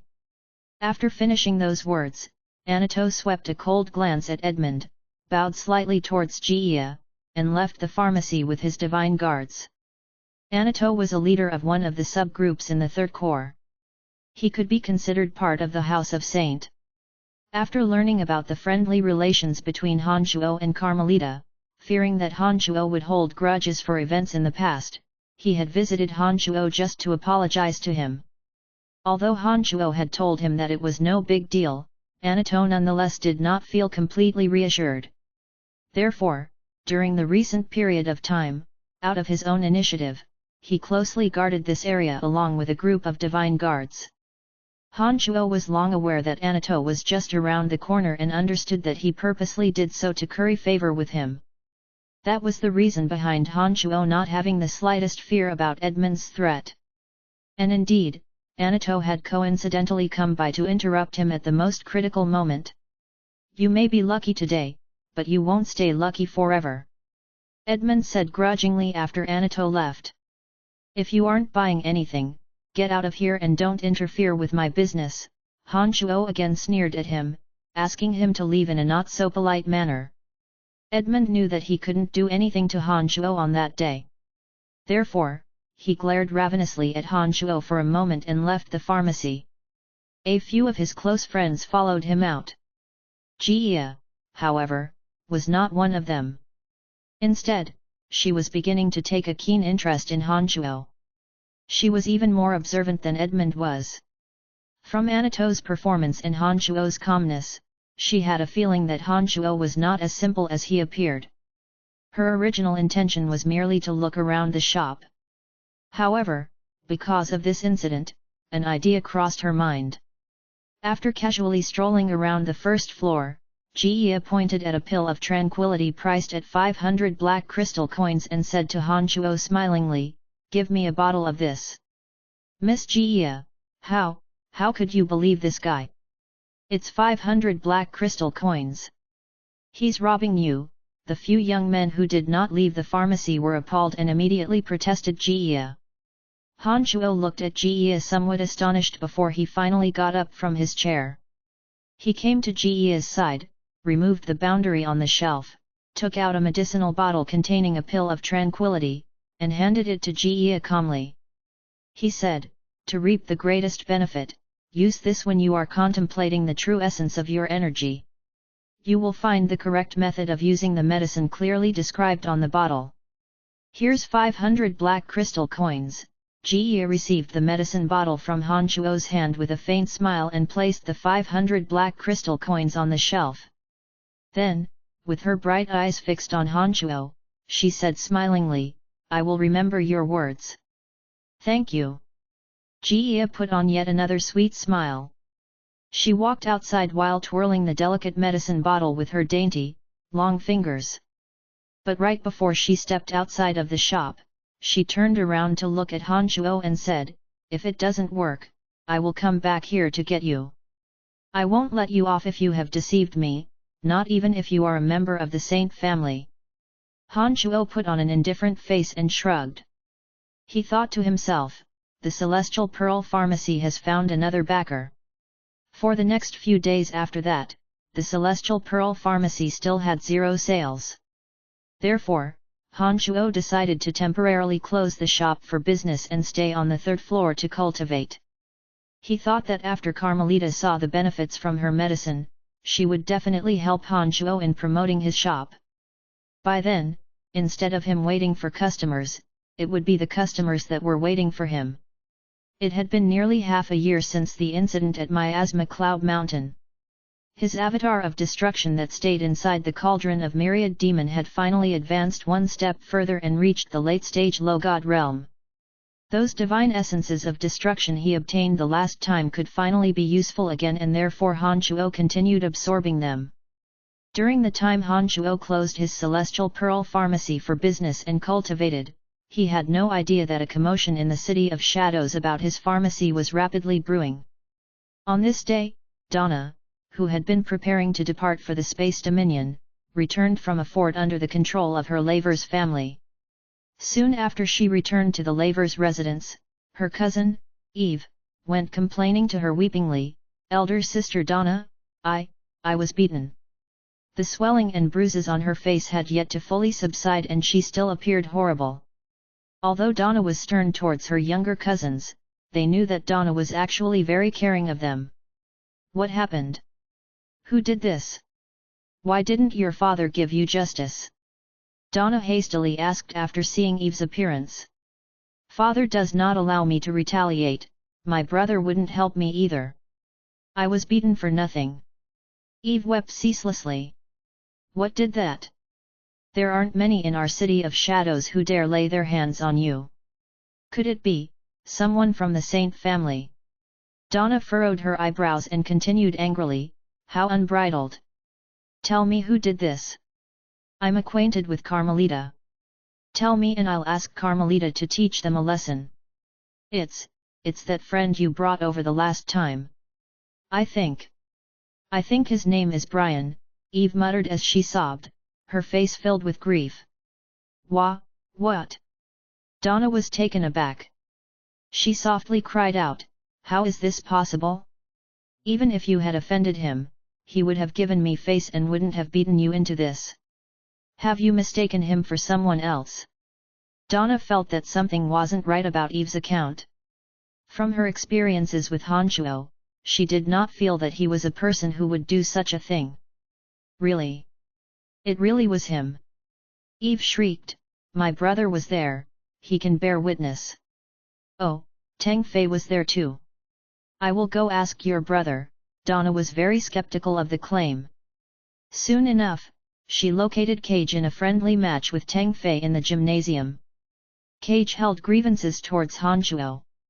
Although he knew that Han Shuo did that out of good intention, he nonetheless remained prejudiced against Han Shuo.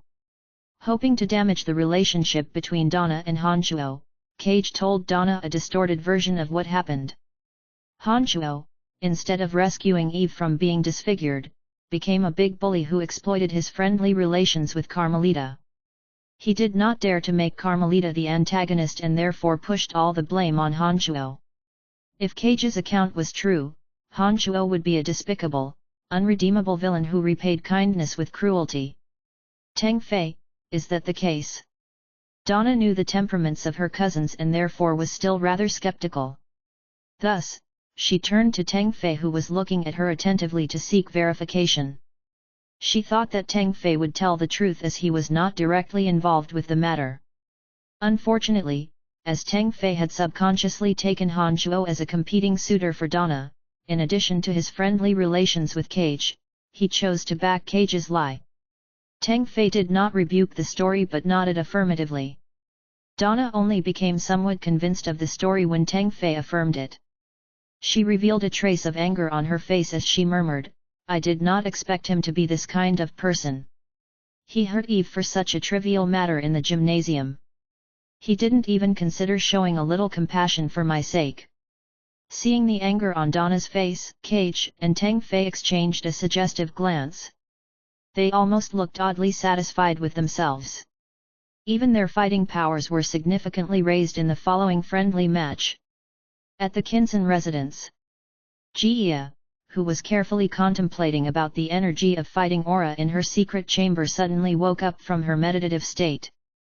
With a brandish of the silvery longsword in her hand, the entire chamber was filled with magnificent radiances, as dazzling and blinding as the brightness of 1,000 stars. After withdrawing the radiances off her sword, Jia stood up with a big smile. Then, after carefully putting the long sword away, her bright eyes suddenly turned to a medicine bottle lying on the floor of the secret chamber. With a wave of her hand, the medicine bottle marked Pill of Tranquility flew into her palm. Her eyes were filled with an intense feeling of awe as she muttered, "Pill of Tranquility, what a miraculous medicine! It actually helped me condense my fighting aura one whole level higher. The price of 500 black crystal coins is such a bargain." Very quickly, Jia exited her secret chamber and energetically came to a quiet and peaceful courtyard. As soon as she entered, she loudly yelled, "Mom, give me 100,000 black crystal coins. I need it urgently." Beth, a beauty just like Jia, albeit a little more mature and graceful, looked at Jia with an astonished gaze. She then knitted her brows and criticized, "Don't you remember what I have always taught you? We, the House of Kinson, are a big and prestigious family clan in the City of Shadows. You must always keep a certain basic etiquette in mind." "Yes, I know, Mother. Hurry and give me 100,000 black crystal coins, I have urgent use for it," Jia asked as she pulled Beth's arm like a spoiled child. "My girl, haven't I given you plenty of allowance for your daily use? 100,000 black crystal coin is no small figure. This will need to be recorded on the family accounts. Explain to me what you intend to do with the money," Beth replied in a somewhat annoyed manner as she straightened out Jia's hair. "It's like this, there's a new shop in the city called the Celestial Pearl Pharmacy." Jia knew that she had to clearly explain everything or her mother wouldn't hand her the money. After a long while, Beth cried out in surprise, "Is it really that miraculous?" "Of course, Mother. Do you not trust your own daughter? I have used it myself and I'm very clear just how much the medicine has helped me. It's true. 500 black crystal coins is an absolute bargain. We must act now and buy it over while the other family clans are still unaware of the pharmacy. This is not merely about the value of crystal coins," Jia said hurriedly. "Let's go, I will head there with you." After listening to Jia's explanation, Beth understood that those medicines could potentially be an opportunity to increase the overall strength of her family clan. She immediately made this her top priority and right away, she took some crystal coins and left the Kinson residence with Jia. At the Saint residence, Carmelita walked out from her gymnasium. "Whoa! My lady, your face! Your face!" Kalina immediately put on an expression of disbelief and cried out in surprise when she saw Carmelita. Carmelita's skin that was originally bumpy and abnormally pigmented had obviously become much fairer and smoother. It was the same with her arms. This transformation was enough to make her appear much less malevolent and sinister. Although she still looked ugly, her new look was much more acceptable to the eye. I know, Carmelita replied in a somewhat annoyed manner. But after taking out a small mirror to look at herself, she started laughing loudly as though very pleased with herself. "Miss Carmelita, you have changed, a lot," the divine guards and maids she met along the way gently cried out. "Eh? Girl, why do you seem to look different now? Eh? You look fairer. How is this possible?" a few of her aunts and relatives she met along her way cried out. "Wahaha! Wahaha! I'm not dreaming, I'm definitely not dreaming," Carmelita exclaimed and laughed in a strange manner as she headed outside of the Saint residence. Andre, who was working on family clan matters on the top of a building, had his attention caught by Carmelita's yelling. When he looked down, he froze. With an appalled face, he uttered, It actually worked." Andre immediately laid down the work in his hands and flew towards Carmelita. Hanchuo, who was cultivating on the third floor of his shop, suddenly heard clamorous noises outside his building. After expanding his consciousness, Hanchuo discovered that nearly 100 people had gathered outside his Celestial Pearl Pharmacy. They were all chanting, "Open up! Open the door. We want to buy your celestial medicine. Chapter 705, Hustle and Bustle. GDK 705, Hustle and Bustle. Please continue reading on, Ox. Val. M. Han Shuo was startled that a rowdy crowd had gathered in front of his shop all so suddenly. It took him no time to realize what these people were there for. He came down from the gymnasium cheerfully and opened the front door of his Celestial Pearl Pharmacy that had been shut for some time.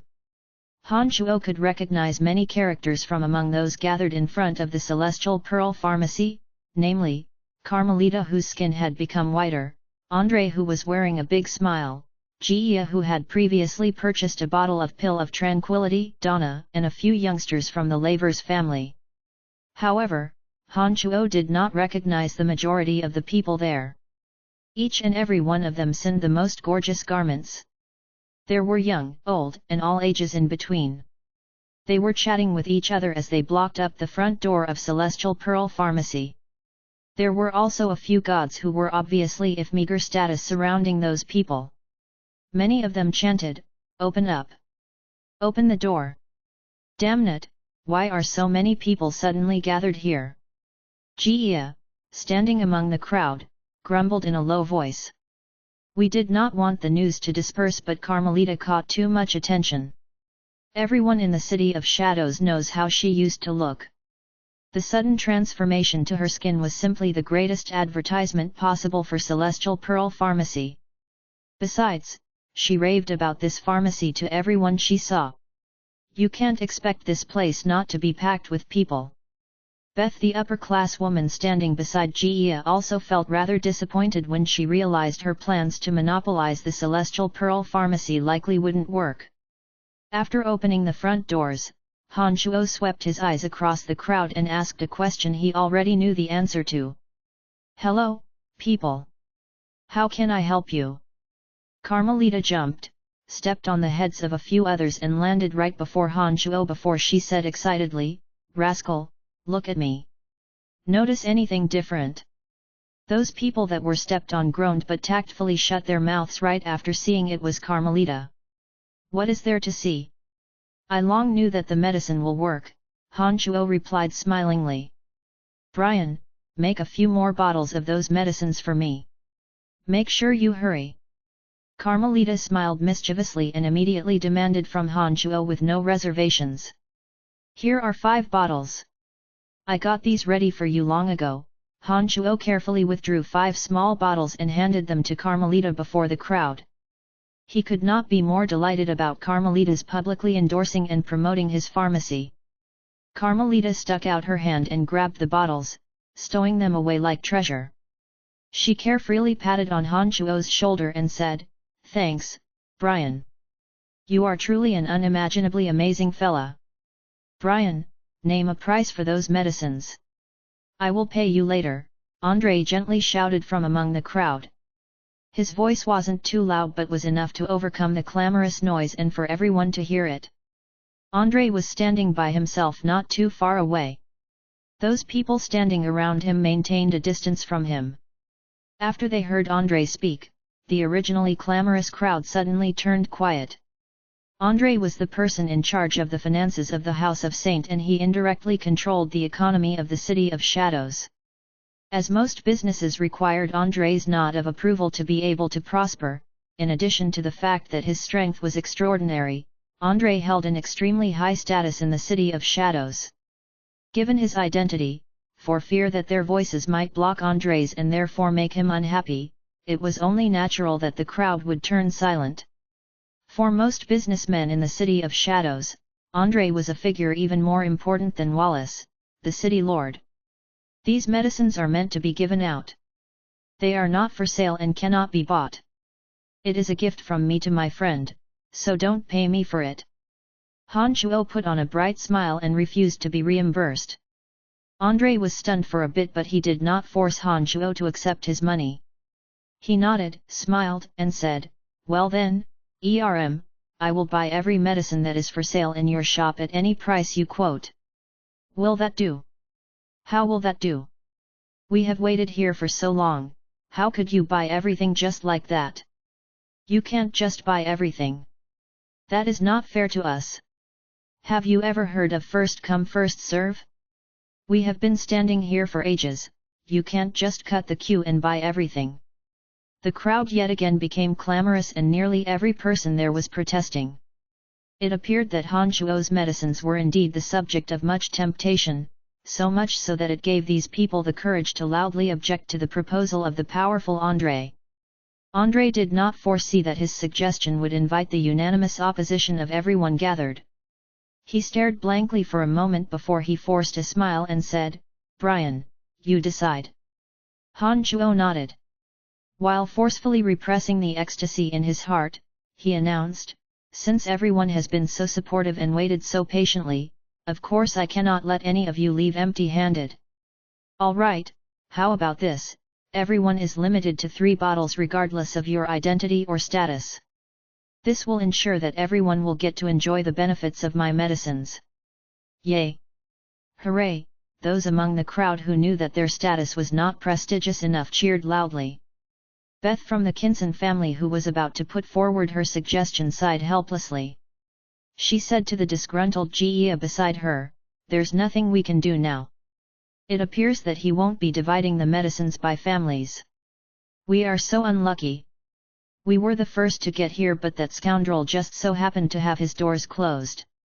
Otherwise, all those medicines would belong to the House of Kinson now," Jia said in a dissatisfied manner before saying regretfully, "If I had known earlier, I would have at least brought over a group of our divine guards. Then we could take advantage of the per-head quota." All right, stop grumbling. What's important now is that this talent remains here. As long as he stays in the city, there will be an unending supply of his medicines. What we should do now is to be more attentive to him." "You are right," Jia nodded at her mother's words. When she looked carefully at Han Shuo, who was standing among the crowd, she suddenly and somehow felt that Han Shuo had become much more pleasing to the eye. Previously she found Han Shuo to be arrogant and vain. But after learning about the miraculousness of Han Shuo's medicines, she convinced herself that it was only natural that a person of such extraordinary talent would be a little eccentric in temperament and personality. Form a line and enter one by one. Every person can buy a maximum of 3 bottles. Please carefully read the function and price marked on the medicine bottles. Make sure to choose the medicine most suitable for yourself." Han Shuo's cordial voice repeatedly sounded at the front door of the Celestial Pearl Pharmacy. The crowd that gathered in front of the Celestial Pearl Pharmacy suddenly started to cram and push, forcing others aside to get to the front of the queue.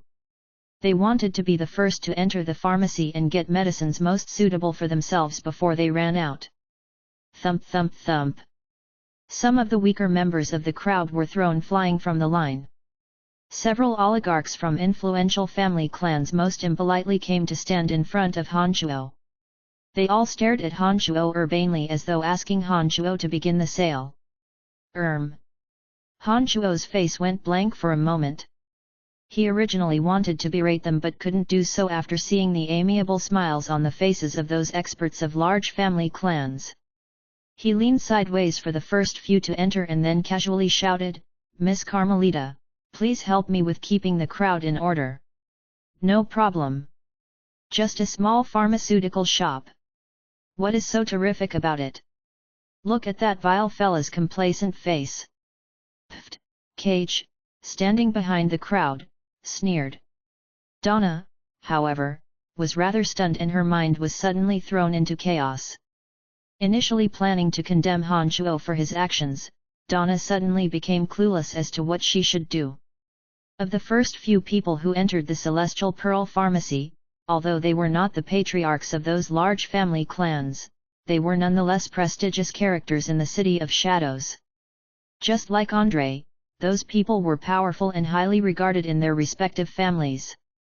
From how they had behaved so far, Donna believed that those people would not hesitate to side against her house of Lavers in order to establish a good relationship with Han Shuo. If that wasn't enough, the infamous Carmelita was present among the crowd. Han Shuo was able to improve and possibly even cure the disease that had troubled Carmelita for many years. After observing her behavior for a while, Donna even started to suspect that if she were to condemn Han Shuo right then, Carmelita might side with Han Shuo instead of her. On top of all that, after hearing the comments from those around her as well as Carmelita's promotional words, Donna too thought that the medicines inside Han Shuo's shop could be beneficial to the House of Lavers. If she were to become hostile towards Han Shuo, then the House of Lavers would likely miss out. Donna felt awfully sick when she thought of all these. She glanced at her cousins standing beside her and inwardly resented them for their immaturity. All that they knew was to create trouble for her family. With that thought in mind, not only did Eve's face, still swollen from the abuse, stop arousing her pity, she even seemed uglier in her eyes. "Elder sister, are you going to reproach him?" Eve hastily asked when she saw Donna's eyes flickering with lights of indecision. Feeling somewhat disgusted at heart, Donna shot a glare at Eve and said with a cold face, "Look at the situation now. Is the condition suitable for us to do so? Why not?"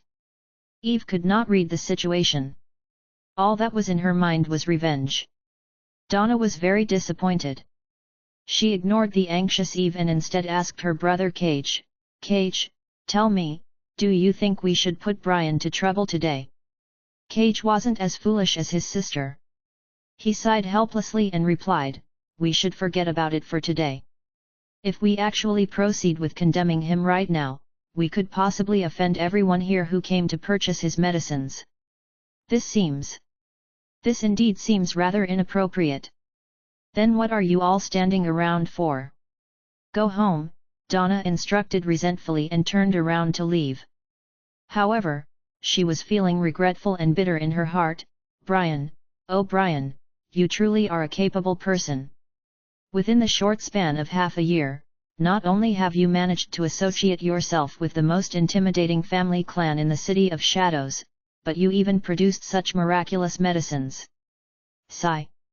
Tang Fei, aren't you leaving?"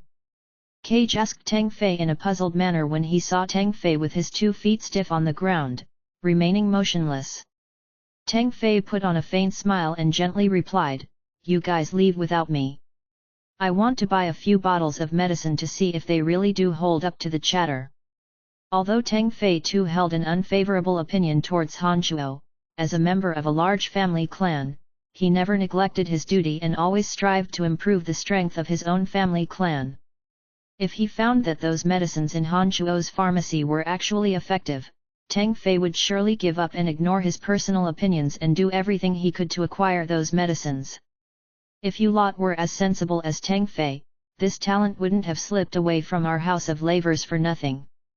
Think about it, just how beneficial it would be for the House of Lavers if those medicines were exclusively provided for our family." Donna sighed and left disappointedly. You actually believe in what that guy sells?" Eve yelled at Tang Fei. She was angry. All these people gathered here for his medicines. They aren't just ordinary people but experts from all big family clans in the city. I don't think that their judgments could be wrong. I may not like that fella one bit, but for the interests of my family, I must stay behind. I'm sorry. Tang Fei replied. He looked down upon this brainless girl. How could you say that? You are such a disappointment. Brother, let's leave. Eve left furiously while pulling her brother Cage. What a retard. If you had half the intelligence Donna has, perhaps that fella would have become a pharmacist working for the Lavers family. Idiot woman, don't make the mistake of thinking I can't lose you. Tang Fei put on a sneer and softly said to himself after Eve left. Right after that, Tang Fei proceeded to cram himself into the queue excitedly. He weighed in his mind if he should spare no effort in establishing a good relationship with Han Shuo and draw a line with Cage and Eve to avoid Han Shuo's hatred. The clamorous noise continued. But thanks to Carmelita, the people stopped cutting in line. All those who entered the Celestial Pearl Pharmacy would leave with both happiness and regret, happiness for obtaining the medicines, and regret for leaving with no more than 3 bottles of the medicine. Before they left, they would exhort Han Shuo to reserve some for them if he had produced a new batch of medicines. Han Shuo laughed and smiled courteously but did not give any guarantees. He watched excitedly as the medicine bottles on his shelves became lesser and lesser while the crystal coins in his hand grew more and more. Miss Jia, I'm really glad that you are not here to cause any trouble. Han Shuo greeted Jia with all smiles when he saw Jia enter his pharmacy with another beautiful woman. Haha, you really know how to joke around. Jia wore a big smile on her beautiful, glowing face as she said pleadingly, in any case, I'm one of your first supporters. Couldn't you spare me a little preferential treatment? Of course. I will give you a 20% discount on any 3 medicines you chose. What do you think? Han Shuo nodded and replied. You rascal! Jia scolded smilingly before she continued with her bright eyes looking straight into Han Shuo's. You know that's not what I mean. I don't need discounts, in fact, I'm willing to pay a premium. You just have to sell all the remaining medicines to us. What say you? Han Shuo knew that members of these large family clans cared little about this bit of crystal coins. He was purposefully teasing Jia. But after hearing her proposal, Han Shuo immediately declined righteously. How will that do? If I sell everything to you, those lining up behind you will get nothing.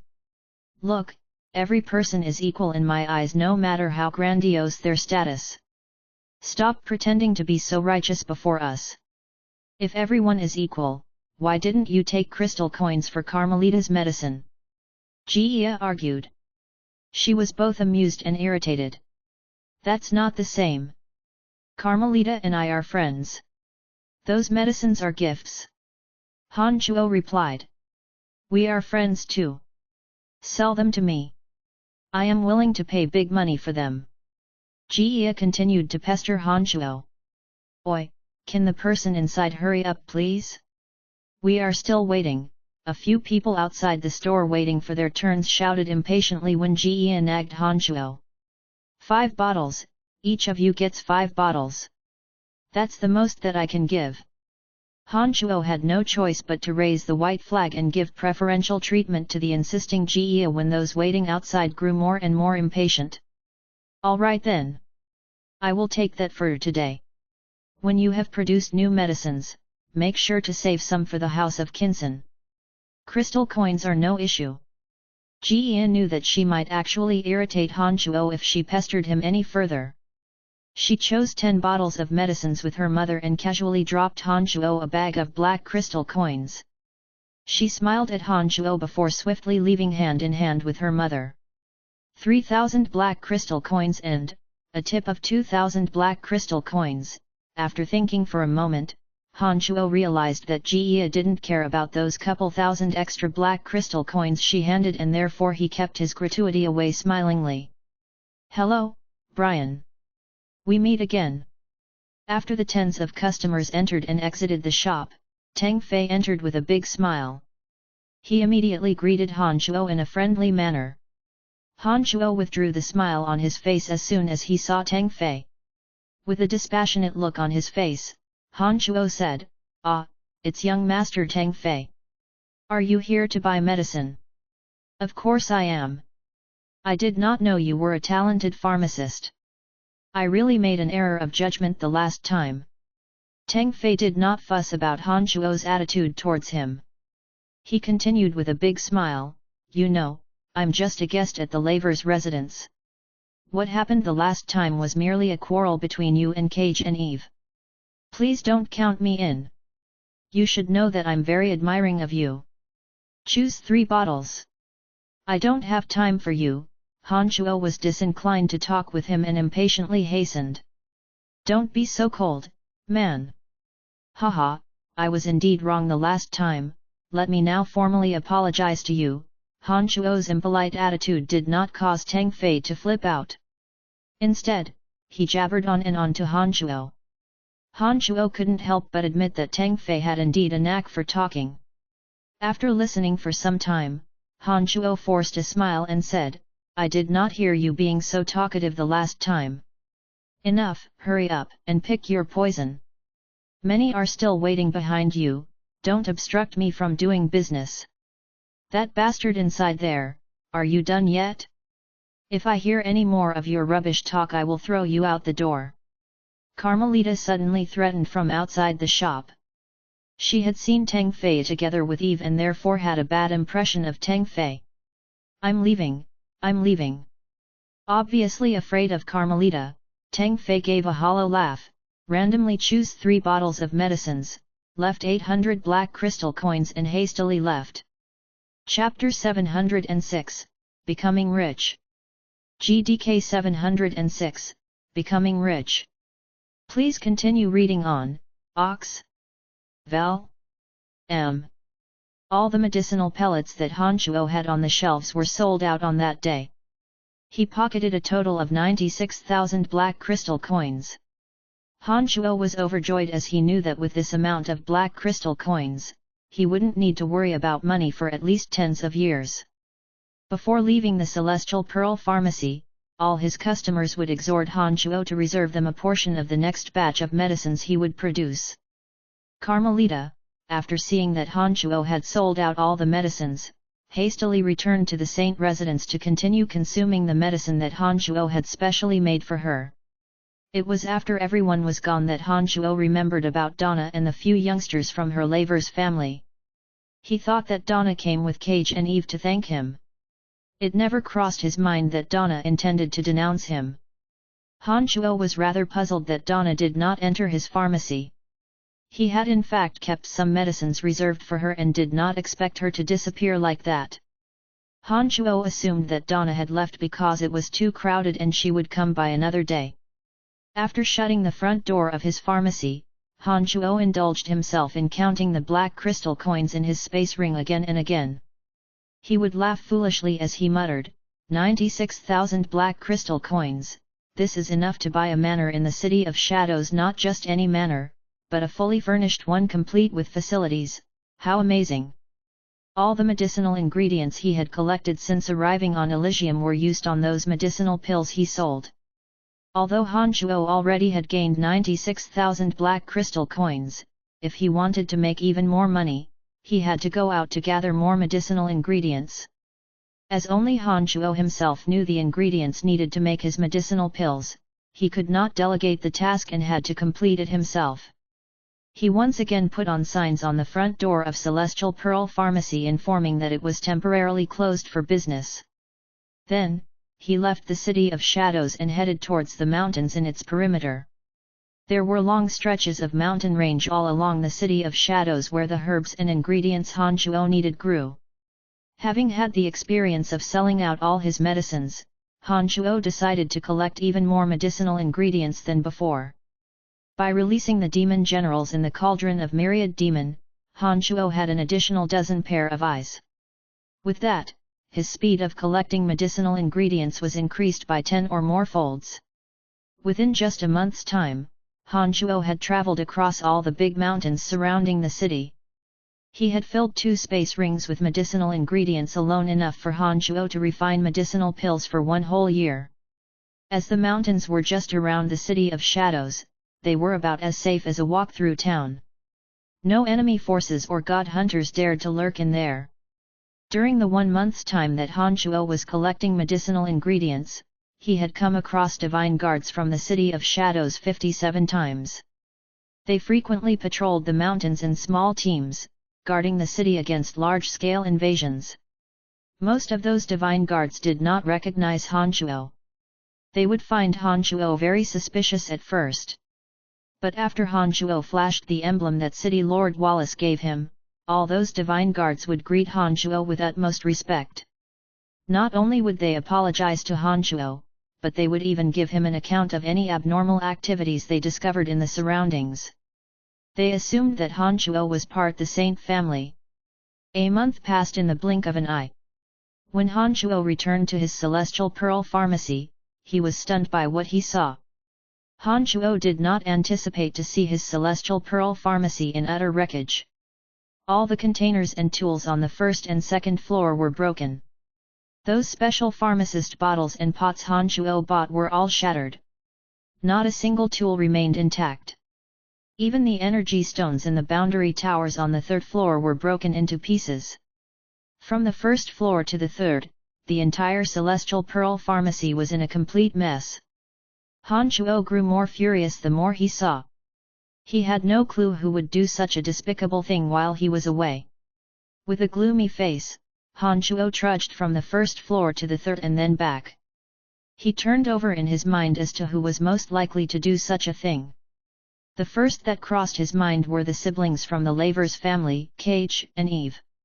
Those two were the first two characters Han Chuo had offended after arriving on Elysium. The other person he suspected was the golden-haired young man called Edmund who first visited his shop with Jia. Back then Edmund intended to destroy his shop but was stopped by Anato's prompt arrival. Other than those few, Han Chuo could not think of anyone else who would want to hurt him like this. He had not stayed in the City of Shadows for long and had made enemy with merely a few people in the city. Han Chuo's return very quickly attracted Anato's arrival. He hurried to the shop with a group of divine guards. When he entered, he saw Han Chuo, wearing a dark face, silently sitting on a chair that was missing a leg. Anato's heart stopped. He forced a smile and hastily explained, "It happened 7 days ago at around midnight. We only returned to the third core at night and therefore didn't see it happen. The shop was like this when we returned on the second day. Found any hints or clues?" Han Chuo leaned back on the broken chair and gently swayed it while questioning Anato with a cold face. Anato shook his head bitterly, saying, "We have been investigating for days but have discovered absolutely no clue left by the criminal. We have no idea who did it. Miss Carmelita has yet to come out from cultivation, and Lord André has instructed that the crime scene is to be preserved until your return. That's why we did not clean up the shop and it is also why those who want to win your favor have not touched anything here." Han Chuo believed that without André's insistence, those nobilities from large family clans who spared no crystal coins to buy his medicines would have started refurbishing the place. They might have even built the place to be even more gorgeous than what it was before the damage. "Do you know about Edmund's background?" After a moment of silence, Han Chuo creased his eyebrows and asked Anato. "He is from the House of Buller. However, he isn't directly related to the Buller family bloodline and doesn't hold much status in the family. That kid was the first to come to my mind after I learned what happened here and I have carefully investigated him. During that period of time, he wasn't even in the City of Shadows. Besides, that kid isn't as bold as you imagine. I believe that after he learned about your relationship with Miss Carmelita, he wouldn't dare to have thoughts of messing with you." Anato gave Han Chuo a detailed analysis. "All right, thank you." After deeply pondering for a moment, Han Chuo finally thanked Anato. "You are most welcome. It's my duty." Anato bowed humbly. He then took the initiative to suggest, "Would you like me to help with redecorating the shop? I know some people in the city who specialize in such work. I will trouble you then. Here are 500 black crystal coins. If it's not enough, just come to me for more." Han Chuo couldn't find any clues from the debris. As Han Chuo intended to continue using the shop for business, he casually handed Anato 500 black crystal coins for him to fix up the place. Anato beat his chest and pledged after receiving Han Chuo's crystal coins, "Rest assured, I will get everything sorted for you nice and clean. All right then, I will leave this mess to you. See you soon." Han Chuo was confident that Anato would get the place fixed properly and so he left the Celestial Pearl Pharmacy. Han Chuo had offended no more than a few people in the City of Shadows. If it wasn't Edmund, it had to be Cage and Eve. When Han Chuo thought of these two, he became even more furious.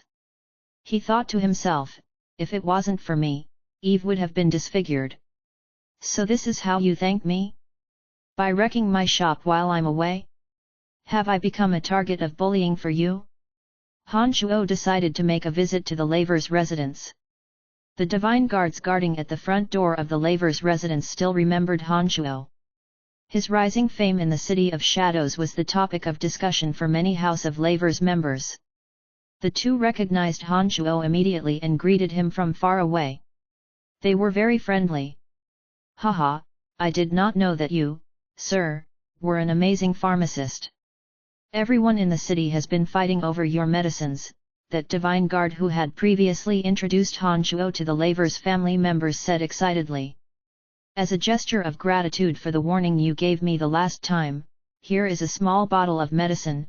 Han Shuo naturally remembered the two cordial divine guards and gifted them 2 bottles of his pill of rejuvenation. Many thanks, the smiles on their faces grew even bigger. They knew just how much a pill of rejuvenation currently valued in the City of Shadows. Just one small bottle of it was equivalent to 3 years of their salaries. It would be strange if they were anything but overjoyed. Are you here to look for Miss Donna? That's unfortunate. Miss Donna has set off for the Space Dominion. She definitely will not return for at least a year, a divine guard explained to Han Shuo somewhat regretfully after carefully keeping away Han Shuo's pill of rejuvenation.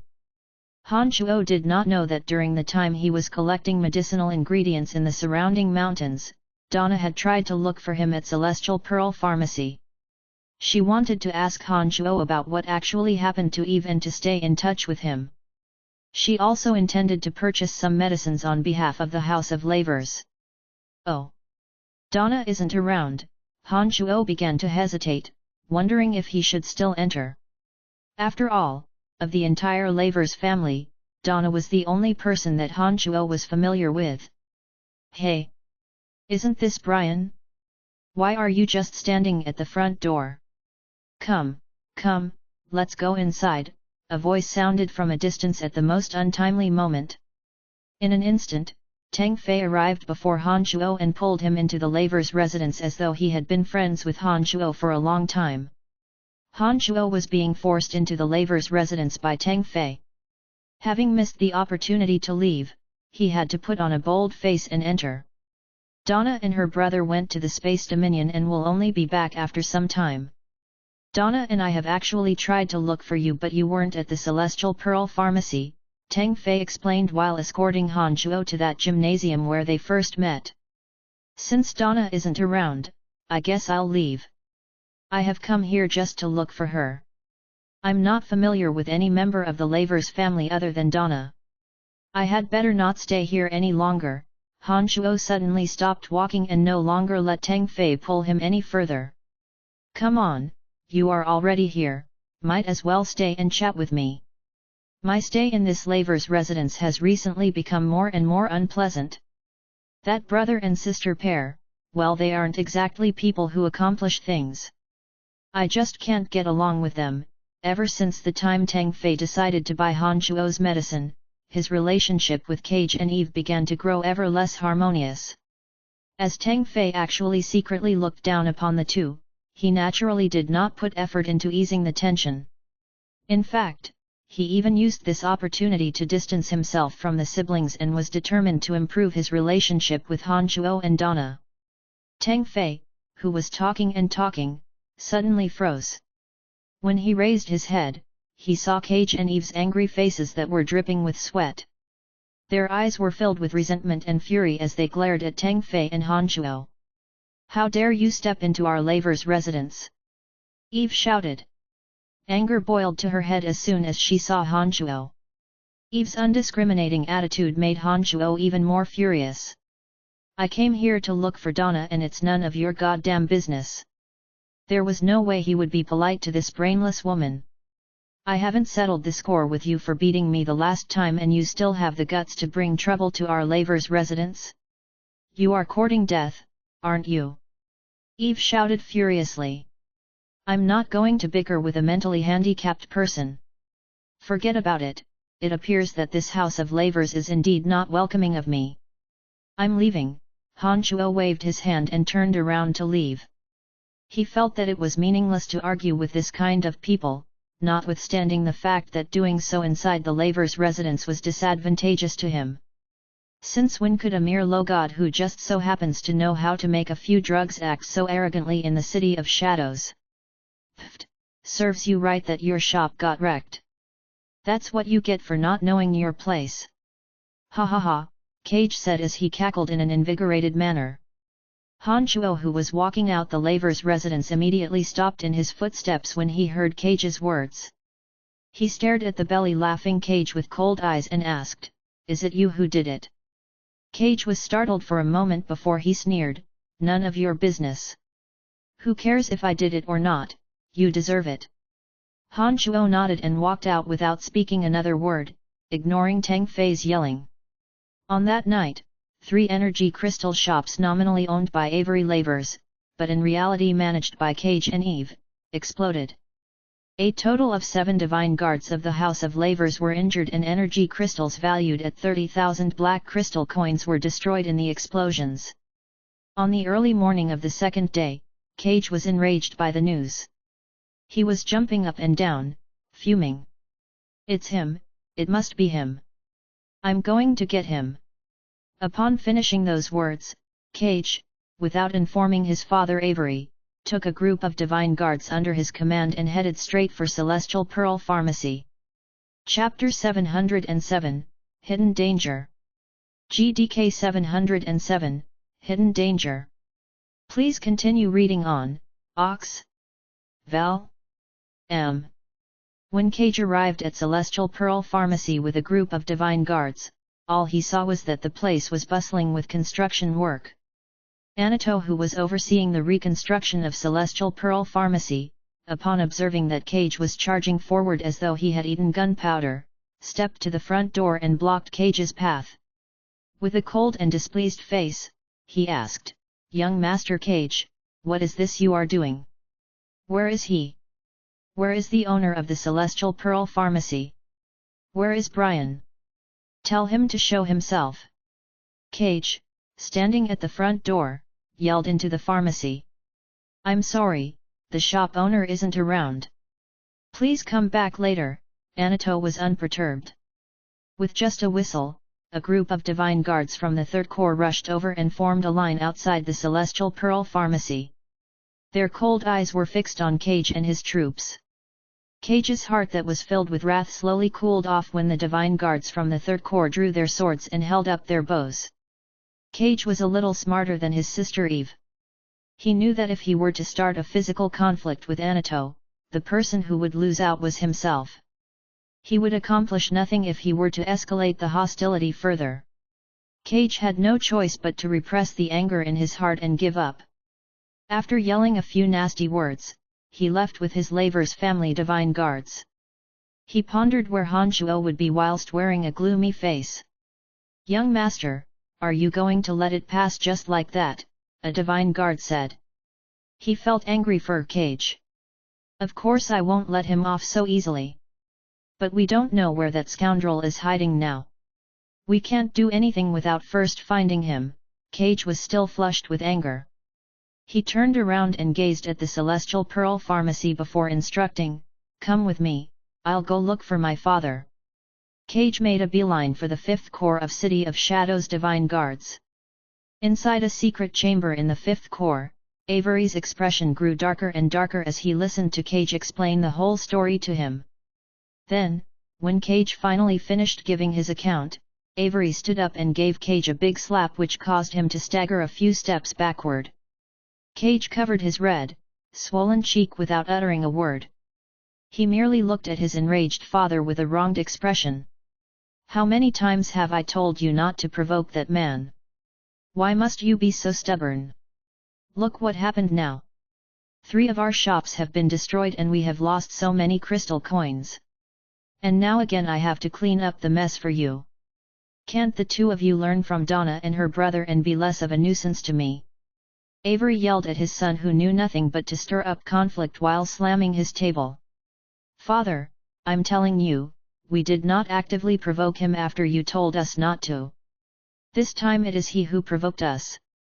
I had merely shouted a few words at him, but I couldn't have guessed that he would be so barbaric to destroy 3 of our shops in one night. He obviously thinks that he can ride on our heads because he has the backing of the House of Saint." Cage said with a voice choking with sobs as though he was wronged. "Did you or did you not order men to wreck his Celestial Pearl Pharmacy?" Avery bunched his brows and sternly questioned. "No, I did not do it. I dare not disobey father's words," said Cage. "Then, are you sure that it was this fella who destroyed 3 of our shops?" Avery continued to question. "It's definitely him. I merely incited him with a few words back at our family residence before he left angrily without saying a word. Then on that very night, all this happened to our energy stone stores. Who could it be if not him? Cage answered in a hateful tone. Avery nodded and waved his hand. He instructed, "Go home and look after your good-for-nothing sister. Do not leave our family residence for the moment. I will handle the matter. You shall not intervene." After a short pause, seeing that Cage was still standing there with his gaping mouth, he shouted furiously, "Did you hear me?" Cage was thrown off balance. He had rarely seen Avery so furious.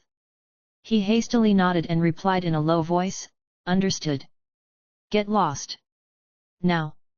Avery grew more furious in his heart to see that appearance of Cage's, and he roared at Cage yet again. Cage, covering his cheek with one hand, scurried out of the secret chamber.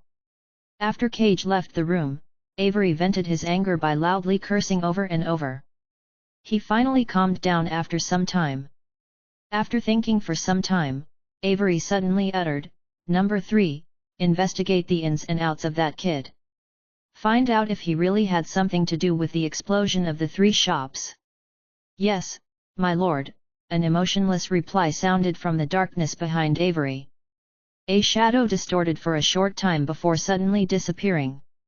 Hanchuo, on the 3rd floor of Celestial Pearl Pharmacy, asked as he watched Anato coming up, "Has he left?" "Yep, he's gone. Don't worry, with us watching over this place, no danger will befall you," Anato replied respectfully.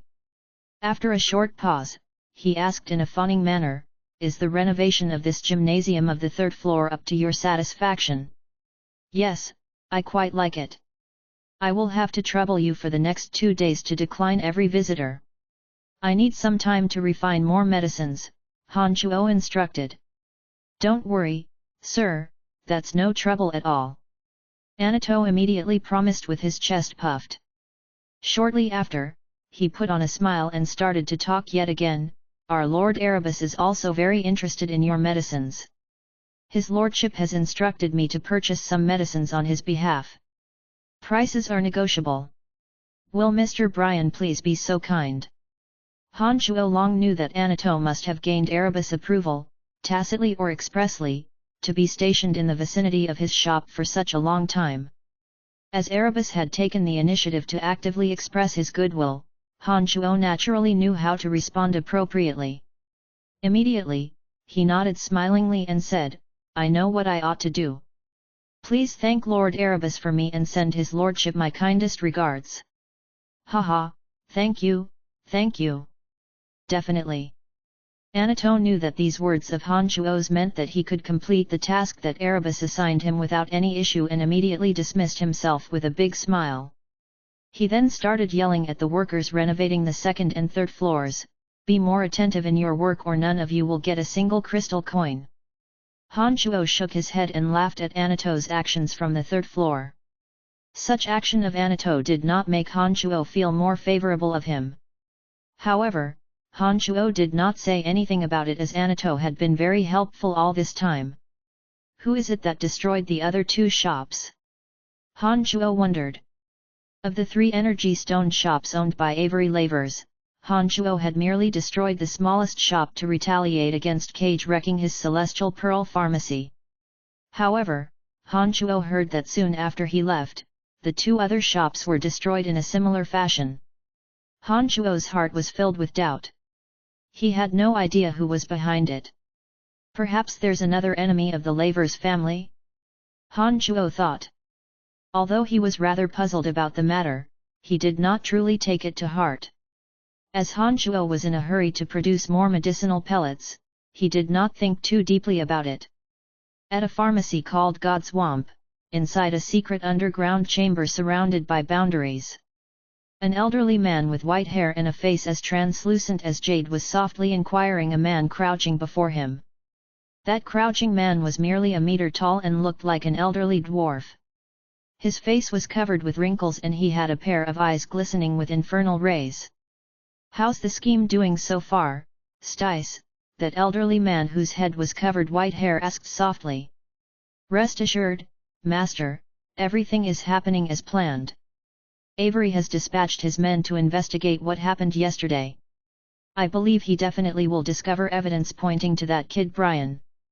Master, should we add fuel to the fire? That dwarf Stice replied respectfully.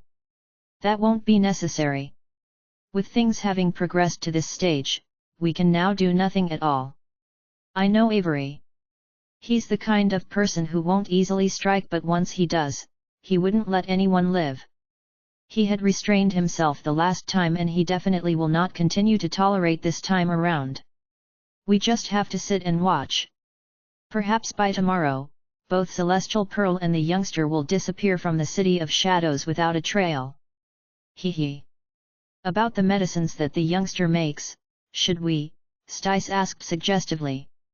The elderly man shook his head. He smiled warmly and replied softly, now is the time to be patient. Once Avery strikes, not only will the youngster forever be gone, Avery will also learn about all the secrets of his medicines. Hee, the House of Lavers isn't good at producing medicine. After Avery obtains those memories, in order to reap the greatest benefit for his House of Lavers, he will look for us sooner or later. After all, not only have we maintained a good relationship with the House of Lavers, we are the largest pharmacy chain in the City of Shadows. Who is he going to look for if not us? Master is indeed the most brilliant. Stice no longer made any more suggestions but praised sincerely. The white-haired old man then waved his hand, indicating that Stice was dismissed. After Stice left, the old man muttered to himself while fondling a chunk of bone in his hand, if the House of Saint takes their anger on Avery for this matter, ultimately provoking a war between the two family clans, that would be perfect. The old man gently caressed that chunk of bone with love as he uttered, Chris, my child, your death will not be in vain. At nightfall, Avery was sitting on the rooftop of the tallest building in the 5th Corps. He squinted his eyes as he gazed at the colorful glow of sunset. Holding a wine cup in one hand and a bottle of wine in the other, he would refill the wine cup for himself and happily chug it down. He did not seem to be bothered by the explosions of his shops by the slightest. Something bad is going to happen.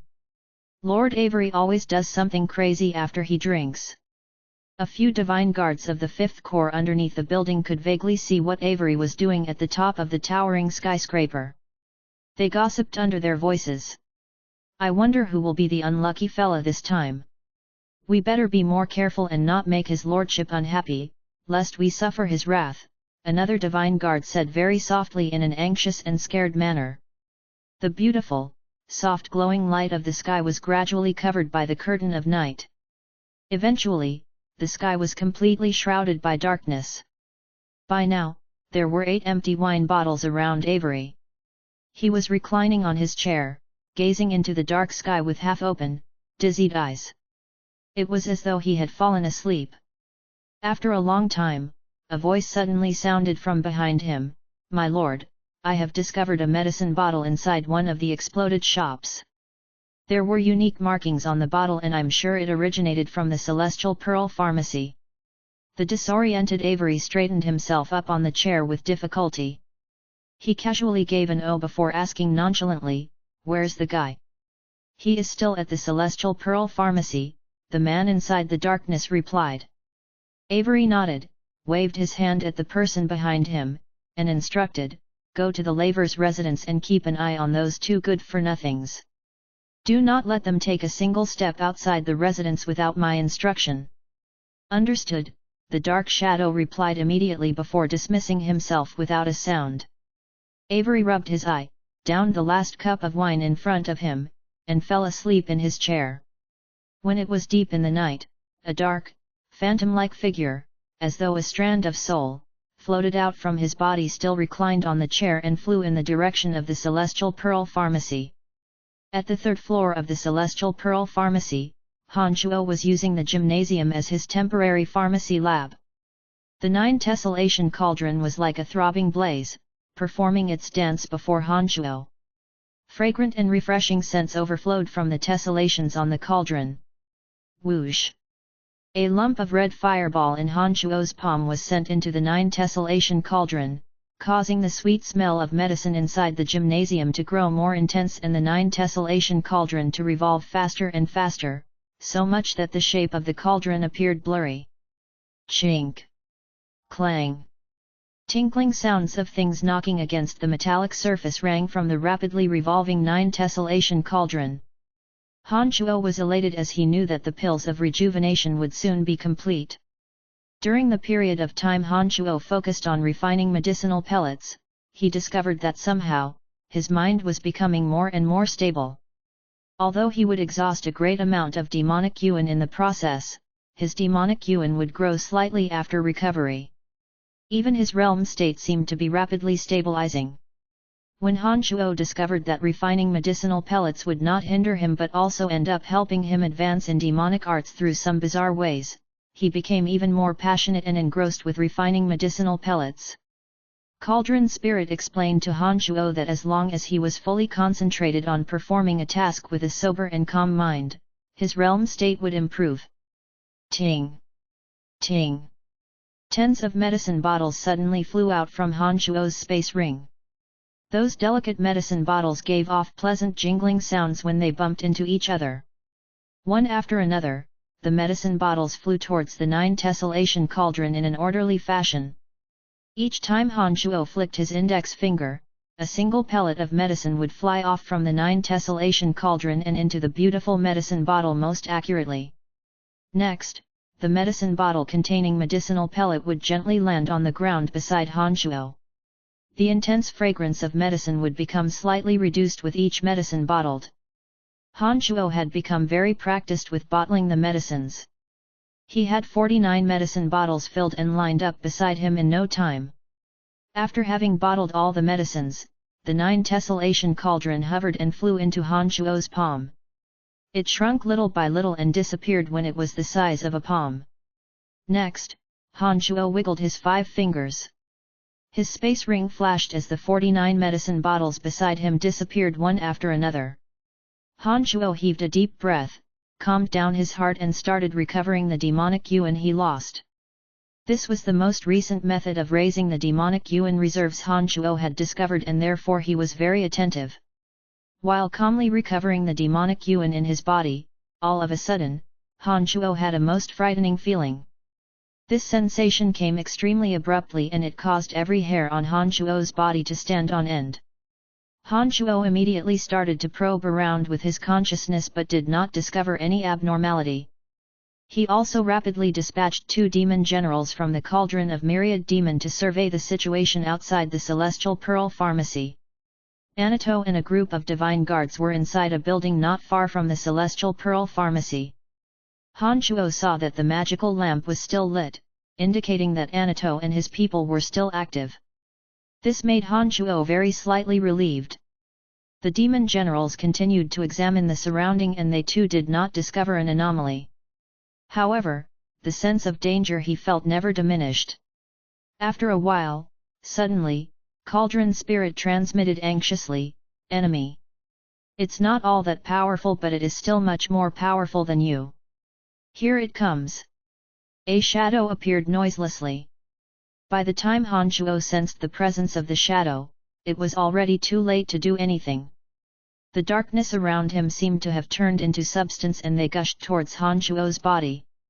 Han Shuo suddenly found himself unable to budge.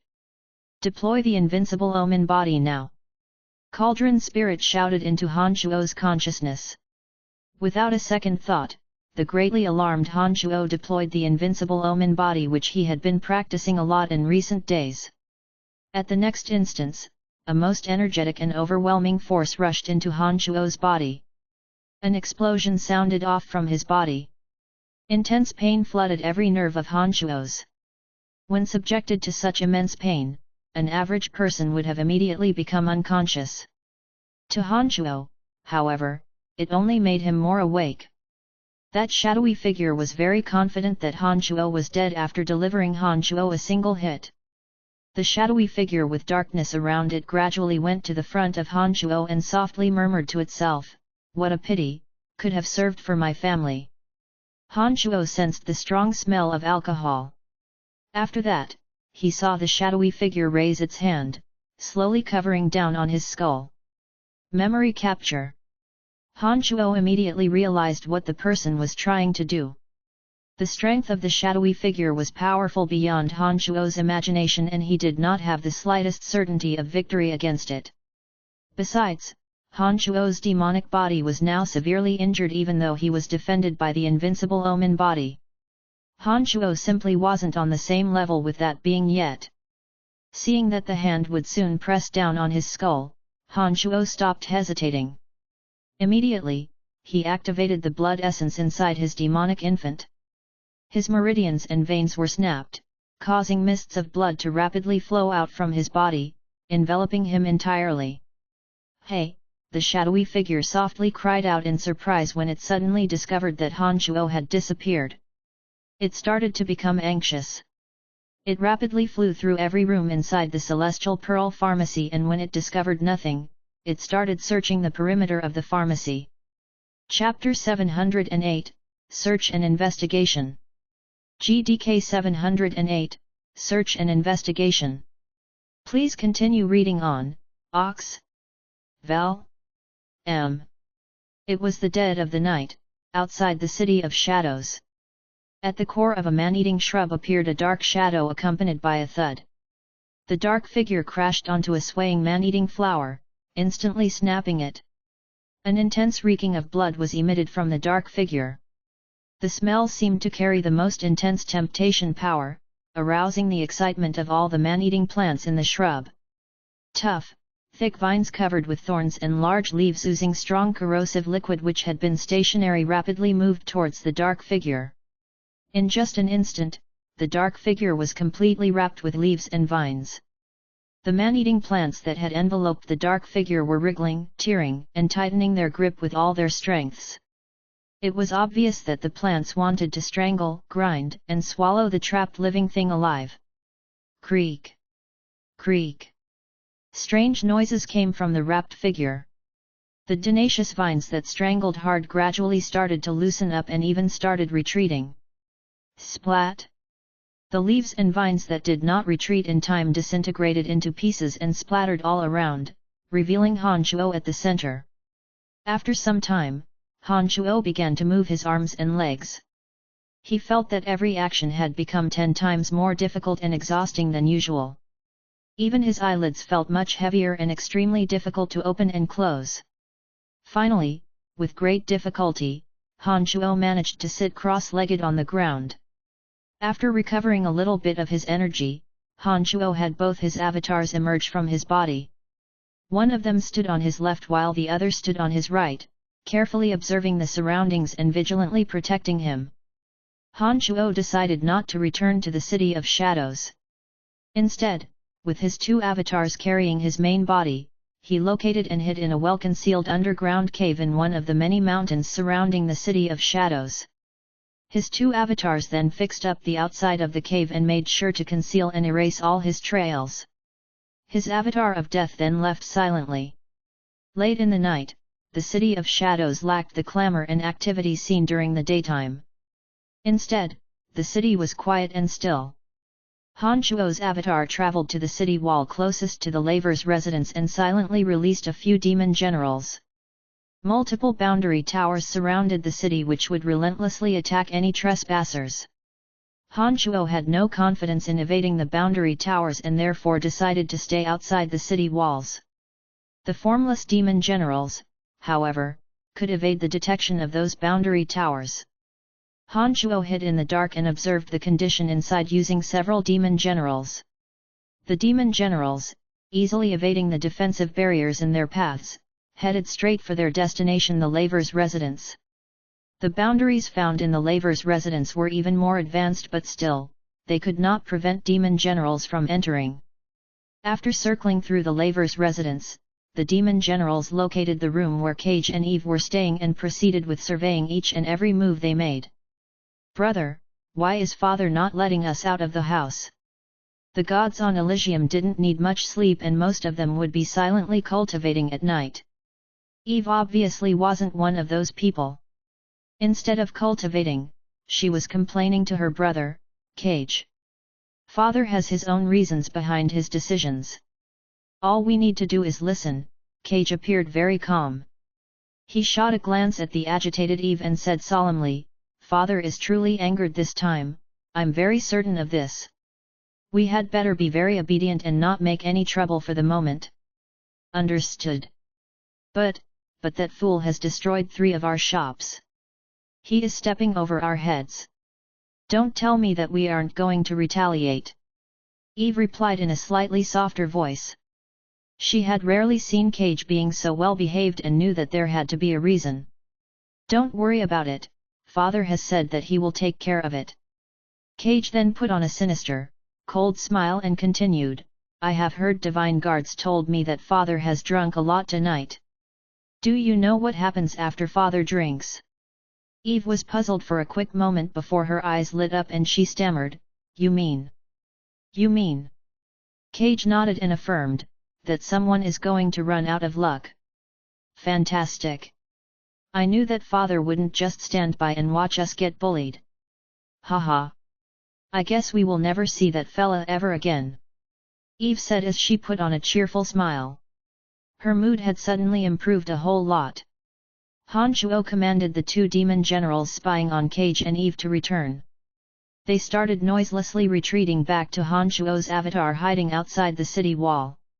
Han Shuo did not continue to probe using his demon generals as it had become obvious to him who was the person that attempted to assassinate him. The strong smell of alcohol on his attacker matched the person discussed in Cage and Eve's conversation. Han Shuo could not be more certain of the identity of his attacker, chief of the 5th Corps, Avery Lavers.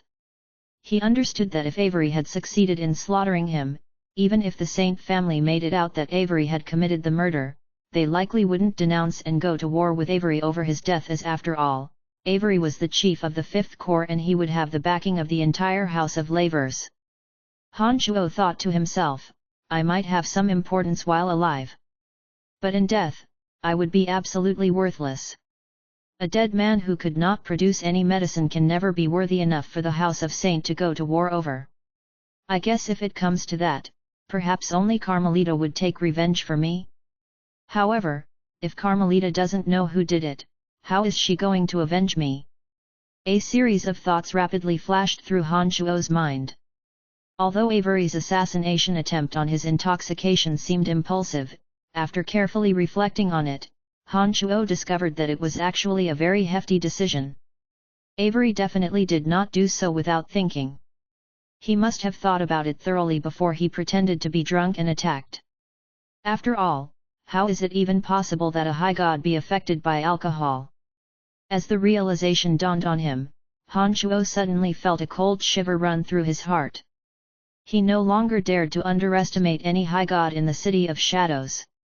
If Amir Avery was this formidable, then the other chiefs of divine guards and patriarchs of large family clans who were mightier than Avery's must be even more terrifying. After Han Shuo calmed his mind and thought about the situation carefully, he came to realize that because everything had been going smoothly with his Celestial Pearl Pharmacy, he had underestimated the experts in the City of Shadows. Especially, he had misjudged just how terrifying Avery and the House of Lavers were, thereby bringing about his near death. Han Shuo gasped in surprise. The demon generals that were retreating from the Lavers' residence suddenly discovered a shadow outside Cage and Eve's room. The shadow had completely fused with darkness and it was moving about as though trying to look for something. "Where is it? I'm sure there must be something nearby. But what is it?"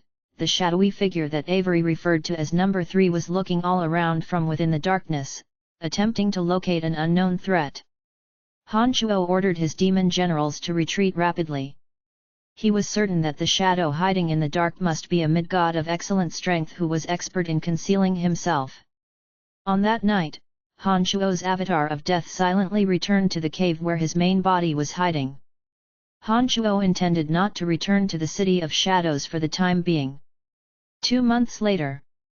Thanks to Anato's efforts, the Celestial Pearl Pharmacy had completed its renovation and it looked brand new. During the 2 months, many from large family clans would come to visit and ask Anato about Han Shuo's whereabouts, desperate to buy more of his medicines.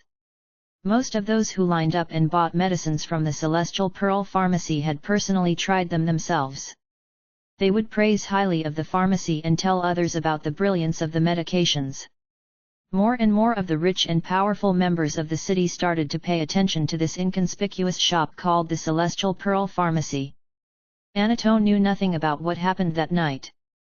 Naturally, he wasn't able to provide the crowd with a good explanation for Han Chuo's mysterious disappearance.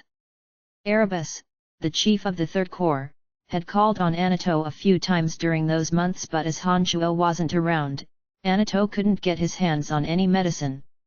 Yet another month had passed. The reputation of the Celestial Pearl Pharmacy grew even greater in the City of Shadows. The large family clans started to grow suspicious about Han Chuo's abrupt and rather lengthy disappearance.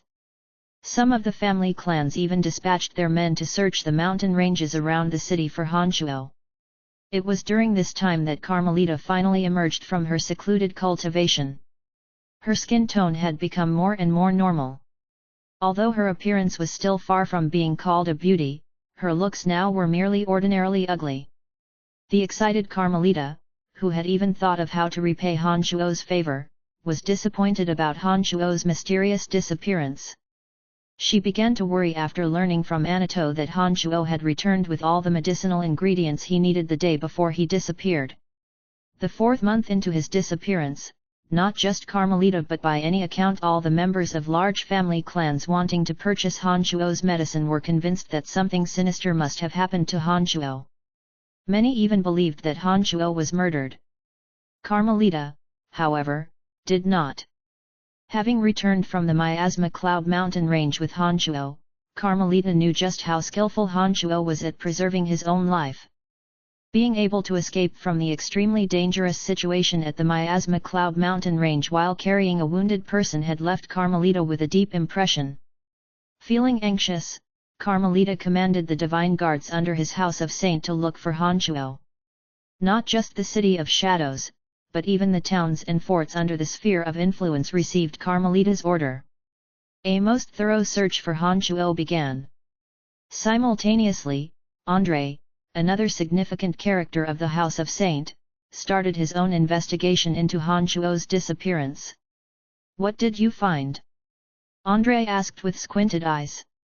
His left pupil turned a dark violet shade, shimmering with ice-cold murder.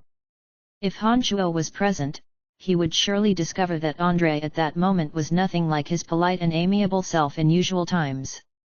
A person whose face was covered by a white mask was crouching before André. Its pair of eyes, not covered by the mask, was as lifeless and empty as the dead. It would give any observer a most uncomfortable feeling. Avery of the House of Lavers drank heavily that night. A toneless voice that seemed to be devoid of all emotions sounded from behind that white mask. "Continue." André gently closed his dark purple eye and looked at the character with only his right eye. On that day, Avery's son, Cage, had been to the 5th Corps. The two had a discussion in a secret chamber with Cage returning to the Lavers' residence soon after that. "He has not taken a step outside the Lavers' residence even till this day." The emotionless voice took a short pause and continued, "However, there are eyewitnesses claiming that Avery did not leave that building of the 5th Corps all night. He had fallen asleep on top of the building after drinking and only woke up at daybreak. He who excuses himself accuses himself. Since there are people who saw him remain out in the open at the top of the building, he must be the one who did it. It seems I have to pay him a visit." André stood up and opened his left eye. It returned to its original dark grey color, the same as his right eye. His entire demeanor also transformed and he was again that gentlemanly and beaming André.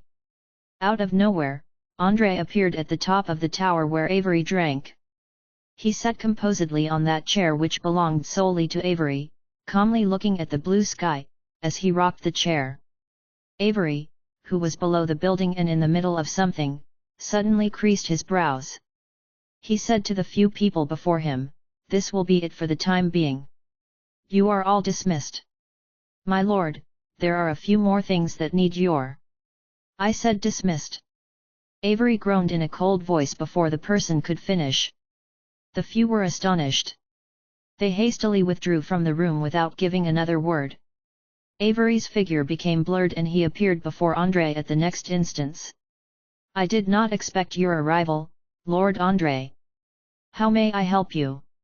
Avery opened and poured a bottle of wine as he said to André. He then handed André a crystal goblet filled with amber-colored liquid, saying, "Fruit wine from the northwest forest of the Life Dominion. Have a taste."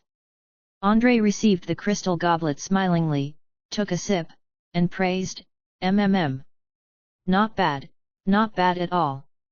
You really know how to enjoy life, don't you?" Avery said nothing but smiled modestly. André downed the goblet of wine. As he gently swayed and stared into the empty goblet in his hand, in a most natural manner, he asked, "So, is Brian dead or is he still alive?" The smile on Avery's face turned stiff and froze in the middle of pouring a cup of wine for himself. After a long while, he resumed the act. He put on a rather bitter smile, shook his head, and replied, "I don't know." Chapter 709, Han Chuo's Counterattack. GDK 709, Han Chuo's Counterattack. Please continue reading on, Ox. Vel. M. André suddenly raised his head. He stared straight at Avery with piercing eyes and said, "You aren't going to tell me that you've got nothing to do with his disappearance, are you?" "No, I'm not denying it. It was indeed me who did it," Avery calmly admitted.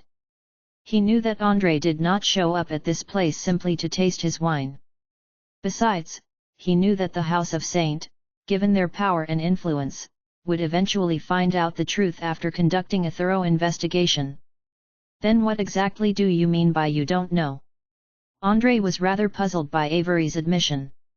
"I don't know if that fella is dead or alive because he escaped," Avery said bitterly before downing a cup of wine. What? André suddenly raised his voice. He stared fixedly at Avery and said, "Are you kidding me? You are the chief of the Fifth Corps. We all know how strong you are. Brian is just a small low god. If you did the job personally, he would either be captured alive or be killed. How could there be a third option?" Facing André's questioning, the look on Avery's face became even more bitter. He shook his head and replied, "Believe it or not, he really did manage to escape. I couldn't make out precisely what kind of energy he used. Before he escaped, I dealt him a blow that he shouldn't have survived. But despite that, I couldn't find his corpse. That's why I said, I don't know." André had a doubtful expression as he stared fixedly at Avery as though trying to make out if Avery was telling an untruth. After a long while, André cracked a grin and said, "I really couldn't imagine that he managed to escape from your hands. But even if you are lying, I doubt you would come up with something as fantastical and ridiculous as this." "Well, if that's the case, the investigation is going to be rather difficult. Lord André, don't tell me you're actually going to continue to investigate if this small little pharmacist is dead or alive." Avery shrugged and said nonchalantly. He poured himself yet another cup of spirit and drank it. "If he had not helped Carmelita, I wouldn't raise an eyebrow even if you killed him 100 times. André coldly groaned and continued, "However, this fella is the best shot we have at improving Carmelita's current condition, not just her looks, but even her queer temperament. I have previously discussed him with you and told you not to aggravate the matter. I'd expected that you'd at least do me this honor. Avery, has your house of Lavers become mighty enough to contend against our Saint family?" "Of course not." Avery lowered his head and answered. He continued with a deep voice, "I have told my kids not to cause that fella trouble. But nonetheless, he blew up 3 of my shops.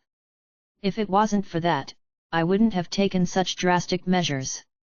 This is not entirely our fault." André stared at the humbled Avery and gently creased his brows as he said, "You did not go to get him in person just for the vengeance of destroying 3 energy stone stores, did you? I know Brian is a very talented pharmacist. I believe the only reason that will motivate you to do the job yourself is for the things inside Brian's head. You did not want anyone but yourself to have those things. That was why you did it in person, isn't that right? Avery became utterly silent after hearing those words. Both of them were acquainted for a long time and knew each other's temperaments well.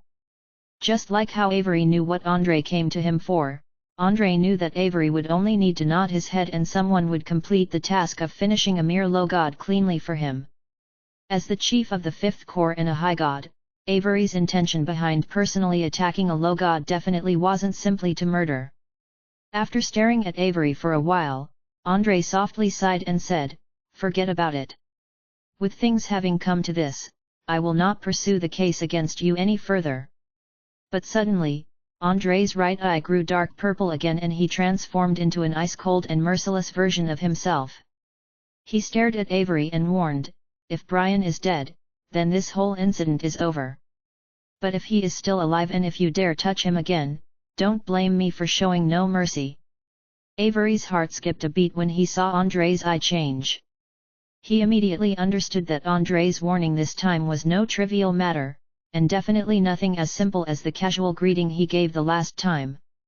After weighing his potential gains and losses, Avery nodded and replied, "Understood. Good. Oh, right, even if Brian is still alive, he cannot pose any threat to your Laver's family. The small bit of strength he had wasn't enough to harm any of your family members, so you may relax about that," Andrei said as he got up from Avery's chair. "All right, it's getting late already. So long." Andrei stepped on empty air and left. When Andrei disappeared into the horizon, the corners of Avery's lips curved to make a slight smile. His figure became fuzzy and at the next instant, he appeared inside a secret chamber at the Fifth Corps. He instructed, "Number 4, go to my residence and inform the two good-for-nothings that their house confinement is over." "Yes, my lord," a cold voice in the shadows answered his bidding and disappeared just like Number 3. Cage and Eve, who had been confined to the Laver's residence for 4 long months, cheered when they learned that they had finally regained their freedom of movement. For Cage and Eve, this pair of siblings who were accustomed to traveling everywhere, not being able to take a step outside the Laver's residence for 4 months had nearly bored them to death. "Brother, that fella has disappeared for 4 months.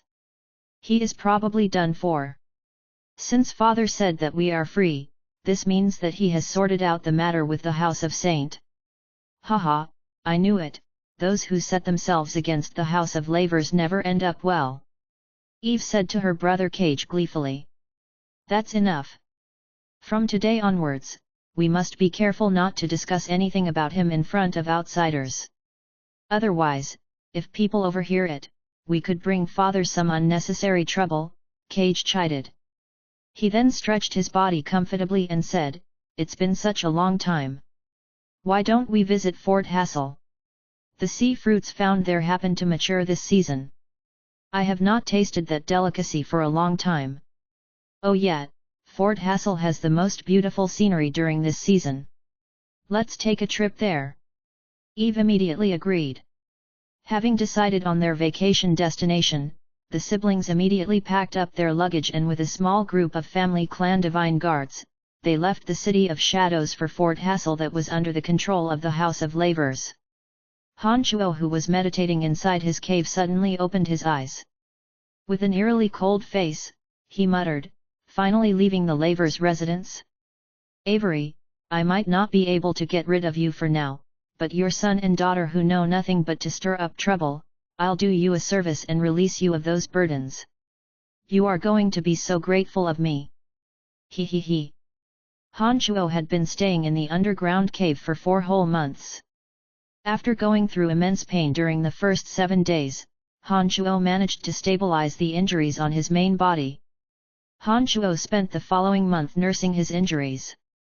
With the help of his medicinal pellets, Han Chuo managed to reconnect the meridians and bones in his main body. Thanks to his cultivation of indestructible omen body, his demonic body became much more tenacious and was forged to become even more abnormally resilient. That was the reason why Han Chuo could recover completely from his injuries in just 3 months after deploying demonic blood disassembly. After his recovery, Han Shuo did not rush to leave the underground cave. He dared not to show himself in the City of Shadows as he was afraid that Avery might try to assassinate him yet again. After failing the last time, Han Shuo believed that if Avery was to strike again, he would be even more unrelenting. Perhaps Han Shuo might not even be given the chance to deploy demonic blood disassembly. Hence, Han Shuo stayed in hiding all along, silently observing the activities of the Lavers family. He was like a viper curled in the dark, waiting for the perfect opportunity to strike.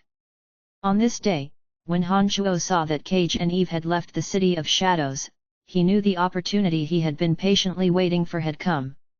The journey from the City of Shadows to Fort Hassel took approximately 7 days. Cage, Eve, and a group of their House of Lavers divine guards rode in an airship to get to their destination. Han Shuo knew that this was not the moment to strike.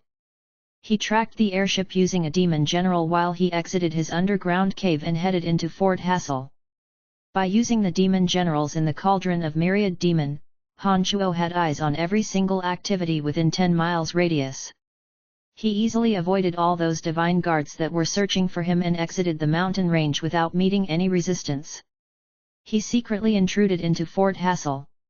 On the morning of the 8th day, Han Shuo appeared at a vast ocean at the north of Fort Hassel. This piece of the ocean called Poseidon's Tears was one of the most beautiful places to be found near the City of Shadows. At this time of the year, the plants at the depths of the ocean would be blooming with strange but beautiful flowers. Some of the flowers and petals would fall off and drift with the current. The ocean scene would not just appear exceptionally beautiful, but it would also be filled with enchanting scents. Of the flowering sea plants, there was a species with large petals that would produce sweet and delicious fruits. The sea fruit was a seasonal delicacy that foodies would never miss. Therefore at this time of the year, this place called Poseidon's Tears would attract large crowds of tourists from the City of Shadows, especially youngsters. This year was no exception. When Han Shuo arrived at the sea and spread out his demon generals, he discovered that the tiny islands all over the sea were filled with young men and women. Cage and Eve were on a small island with verdant, lush greenery and small but beautiful vacation houses. Colorful sea flowers were blooming in the water all around the small island. It was a beautiful scene. Fort Hassel was a territory of the Lavers family. As scions of their family clan, they got the island with the best scenery and views. For the first 3 days, Cage and Eve had been staying on the island and were never far from the divine guards that came with them. Han Shuo couldn't find any opportunity to strike. But on this day, Cage and Eve got bored with staying on the island. They decided to swim and dive around the island as well as gather some ripened sea fruits. As the ocean was a territory of the House of Lavers, the two did not think that danger would befall them. They did not allow divine guards to follow behind them. "Brother, let's go in separate ways and see who gets the biggest sea fruit." Eve very much enjoyed her vacation here. She had forgotten about all the pain that Han Shuo had brought her following his apparent death. She threw herself into the embrace of the ocean. Cage agreed enthusiastically. He was thinking about collecting some extra sea fruits so that he could give them some to someone he fancied after returning to the City of Shadows. The young master and young lady of the Lavers family went in 2 different directions, towards the regions where the sea flowers bloomed brightest. When Eve landed among a field of sea flowers, for no apparent reason, she thought about Teng Fei who she used to adore. When she remembered Teng Fei's handsomeness and tenderness, she felt rather nostalgic. She remarked resentfully, "That wretched rascal. He's not reliable at important times. Why am I still thinking about him?" Then, yet another person floated into Eve's mind. Her mood suddenly soured and she cursed, "Ever since I was born, no one has ever dared slap me in the face. Serves you right that you are dead." Eve rubbed her eyes and looked at the person in front of her somewhat puzzlingly. She mumbled to herself, "Why am I thinking about him, and why hasn't he disappeared from my mind? Miss Eve, I'm glad I'm still on your mind." "Hee," Han Shuo said to Eve with a suspicious grin. He had covered the surrounding sea with banner of hallucination beforehand. He even talks? Hallucinating. I'm hallucinating. It seems that he really has left a big impact on me. That wretched thing, Eve mumbled to herself as she looked at Han Shuo. Yes, this is all a hallucination. When you die later, you won't be feeling any pain. Han Shuo's smile turned stone cold and the scene around them suddenly transformed. The banner of hallucination was activated. The countless gods that were killed by Eve's bad temper were all revived in an instant. They were dragging their own intestines, rotten from head to toe, oozing with fouling blood, or munching their broken arms. Don't come! Don't come any closer, Eve screamed at the top of her lungs. The terrifying scene around her caused her to tremble, shout, and cry. Oh, killed quite a lot, haven't you? Hee, perhaps even death cannot expiate your evil deeds. Han Shuo sneered. He did not rush in immediately taking Eve's life. Instead, he coldly watched as Eve cried miserably in her hallucination, slowly being tormented. Han Shuo waited until Eve was completely terrified when she had completely lost her mind and kept on crying and laughing before he finally attacked. With a slash of the demonic blades, Eve's head detached and rolled off her body. Blood spurted from her severed neck and sprinkled on the blossoming sea flowers, giving them an exotic retouch. Eve's divine soul was collected away by Han Shuo. She would soon become one of the demon generals inside the cauldron of myriad demon who would forever be bound by Han Shuo. Decent strength, but unfortunately, she never truly experienced big setbacks. Her mind was too weak. Can't even resist the hallucination of the banner of hallucination. It appears that although these members of large family clans have great strength, they lack the strength of mind, Han Shuo mumbled to himself and kept away his banner of hallucination. He proceeded by silently diving towards Cage. Back when Han Shuo was in the underground world of Profound Continent, Donna, Bolton, and the others used to fall into hallucinations. All of them, even Donna who had terrifying power, were affected by their hallucinations. From then on, Han Shuo understood that although those large family clan members on Elysium could have greater strength than he does, their hearts and minds were not as unswerving as his. A heart not tempered by constantly facing the possibility of death was weak and would easily be affected by hallucinations. Eve was only the latest person to confirm Han Shuo's hypothesis. Soon enough, Han Shuo arrived on Cage's side. Compared to his sister Eve, Cage's mind was slightly more tenacious. He did not try to run from his hallucinations in a flurry. Instead, he attacked the madman. It was obvious that Cage too was very much affected by the hallucination. He could not determine what was real and what was a product of his own imagination. Han Shuo knew he could finish off this hallucinating Cage using just the energy of his avatars. Hallucinations were, after all, imaginary. No matter how rapid or ferocious Cage's attacks were, the hallucination would remain. It is only with a heart as firm and resilient as a boulder that one could break free from what only exists in their minds. Obviously, Cage was far from being able to do so. Hence, Han Shuo merely sat and watched as Cage wasted his divine energy to the hallucination. Cage was trying to conceal the fear in his heart by wildly launching attacks. But clearly, it was futile. Shoo! Get lost! I can kill you all again! Cage shouted sternly to embolden himself as he continued to mount attacks. Gradually, Cage felt that his movements were getting heavier and heavier while his head was getting dizzy. It was only at this point in time that Cage seemed to realize something. But it was too late because Han Shuo had finally made a move. Han Shuo suddenly got beside Cage and threw a punch containing the most ferocious force aimed at his head. Han Shuo ignored this and took 30 bursts of Cage's powerless attacks before his punch landed in Cage's skull. Splat! Cage's head burst apart, spraying his blood and brain matter everywhere. Han Shuo then collected Cage's divine soul, removed all evidence that might incriminate him, and left satisfyingly. He did not forget to put away his banner of hallucination. With that, both the son and daughter of Avery Lavers died to Han Shuo. Although Han Shuo didn't know if Avery would figure out that it was he who murdered his children, he was not afraid. Han Chuo had taken Avery as his most formidable enemy and planned on having a prolonged fight against Avery. But still, there was one thing that Han Chuo regretted. From that day onwards, his relationship with Donna wouldn't be as friendly, and there might even come a day that they became enemies. Han Chuo had always tried to avoid this situation, but in the end, regrettably, he could not. Chapter 710, Green Fire Swamp. GDK 710, Green Fire Swamp. Please continue reading on, Ox. Val. M. City of Shadows. 5th Corps. A divine guard wearing a panic-stricken face rushed into a room where Avery was doing paperwork and immediately crouched on the ground. Anxiously panting, he said, My lord. It's bad.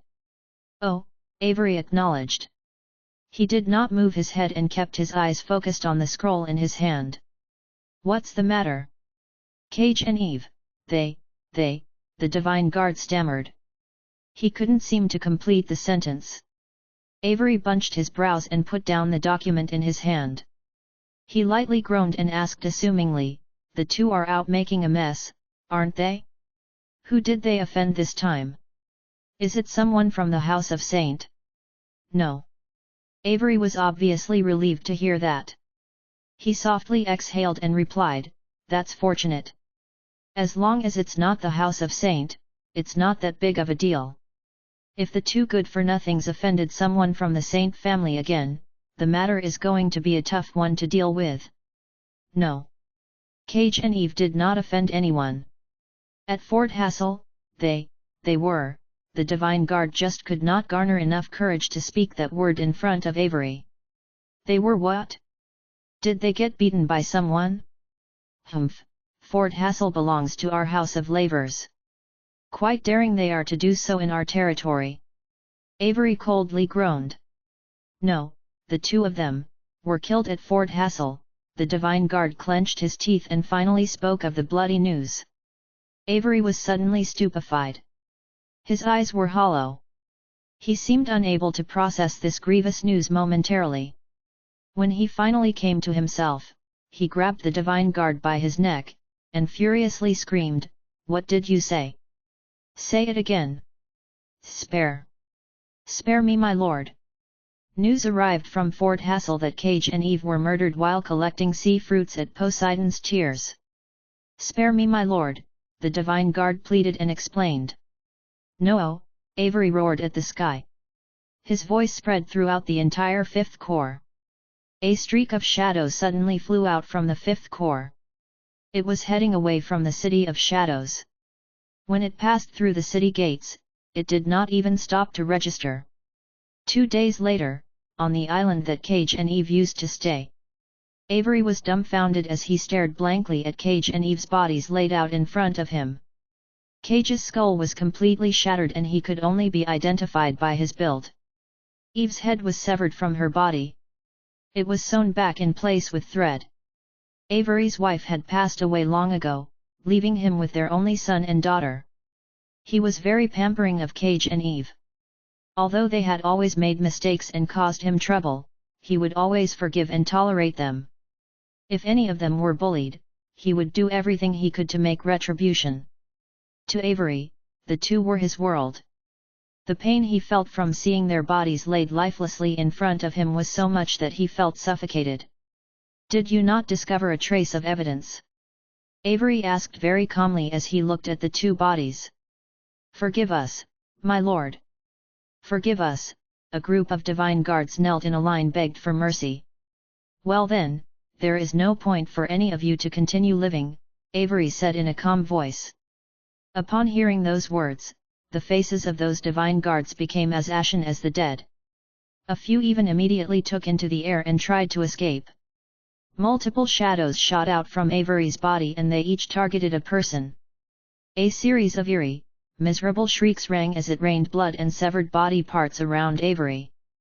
Not a single one of these divine guards who came to Fort Hassel with Cage and Eve escaped Avery's brutal slaughtering. None of them landed with an intact corpse. Who could it be? Avery mumbled to himself, completely ignoring the intense reeking of blood and body parts scattered all around him. Could it be him? But he is only a low god. Even if he staged a sneak attack, he still could not have been able to evenly match Eve and Cage, especially Cage. He couldn't fall to the sneak attack of a low god. Who could it be? Who have I offended recently? After thinking for a while, he suddenly furrowed his brows and put on a malevolent face, and muttered, Carmelita has been searching for that runt. If Andre knew it was me, then perhaps she learned of it as well. This foul oaf is absolutely mad and has a close friendship with that fella. Eve had previously insulted her. Could she have done this? Should be, has to be her. Number 3. Avery shouted. Yes, a response sounded from Avery's shadow that was cast under the hot sun. Investigate the recent activities of Carmelita and keep a close eye on her. Report back to me as soon as you discover anything. Avery instructed. Understood, a straightforward reply was heard. Soon after, a shadow separated from Avery and disappeared into the beautiful ocean. At the northwest of Fort Hassel was Greenfire Swamp. There, Han Shuo was hiding among the leaves of an overgrown tree. The Greenfire Swamp was an enormous swamp several thousand square miles in size. There would be faint, green flames burning on the swamp throughout the year, hence the name Greenfire. After making observations, Han Shuo concluded that the source of the green flames was in fact natural gas found inside the swamp being released and combusted. He also noted that the natural gas in this place was not quite the same as the kind he was familiar with. Besides the different color, this gas could burn for much longer. Perhaps this was the reason that green flames could be found in this swamp all throughout the year. The Greenfire Swamp housed all kinds of magical beasts with astonishing strengths but poor intelligence. There were also a few non-human, high-intelligence species living there such as the trios Han Shuo had seen back at the Abyss Realm, and humanoids with eagle-like wings sprouting from their backs. Other than the green flames and swamps present everywhere, this place also contained some mountains and rivers containing beautiful energy crystals with unique functions. In addition to energy crystals, the Greenfire Swamp also yielded all kinds of medicinal ingredients that pharmacists needed. Thus, for this reason, the Greenfire Swamp was no quiet place. The energy crystals and medicinal ingredients within had attracted many gods from small towns and forts around the swamp to come to extract the natural resources and gain profit. The presence of these gods, subsequently, attracted a special group of people. They were there neither to extract ores, nor to collect medicinal ingredients, but to prey and hunt for other gods. They were god hunters. Han Shuo had come to Greenfire Swamp purely by coincidence. After murdering Cage and Eve, Han Shuo discovered that the divine guards on the island had basically lost their minds. They were all activated and dispatched to search and question every person on the island who might be remotely related to the murder. If the divine guards were to discover him, Han Shuo believed that it would take no time for Avery to connect his son and daughter's deaths to him. The Greenfire Swamp was some distance away from Fort Hassel and was sparsely populated. It was a most suitable place for him to hide. Soon after he arrived at Greenfire Swamp, through his demon generals, Han Shuo was shocked to discover that a pharmacist collecting medicinal ingredients there had been murdered by a god hunter. But after carefully observing, he became much more at ease as he learned that the god hunters were not particularly powerful and did not hunt in large packs. Not only was Han Shuo at ease, but he was also elated because he got the chance to be a hunter himself to hunt the god hunters. The incident of nearly being assassinated by Avery was a wake-up call for Han Shuo. He understood that the scheme of forming his own family clan in the City of Shadows merely by accumulating wealth and to fully rely on Carmelita and House of Saint for protection was a deluded pipe dream. If he wanted to truly gain a foothold in the City of Shadows, he had to do much more than that. It was only by becoming mightier and gaining strength that no family clan would dare look down upon that he could protect himself and his wealth and stand firmly in the City of Shadows. Otherwise, all he had would be as insubstantial as a house of cards. After Han Shuo came to realize this, he made it his highest priority to raise his strength. Increasing the realm of demonic arts usually required running into some sort of fortunate encounter. It was very difficult to ascend through the realms merely through a short burst of effort and cultivation. However, this was not the case for Han Shuo's avatars, especially his avatar of death. As it had previously absorbed the divine soul of a mid-god, this avatar of his needed only to gain sufficient divine energy, and making breakthroughs would come with ease. After having exhausted all his divine essences of death, the fastest way to continue advancing his divine energy was to engulf that of another cultivator. Han Shuo had previously overcome the negative effects of engulfing divine energy and therefore wasn't afraid of becoming addicted again. Although Han Shuo couldn't just slaughter any random person he met, as his conscience wouldn't allow him to, he certainly didn't feel the same way about other god hunters. This was why Han Shuo did not immediately leave after discovering the presence of a few god hunters in Green Fire Swamp and became rejoiced. With his senses extended by the use of demon generals, Han Shuo became one of the most terrifying hunters in the Green Fire Swamp. Two mid-god god hunters cultivating in the energy of death became Han Shuo's first target. His prey were a man and a woman. The man looked to be in his 30s while the woman looked around 40 years old. Needless to say, this was in reference to the mortals on Earth and Profound Continent. Their actual ages were certainly far, far higher than that.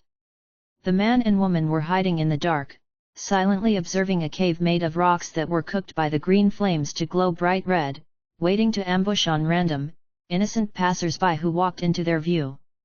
Funnily enough, they were not aware that they were being stalked by Han Shuo. Han Shuo had eyes on the pair for 3 days. The female was a mid-stage mid-god while the male was an early-stage mid-god. They had attacked twice during the 3 days and managed to engulf the divine energies of an early-stage low-god and a mid-stage low-god who went to extract energy ores in the cave. "Faria, are you sure about that?" the man softly asked. "Do not question my observations. The energy undulation on that little girl is abnormally intense. She must be carrying a high god divine weapon with her. If we can get the divine weapon, we will be rich," that woman named Faria said, licking her lips. Her eyes were bursting with lights of greed and cruelty. "High god divine weapon? Hee hee. That would be wonderful," the man laughed and suddenly asked, "And how old is the girl? What does she look like? You should know about my fetish, hee hee. God's sake, Grussy. I don't care what you want to do, but put it off until we get the high god divine weapon. If you interfere with my business in any way, you won't see any mercy from me." Faria softly cursed. After waiting for a long while, a beautiful little girl who appeared to be around 10 years old suddenly walked out from the cave. She had fair skin, purple hair that trailed over her shoulders, and a pair of purple eyes that were filled with frigid coldness. Although she looked like a doll, she did not appear adorable, as the air of coldness she carried was too intense. In fact, she appeared rather unkind. Grussy suddenly began to heave heavy breaths when he saw the girl. His face was flushed with excitement as he softly squealed, "A beauty! An absolute beauty! I like! Her bodyguards haven't caught up to her yet. Now is the best time to nab her. Move!" Faria too was clearly very excited, but her interest was only on the divine weapon possessed by that little girl. 2 trails of sinister radiances suddenly shot out from a spot of darkness. A domain of divinity of death abruptly shrouded that little girl. They went grabbing at her excitedly. "Oh no! This is way too soon." During the 3 days that Han Shuo stalked the pair, he did not interfere with their assaults but used those opportunities to observe and get a clear understanding of their strengths. But this time, when he saw that this beautiful little girl about to fall into their treacherous attack, he finally decided to step forward to rescue her. Han Shuo did not expect that the two would be so hasty in attacking her. However, at the very next instance, something completely unexpected happened. A splendid and dazzling curtain of light bursts from the little girl with the eerie complexion. A most bizarre energy field was emitted spontaneously. The light curtain was like a nuclear plasma grinder that could pulverize all matter. Faria and Grussi were transformed into bloody mist and fine bloody particles that were sprinkling everywhere before Han Shuo could even tell what happened. What a beautiful scene! A warm smile blossomed from the little girl's cold face as blood sprinkled down and drenched her petite figure. She then mumbled to herself, "There seems to be one more person." Chapter 711, Mysterious Little Girl. GDK 711, Mysterious Little Girl. Please continue reading on, Ox. Val. M. At the next instance, Han Shuo, who was hiding in the dark, suddenly felt that his body was being restrained by some kind of unique energy field. A certain revolving energy winded around him, making him feel as though he was trapped in the most viscous mud. It was also at this time that the little girl, drenched in blood, cast her ice-cold purple eyes at the lush tree he was hiding in. The little girl's cute dress appeared as beautiful as red roses after being stained by fresh blood. That, however, was overshadowed by the chilling aura that she emanated. Instead of adorable, she appeared extremely terrifying. Han Shuo, who had been silently observing the situation beneath him, couldn't make out exactly what energy that little girl used, but was certain that the energy did not belong to any of the 12 fundamental forces. Han Shuo found the girl to be extremely unique when he saw her shred 2 mid-gods into bits in an instant and even appeared to enjoy it. "Mister, you do know that there are caterpillars crawling on the tree, right?" the little girl said in a teasing voice. Her purple eyes shone as though she could see through all the obstacles before them. Han Shuo's heart sank. He knew that his location was fully exposed to the little girl. Han Shuo turned over in his mind for a moment before he forced a smile and flew down from the tree. Maintaining a distance from her, he immediately explained, "I'm not with them, please don't misunderstand." "Not with them? But that doesn't make much of a difference. You have witnessed me commit murder." She looked at Han Shuo with an innocent pout, but her voice was colder than liquid nitrogen. "You intend to kill me?" Han Shuo stared blankly for a moment before he asked with a slight grin. "Well, yes. Terribly sorry about this," the little girl apologized and bowed at Han Shuo slightly. Next, she started to float in his direction. A most bizarre energy field suddenly shrouded the space around him. This energy field was completely different from a domain of divinity. It doesn't alter the distribution or amount of elemental energy in the space, but fills it with countless vortexes that were hardly visible to the naked eye. Those vortexes contained strange energies that seemed to be able to twist and shred all that entered. Han Shuo's acute consciousness immediately detected the changes to the surrounding space when the energy field took shape. The numerous and densely packed vortexes may have been hardly visible to the naked eye, but Han Shuo could clearly detect their precise locations as well as their motions by using his wonderfully sensitive consciousness. The little girl was not affected by the vortexes in any way. Her body had passed through many of those vortexes unharmed as she glided towards Han Shuo. However, Han Shuo knew that those vortexes contained terrifying energy, which was evident by how brutally the 2 mid-gods were killed. The vortexes in the energy field started to move and revolve as they constricted towards Han Shuo. Han Shuo calmly stared at the little girl slowly approaching him. As the area he could move about became smaller and smaller, Han Shuo suddenly turned into a shadow. He escaped from a small open region at high speed while elongating and shrinking his body. By deploying body change to the ultimate, Han Shuo managed to bore out from the constantly constricting swarm of vortexes. Han Shuo took a gentle breath and adjusted his mind to the most optimal stand. He landed in the blood pool where the little girl previously stood and casually took the 2 yet to dissipate mid-god souls into the cauldron of myriad demon. He then turned to look at the rather astonished little girl and said coldly, "We have no quarrel with each other. But if you attack again, I will fight you until one of us die." That little girl did not anticipate that Han Shuo could easily escape from the energy field she created, and she seemed to see a mysterious veil draped over Han Shuo. She gently bunched her brows as though considering if she should attack again. A moment later, she gently nodded her head, and said in a cold voice, "There is an unknown type of energy on you, one that I have never seen before. We indeed have no quarrel with each other. You may leave." Han Shuo was even more shocked to hear those words, as he did not expect that this little girl could make out the demonic arts that he had been concealing. With that, Han Shuo grew even more cautious about her. "Master, leave this little girl. She is much more terrifying than the one who attacked you the last time." Cauldron Spirit warned in Han Shuo's consciousness. Although Han Shuo wore the same expression on his face, his heart was as tumultuous as the sea during a storm after hearing Cauldron Spirit's words. He looked deep into the girl's eyes, nodded, and disappeared from the place without saying a word. "That little girl, are you sure she is more formidable than Avery?" Han Shuo asked Cauldron Spirit. He remained astonished about the fact even after leaving the place. "Yes, I have deduced that from her life force. In addition to that, she has something strange inside her. It should be a so-called divine weapon in this universe. That divine weapon contains strange energy, but it is pretty decent," Cauldron Spirit explained to Han Shuo. The Cauldron of Myriad Demon, as the ultimate weapon of demonic arts, even as it had exhausted the millions of demon generals it used to possess during its glory days, was not one to be easily impressed. If it said that the divine weapon the little girl possessed was decent, then the divine weapon would be truly extraordinary. Han Shuo became even more resolved not to provoke the little girl.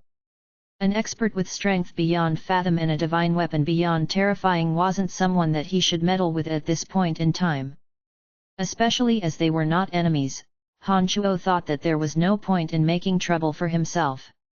After Han Shuo's first targets were slaughtered by that little girl, Han Shuo had no choice but to look for another target. After 2 days, Han Shuo found a god hunter cultivating in the energy of death with early-stage mid-god strength. This time, Han Shuo's hunting went without a hitch. Given the current strength of Han Shuo's demonic arts and the enormous coverage area of his demon generals, there was no way that the god hunter could resist Han Shuo's sneak attack. Han Shuo again had the chance of experiencing the wonderful sensation of having another's divine energy flowing into his body. Although it was possible to consume the divine energy of another person cultivating in the same energy, the beneficiary could not obtain all the divine energy that the benefactor possessed. In reality, the beneficiary would only inherit approximately 10% of the benefactor's divine energy, if not less. The divine energy that others had gained through arduous cultivation, after all, belonged to themselves. A portion of their divine energy would always remain in the cultivator's skin, flesh, organs, and bones. Those could not be taken. On top of that, the process of consuming another's divine energy was very inefficient. It didn't matter how skilled the god hunter was at devouring divine energy. When the prey was being devoured, he would not be able to control the divine energy in his body. Although this allowed the predator to absorb and take the prey's divine energy, a greater portion of the prey's divine energy would be lost to heaven and earth through his eyes, ears, nostrils, mouth, hair, and every pore on his body.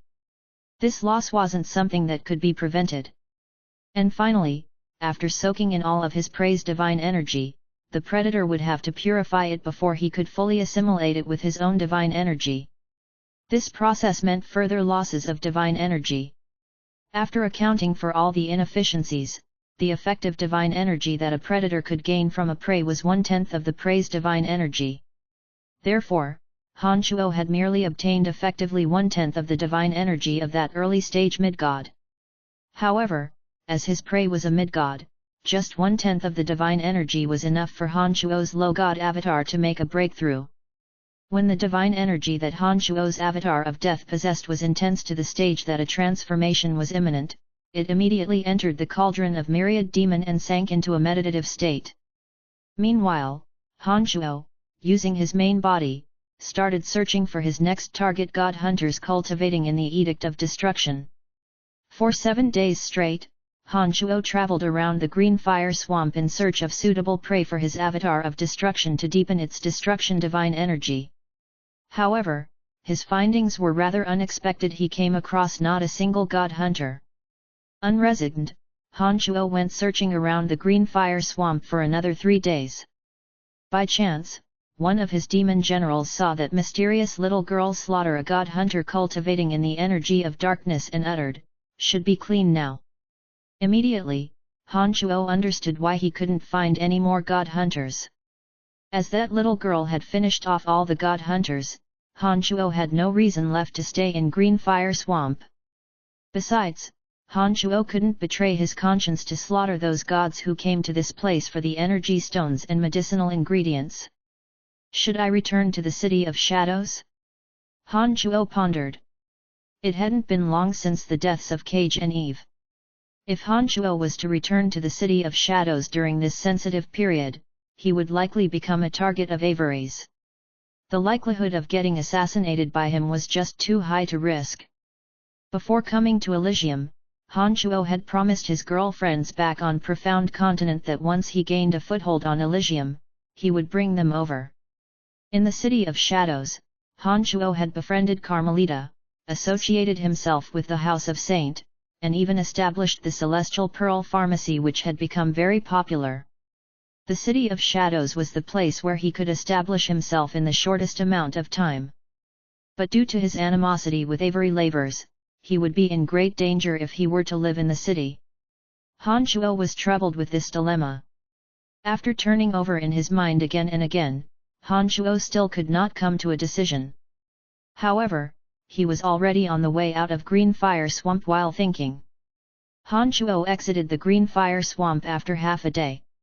He slowly traveled in the direction towards the City of Shadows.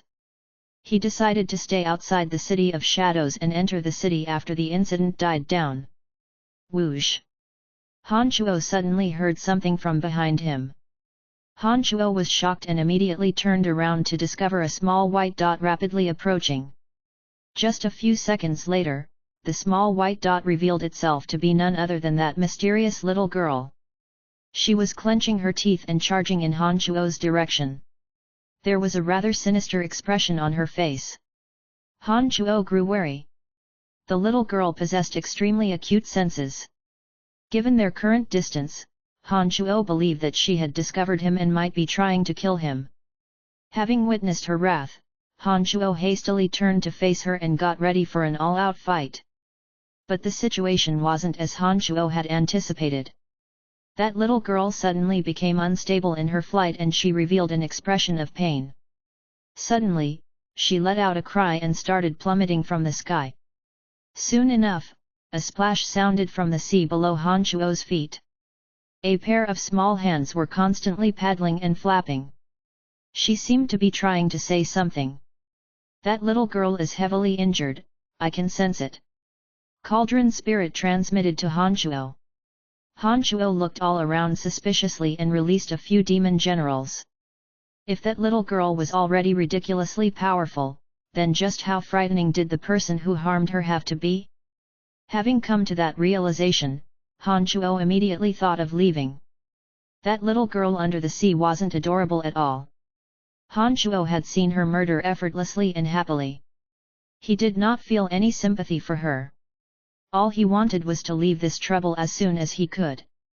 Save! Save me! The girl managed to barely lift her head above the water and shouted at Han Chuo as he looked on coldly. She gazed at him with pitiable eyes.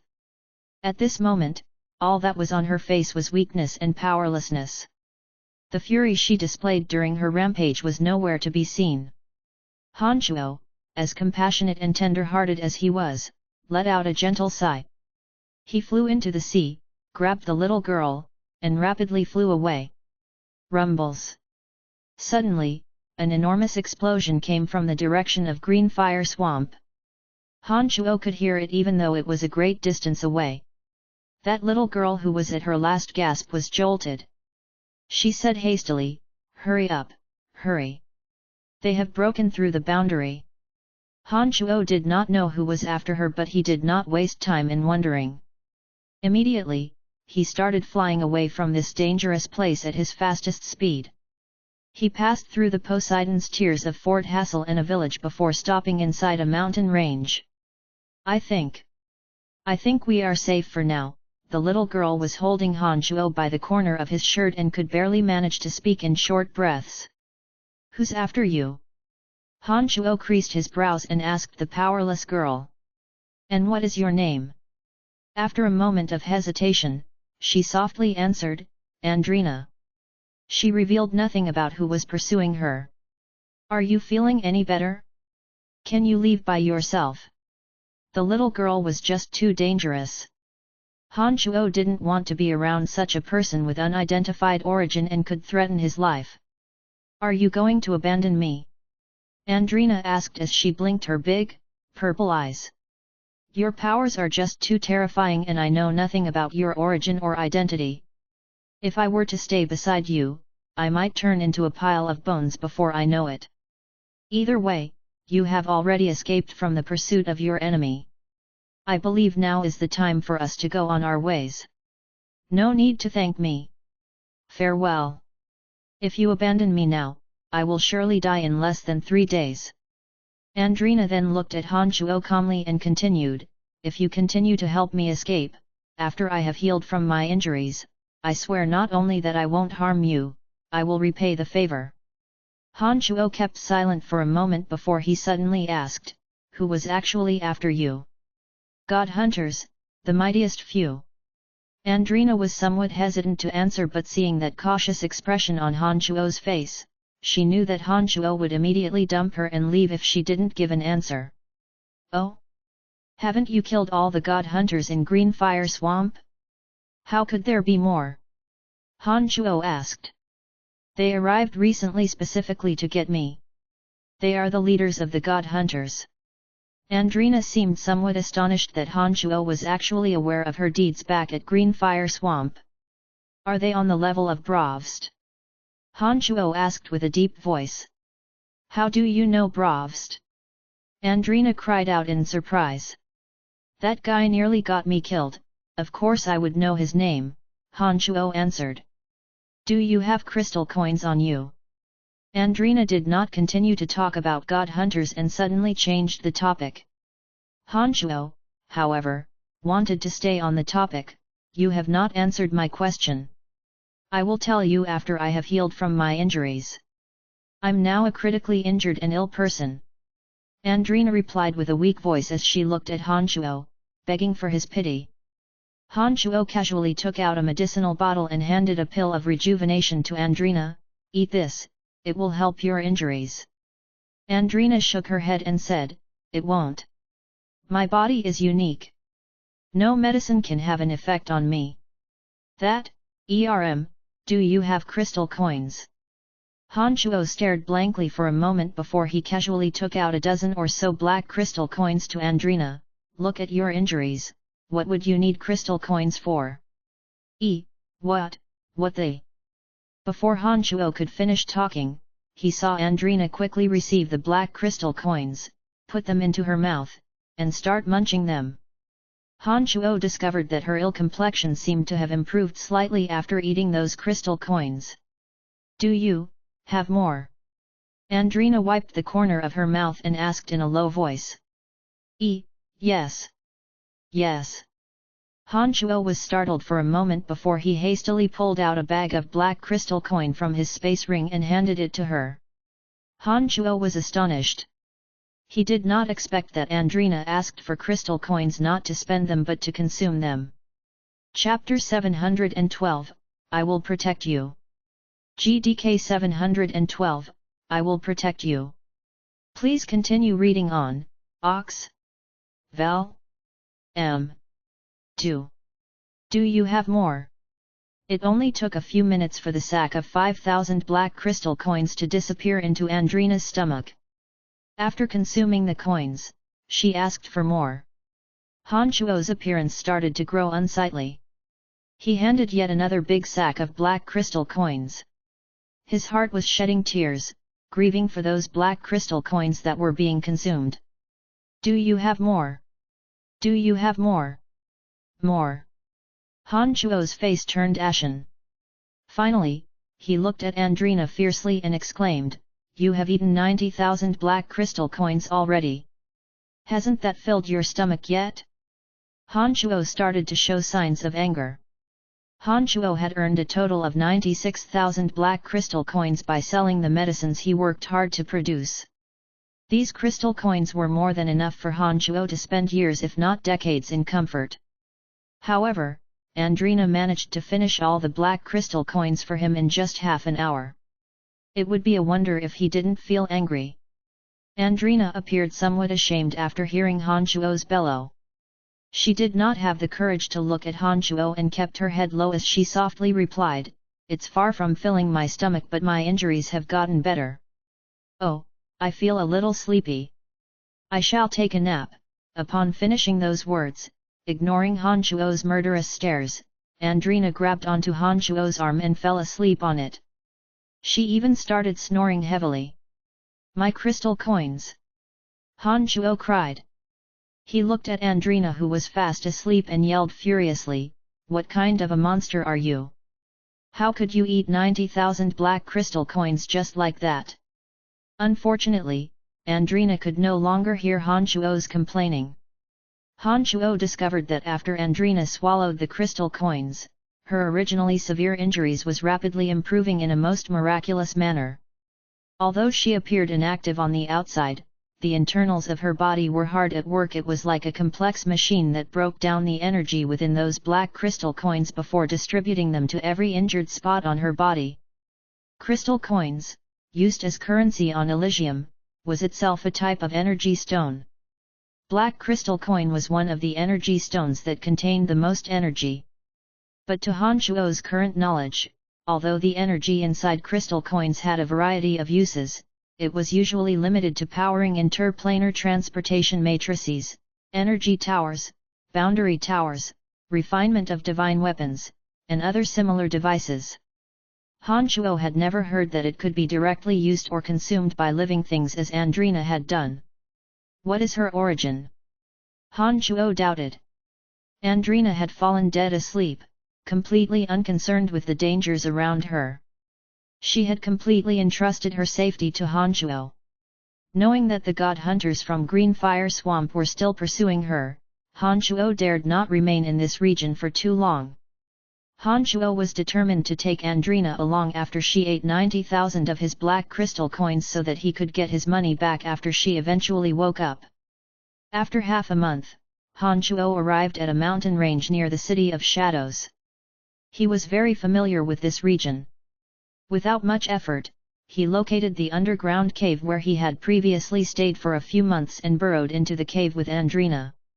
During the half a month Andrina spent in hibernation, her body had been extremely busy with energies flowing all around. A healthy tinge of redness began to return to her pale face and her heavily injured body appeared to have healed significantly. However, Han Shuo was rather annoyed that Andrina showed no sign of waking up even after sleeping for half a month. The City of Shadows was right before them, but it didn't seem appropriate for Han Shuo to enter the city with a little girl who was deep asleep and unconscious. However, if Han Shuo was to leave her alone in this place and if someone else was to discover her, her fate would be grim. Besides, Andrina still owed Han Shuo 90,000 black crystal coins and Han Shuo wasn't going to leave her before she reimbursed this enormous sum. For the lack of a better option, Han Shuo stayed in the underground cave with Andrina. All three of his bodies would cultivate while waiting for Andrina to awaken. During this time, Han Shuo had been monitoring things happening above the ground using his demon generals. From the chatter of those divine guards who patrolled the mountain range, Han Shuo learned a little about the current climate in the City of Shadows. Avery, who lost his only son and daughter, used the influence and power of his fifth core and the House of Lavers to the fullest. He started investigating every person with the remotest possibility of murdering his children. During this period of time, there wasn't a night that those who had animosity with the House of Lavers and Avery himself could sleep soundly. They had to live in constant fear.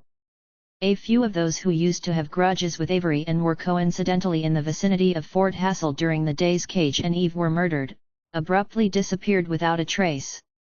The patriarchs of all big family clans in the City of Shadows understood that Avery was growing somewhat psychotic during this period of time. They would warn members of their family clan not to provoke Avery, who had lost all rationality.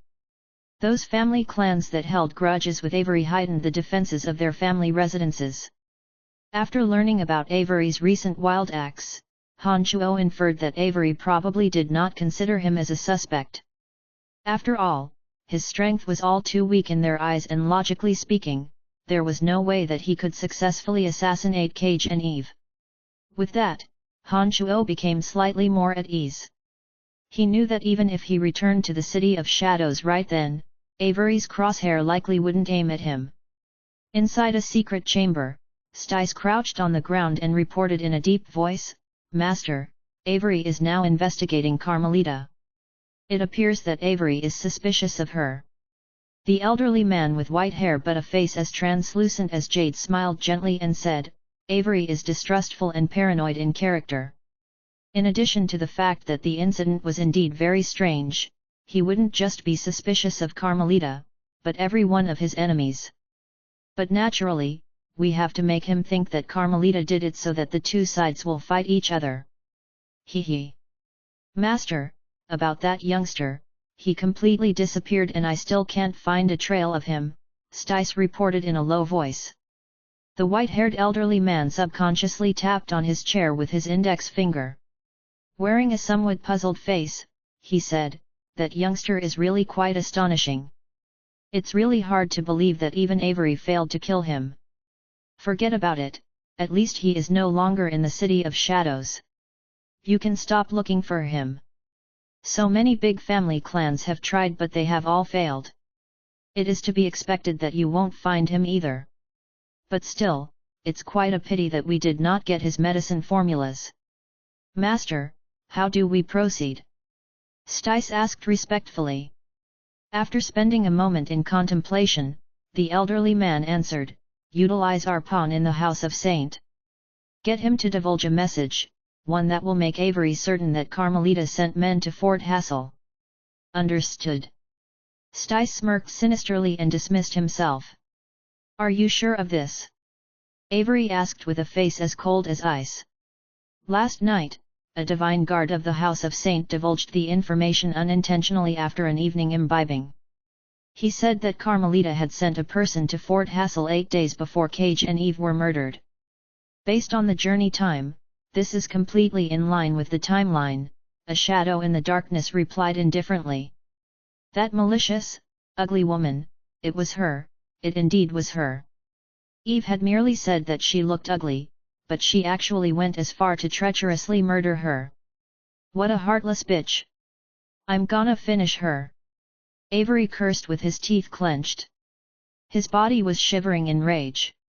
"My lord, it is the House of Saint we are talking about," the shadow gently reminded. "So what if it's the House of Saint? If worst comes to worst, I will just leave the City of Shadows. Given my strength, I can make a living for myself anywhere in the Darkness Dominion. She killed my son and daughter. How could I let her off easily?" Avery roared hysterically. He appeared borderline insane. The shadow did not dare to give any more advice. He knew that after Avery made a decision, he would stick to it even if he knew that it was a bad one. No advice would have an effect on Avery. After a long while, gradually, Avery calmed down. He said calmly, "But still, this needs to be planned and prepared properly. That ugly bitch has extraordinary strength. Even I myself do not have certainty of defeating her by myself. Carmelita possessed about as much strength as he did." Avery did not have complete confidence in defeating Carmelita by himself and therefore wouldn't attack her rashly. A few months had passed. On this day, Han Shuo, who was in the middle of cultivation, suddenly detected movement near him. At once, he opened his eyes and looked straight at Andrina, whose long eyelashes were trembling. Andrina, who had been sleeping for nearly 4 months, no longer appeared as pale as paper with her fair skin containing a tinge of healthy redness. Her eyelashes trembled for a while before she opened her pair of beautiful purple eyes. She then stretched her body in a languid manner and put on a contented, comfortable smile on her face before saying in her melodious voice, "How long have I slept? I feel much better already. Even the aches in my body have greatly diminished. I want my money back." Han Shuo's handsome face immediately turned dark as soon as he saw Andrina wake up. He shamelessly asked to be reimbursed. Andrina forced a smile before she looked at Han Shuo pitifully. How could you ask me to pay you money right after I woke up? That's not very courteous of you. It was 90,000 black crystal coins. It was all the money I had. Do you have any idea how much money that was? Do you know how hard I worked to earn it? How much time it took to save that amount of money? Do you know just how many things 90,000 black crystal coins can buy? Do you know? Han Shuo grumbled grievously on and on and on. I don't have a single crystal coin on me. Andrina replied concisely after she patiently listened to Han Shuo finish grumbling. Han Shuo was speechless. The long speech was all for nothing. Han Shuo hung his head down dispiritedly. But suddenly, Han Shuo seemed to recall something and his eyes lit up. He looked at Andrina smilingly like a big bad wolf looking at a rabbit as he asked, "Do you have anything valuable on you? Perhaps something like a divine weapon. I can accept that to reimburse my crystal coins." No. Andrina suddenly wrapped her hands around herself as though wanting to protect the item on her body. She took a step backwards and said, "I don't have a thing on me that could be exchanged for crystal coins. Don't even think about it. Then how are you going to compensate me for my 90,000 black crystal coins?" Seeing that the method was ineffective, Han Shuo discarded his false benevolent face and put on an angry one. During this period of time, Andrina had been very quiet and frequently made pitiful faces at Han Shuo, so much so that Han Shuo had forgotten how ferocious she was when they first met. Obviously, Andrina was not afraid of Han Shuo. She pulled the corners of Han Shuo's lips and giggled, "Don't pretend to be so fierce. I know that you are actually a good person. You are not like those god hunters and definitely did not hide in that tree with evil intentions. Hehe, and when I was heavily injured, you saved me and have been very nice to me. I know you won't harm me," Andrina added after taking a short pause, "besides, you cannot harm me now." Han Shuo put on a dejected face after hearing those words. The fury in his face disappeared as he asked dispiritedly, "Have you healed from your injuries? If you have, go find a job, make money and return my crystal coins to me. After that, you may get on with whatever the heck you were up to." "Not completely healed yet but more than enough for self-preservation," Andrina replied smilingly. She then spun in a circle before Han Shuo to flatten out the wrinkles on her little dress and nodded in a pleased manner. After that, she proposed in her lovable voice, "I don't know how to make money but I'm willing to protect you for a period of time as compensation for eating your crystal coins." "You? Protect me?" Han Shuo's immediate response was to groan disdainfully. But immediately after, he shut his mouth tight as he recalled Andrina's terrifying methods as well as Cauldron Spirit's assessment of her. After rapidly weighing in his mind, he asked, "With your current strength, can you obstruct the sneak attack of an early-stage high god expert?" "Shouldn't be a problem. Although I can't win for now, I have more than enough strength to carry you and escape. But if you can get me another 90,000 black crystal coins, we might not even need to escape." Andrina replied after thinking for a moment. Han Shuo's heart was jolted when he saw that Andrina didn't seem to be bluffing. He knew that for this little girl to have the confidence of resisting the attack of an early-stage high god even under such conditions, her true strength at full health ought to be beyond terrifying. 1 year for every 10,000 black crystal coins. As you have eaten 90,000 of my black crystals coins, you will have to protect me for 9 years, Han Shuo said. The fee for employing a high god as a bodyguard was much more than merely 10,000 black crystal coins per year. Han Shuo was prepared to haggle with Andrina and keep her around for at least a year. Han Shuo had expected Andrina to object to his tender but instead, she agreed to it immediately. "Okay. In any case, you seem like a decent character, and I have nothing to do for the moment." Han Shuo was stunned to hear those words. One definitely could not obtain 9 years of services of a high god for a mere 90,000 black crystal coins anywhere on the material plane. In fact, Han Shuo felt rather suspicious of Andrina agreeing to his terms so readily. He inwardly thought, "Is she plotting something against me? This little girl definitely isn't as innocent and naive as she appears on the surface. She's a little freak who has no qualms about killing. Is it going to be a fortunate thing or a catastrophe to keep her around for so long? What are you worried about? Andrina asked in a concerned manner. It was as though she knew what Han Chuo was thinking. Nothing. Han Chuo then put on a straight face and said, "Let's go, we will enter the City of Shadows." Han Chuo decided to stop hiding from the public. With Andrina around, Han Chuo would have no fear about the possibility of Avery trying to assassinate him again. Therefore, he openly returned to the City of Shadows with Andrina. Most of the large family clans learned of Han Chuo's return after he had taken merely a few steps into the City of Shadows. Immediately, they activated their forces and started rushing towards the Celestial Pearl Pharmacy. Chapter 714, Pharmaceutical Conference. GDK 714, Pharmaceutical Conference. Please continue reading on, Ox. Val. M. Han Chuo had leisure time for months after that sale. Andrina had been spending all her time eating crystal coins one piece at a time on the third floor as though eating biscuits. She appeared much healthier and it was obvious that most of her injuries had healed. Han Chuo did not leave the city to collect medicinal ingredients nor did he continue to refine medicines. Instead, he simply meditated on the second floor. He understood that inside the City of Shadows, those who would purchase his medicines regardless of the exorbitant prices were members of large family clans. His customer base made up only a small percentage of the population. If he were to produce too many medicines at once, his medicines might appear less rare and precious to his customers. Therefore, instead of continuing to produce medicines, Han Chuo told the world that he lacked medicinal ingredients and needed to rest, therefore unable to supply them with more medicines. 3 months passed noiselessly. Han Chuo's avatar of death that had been persistently cultivating inside the cauldron of myriad demon finally made a breakthrough and advanced to early-stage mid-god realm. It was familiarizing itself with its new realm and was focused on mastering several new techniques.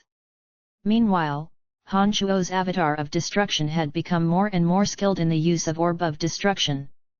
It could manipulate an orb to move in any direction and anywhere he liked at just the thought of it. Meanwhile, after being destroyed and reconstructed yet again, Han Chuo's demonic body became even stronger. His body could now sustain a portion of the demon general's energy contained inside the cauldron of myriad demon.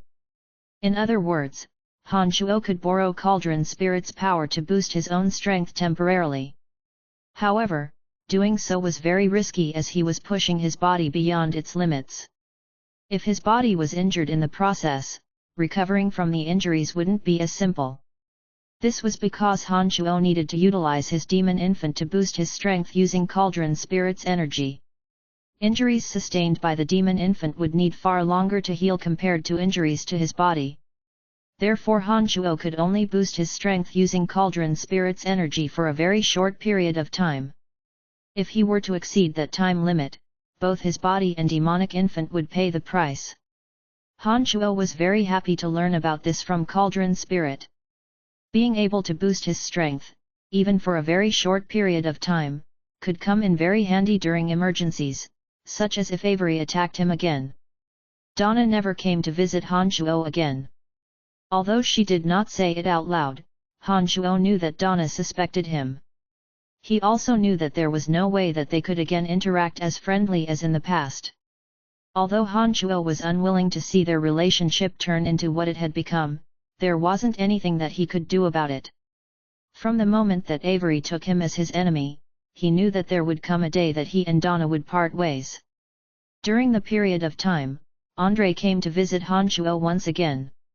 Peculiarly, he came to ask if Han Chuo had any information about Carmelita as she still hadn't returned to the City of Shadows and had stopped transmitting news to the House of Saint for a month.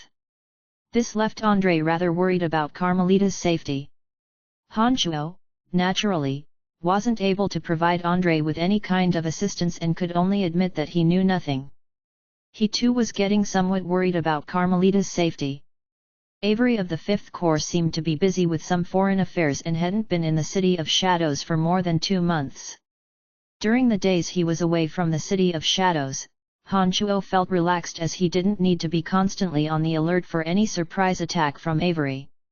One day, while meditating on the 2nd floor, Han Chuo received an invitation card. This invitation came from the Godswamp Pharmacy of the City of Shadows, saying that the Godswamp Pharmacy was holding a conference for pharmacists and Han Chuo was among those invited.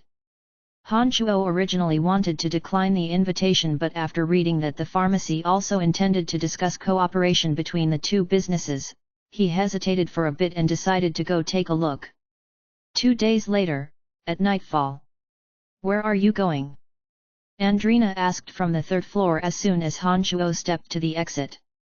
"There's a pharmaceutical conference, I'm going there to have a look." "You can stay here," Han Chuo casually replied as he started leaving. "I will go with you," Andrina replied in her lovable voice and gently floated down from the 3rd floor. She lightly stepped on Han Chuo's shoulders with her small feet, giggled, and hopped down.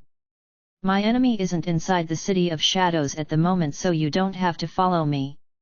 I'll be fine."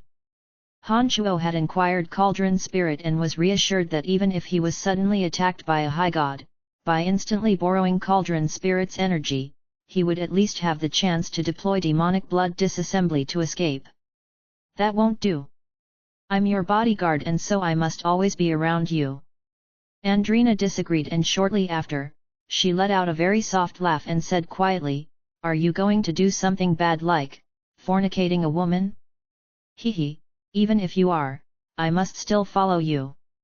"Suit yourself." Han Chuo didn't mind if Andrina was to follow behind him. But suddenly, Han Chuo stared blankly for a moment as though he recalled something. He turned to Andrina and asked, "Now that your injuries are mostly healed, will it be a problem for you to get rid of an early-stage high god?" Andrina did not immediately answer Han Chuo's question. She carefully thought about it for a moment and replied, "I have not completely recovered. If that fella doesn't run away and stay in the fight, I can definitely finish him. But if he immediately tries to escape after getting injured, then I cannot kill him." In that case, Han Chuo groped his chin before he put on a mischievous smile and asked, "Little Andrina, there's a man who wants me dead. How about if we join forces and get rid of him together? If you are injured from the fight, I will provide crystal coins for you to heal free of charge. What say you?" Rather than staying defensive, Han Chuo thought he might as well get on the offensive. After learning from Cauldron Spirit that he could boost his strength temporarily, a bold idea came to his mind, which was to sneak up on Avery and assassinate his greatest enemy of the hour with the help of Andrina. Han Chuo had a rough idea of Andrina's strength. He reckoned that by combining her strength with the instant boost Cauldron Spirit could provide him, they would have an 80% chance of successfully assassinating Avery. "That won't do.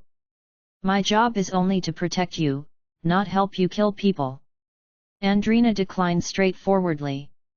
When Han Chuo's expression turned sour, she giggled and said, "However, I can be there to cheer for you when you carry out the act yourself.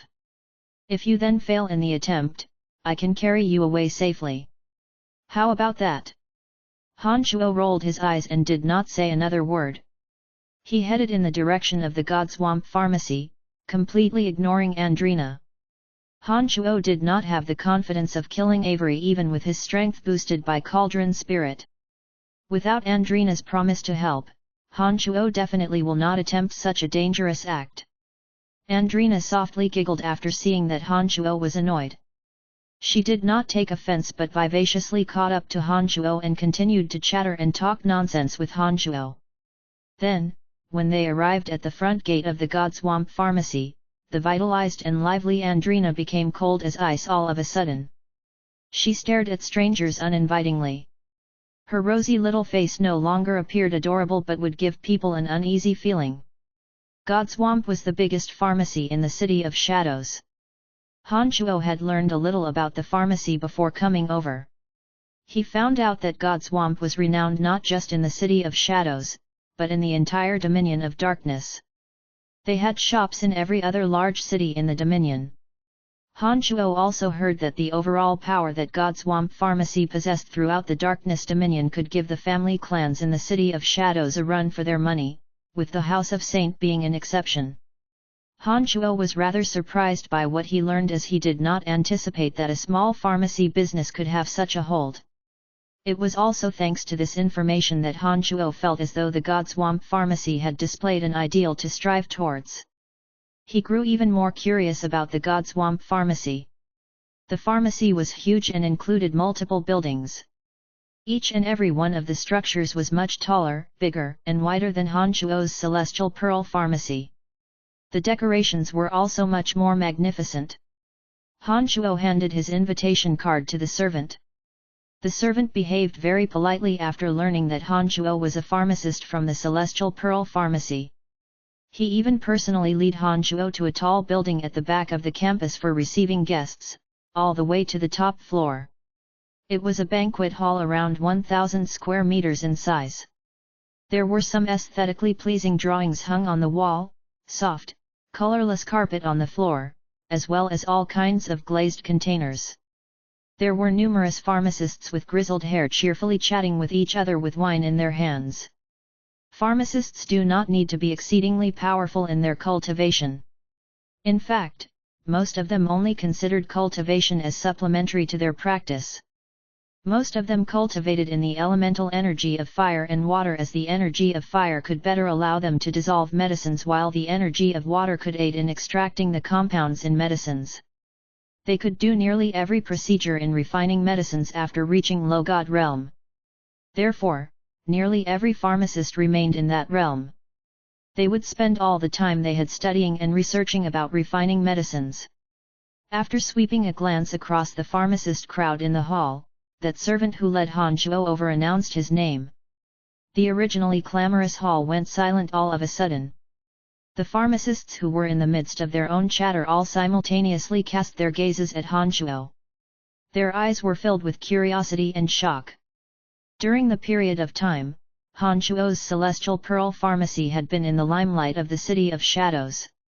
The name Celestial Pearl Pharmacy had a frequent presence in conversations among practically every member of large family clans in various conventions. As fellow pharmacists, they could not avoid hearing Han Shuo's name. Therefore, when the young Han Shuo suddenly showed up and stood before these aged pharmacists, everyone gathered their gazes at him. They wanted to see the person behind the Celestial Pearl Pharmacy whose fame was so rapidly rising. This youngster is the owner of the Celestial Pearl Pharmacy, an old woman with green hair and a paper-pale face, and dressed in brightly colored clothes, cried out in surprise. Master Gu Li, he is precisely the owner of the Celestial Pearl Pharmacy, Brian. That servant who led Han Shuo to the hall then pointed at the old woman wearing quaint and colorful clothes and introduced her to Han Shuo. This is the famous Master Gu Li of our City of Shadows. In the City of Shadows, Master Gu Li's talent in refining medicines is second to none. Even large family clans wouldn't get a bottle of her medicine if she wasn't in the mood. Gu Li sized Han Shuo up with arrogant eyes. After a long while, she coldly groaned, "Mix heavenly flour with green silver fruit and cook it at 500 degrees for 3 hours. What compound do you get?" Han Shuo smiled and ignored Gu Li. He actually had no idea what the product of the reaction was because he wasn't a pharmacist at all. "Right, where is your owner? My invitation card says that he wants to talk business with me," Han Shuo said unhurriedly to the servant. "Humph, just a pharmacist who is outdated and only knows how to take crystal coins. From the looks of it, he seems to have no solid foundation," Gu Li sneered. "Who knows? Perhaps he had merely stolen the medicine formulas from elsewhere. Fire cloud grass, frost jade, and boundless aqua. Mixed at high speed and then frozen to -130 degrees. What compound do you get?" Han Shuo shot a cold glance at Gu Li and asked her in a just as arrogant attitude. What? I have never heard of those ingredients before. You are talking drivel, aren't you?" Gu Li stared blankly for a moment before she sneered. With a contemptuous face, Han Shuo said coldly, "Never even heard of these ingredients." How shameless you are to call yourself a pharmacist second to none in the City of Shadows. In fact, I think you have wasted your time living to this age. If I were you, I would be too ashamed to show my face at a pharmacist conference. Han Chuo mocked her relentlessly. Then, completely ignoring Gu Li who was so fumed she nearly fainted, Han Chuo said to the servant, "Please take me to your business owner or I will leave this place right away. I feel that it is an insult to my dignity to be around such mediocre people." "Yes. Yes," the servant hastily led Han Chuo across the hall and towards a dwarf. "He is the owner of our God Swamp Pharmacy Stice," the servant introduced the dwarf to Han Chuo. Han Chuo was stunned. He did not expect that the owner of the largest pharmacy in the City of Shadows would be this unprepossessing, and even a somewhat abnormally shaped person. Han Chuo cast away the doubt in his heart, smiled, and asked urbanely, "Hello, Mr. Stice. Are you the one looking to discuss business with me?"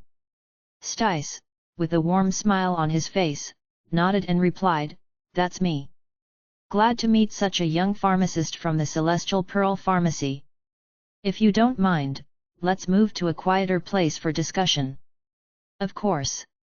Han Chuo gladly agreed. "This way please." Stice led Han Chuo to a room behind the banquet hall. Chapter 715, Everybody, Out. GDK 715, Everybody, Out. Please continue reading on, Ox. Val. M. Master Gu Li, please stop, the servant hastily halted the furious Gu Li from entering the room Han Chuo and Stice had entered. Right after, the door was shut. "Get that kid out of here. I must straighten things out with him today. He does not know how to respect his elders. I must teach him a lesson." Gu Li was infamous in Mirage City for her bad temper. However, everyone, including powerful members of the society, had always tolerated her for her excellent skills in refining medicine. This was the very first time that she had been so brutally insulted by a person. "My apologies, Mr. Brian is currently having a discussion with our owner. If you wish to speak to him, please wait until he comes out of the room," explained the servant smilingly. "All right, I will wait for him right here until he steps out of that door," Gu Li said stubbornly. She stood as still as a mountain in front of that door with an angry face, silently waiting. She completely ignored whatever was happening in the banquet hall. The servant, seeing that she was no longer causing trouble, did not do anything to her. He stood face to face with Gu Li, wearing a smile.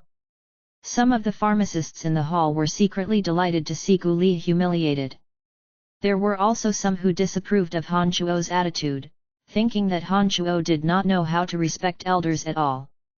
All those pharmacists stopped exchanging their knowledge about medicines and instead, started discussing Han Chuo softly.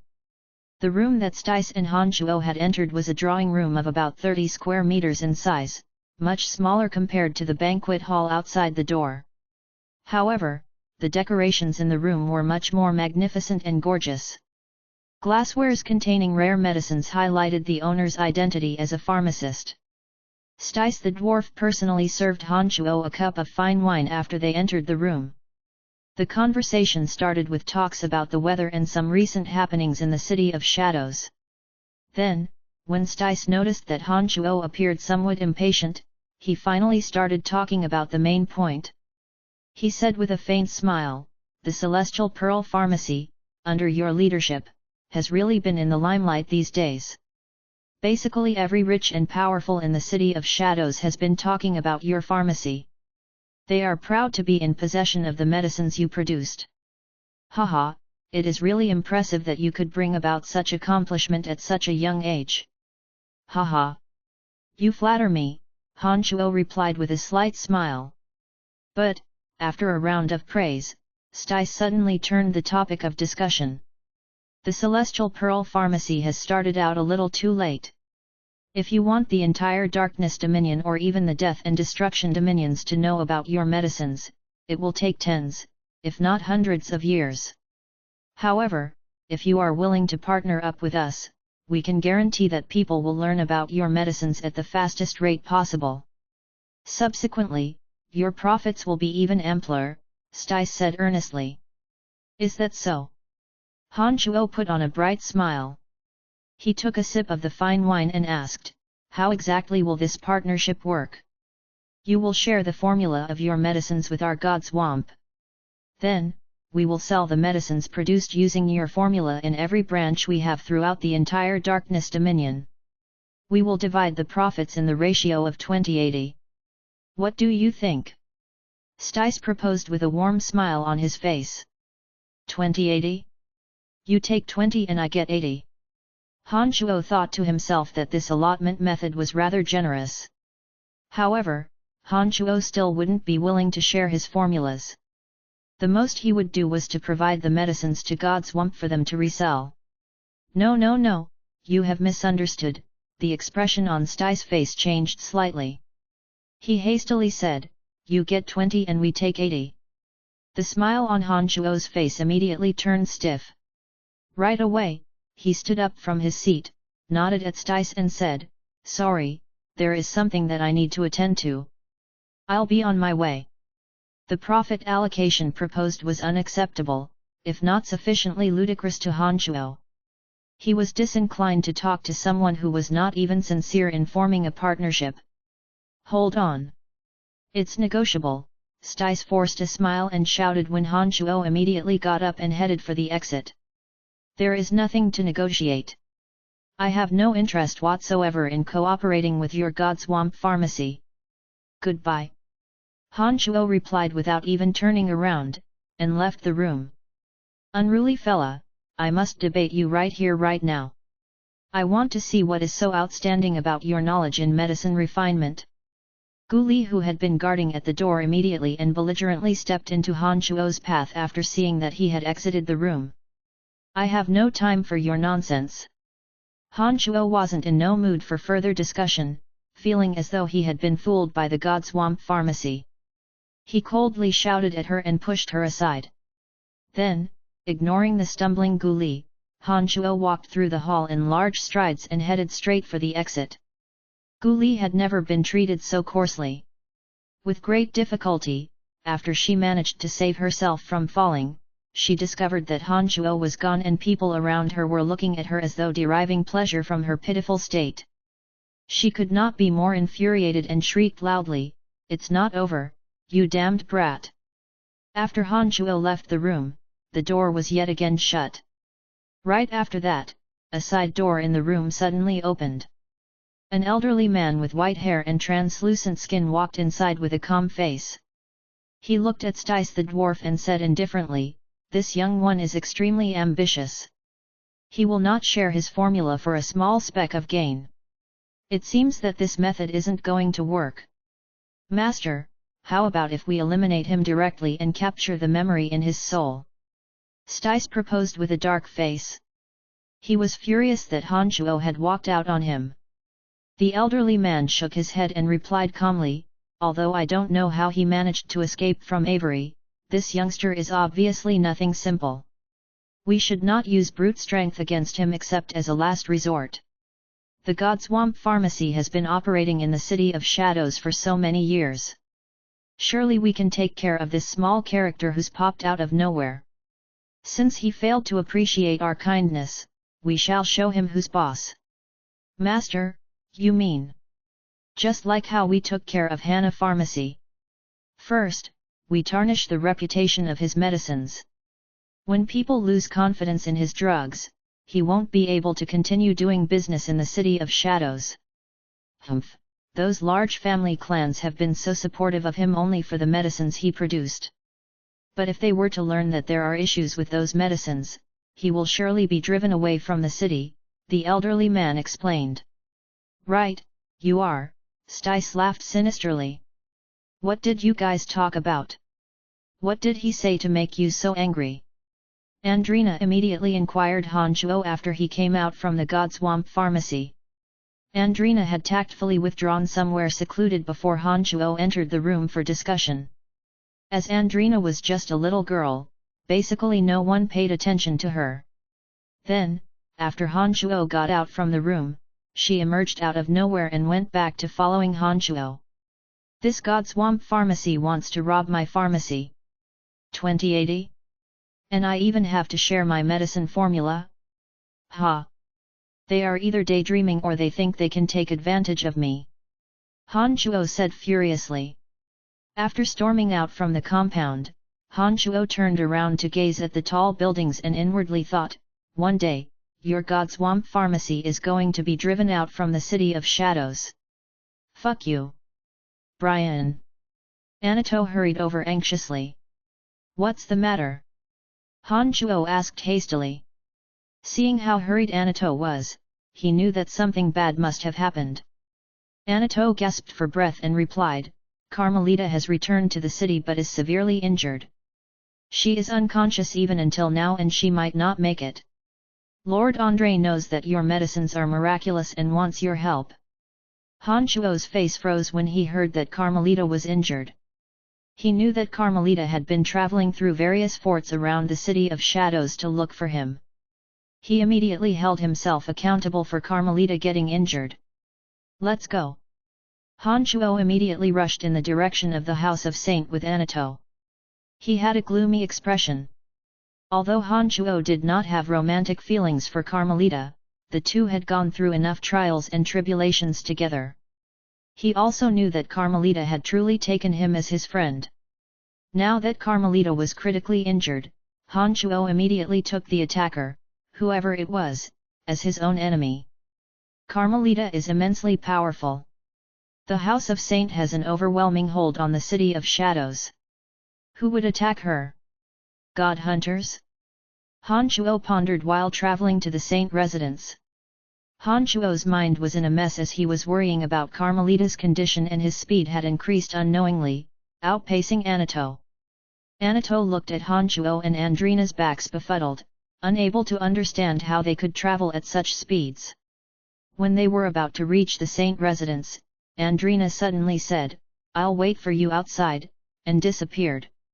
Upon arrival, Han Shuo saw that Andre was personally waiting for him at the front door. The Andre at this moment had a dark purple pupil in his left eye. He gave off an intense eerie and gloomy aura, completely different from his mild demeanor in the usual days. Andre clearly had something on his mind. His expression loosened up when he saw Han Shuo arrive and he said hastily, Come with me. They entered a room filled with an intense scent of medicines. There were several medics whose hands were glowing with radiances which would fall on Carmelita's terrifying injured body. She had cuts from head to toe. Her skin was torn and her flesh was split. She appeared almost inhuman.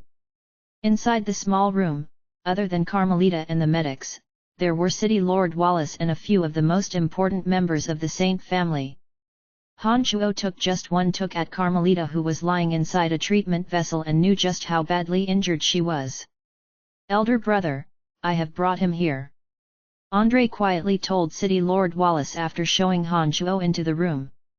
Wallace nodded and then said to Han Shuo, she is severely injured and has yet to gain consciousness. We don't know if she will make it.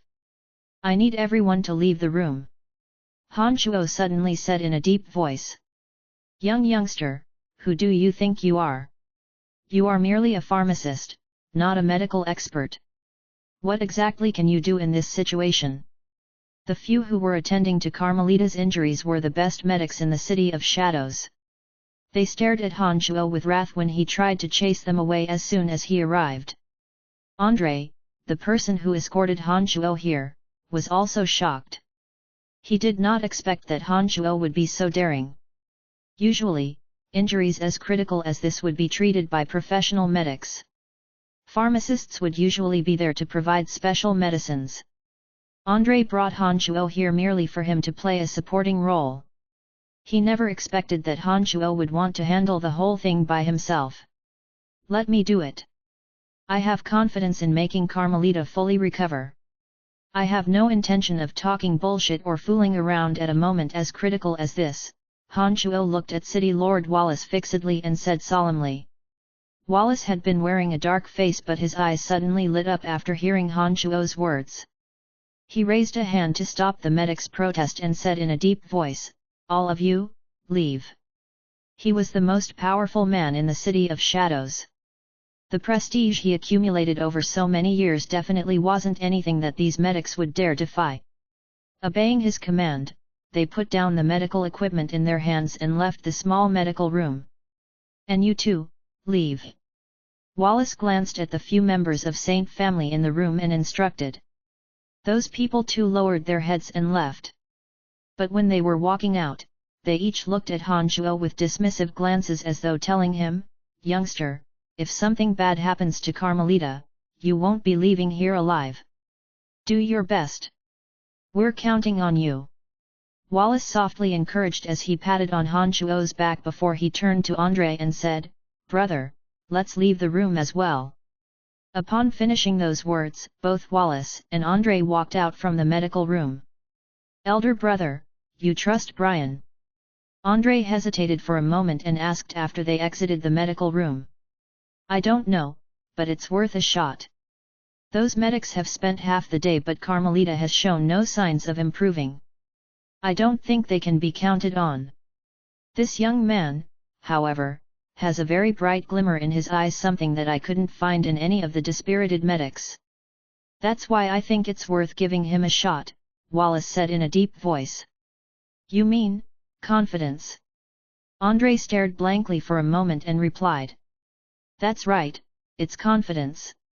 That confidence in his eyes made me feel that Carmelita could still be saved. But those medics, they were all flustered and frightened, and constantly transmitting us the powerlessness they felt. "How am I going to count on them?" said Wallace. Andre thought for a while and nodded in agreement. But soon after, he sighed and said softly, "Hopefully she will make it through." "Have you discovered any clues or evidence?" Wallace asked after taking in a deep breath. His face appeared frighteningly malevolent. He looked like a savage beast that could tear apart any human that entered its sight. "We are still investigating. It will take time," Andre replied. He felt a chilling sensation down to his toes. "When you find the attacker, no matter who the person is, kill him. This is a direct provocation against our House of Saint.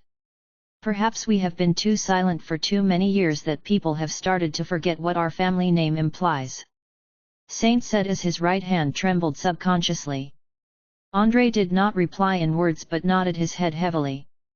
Inside the medical room, both Carmelita and Han Shuo sat cross-legged with Han Shuo's two hands pressed against Carmelita's back. There was faint dark smoke lingering around their bodies.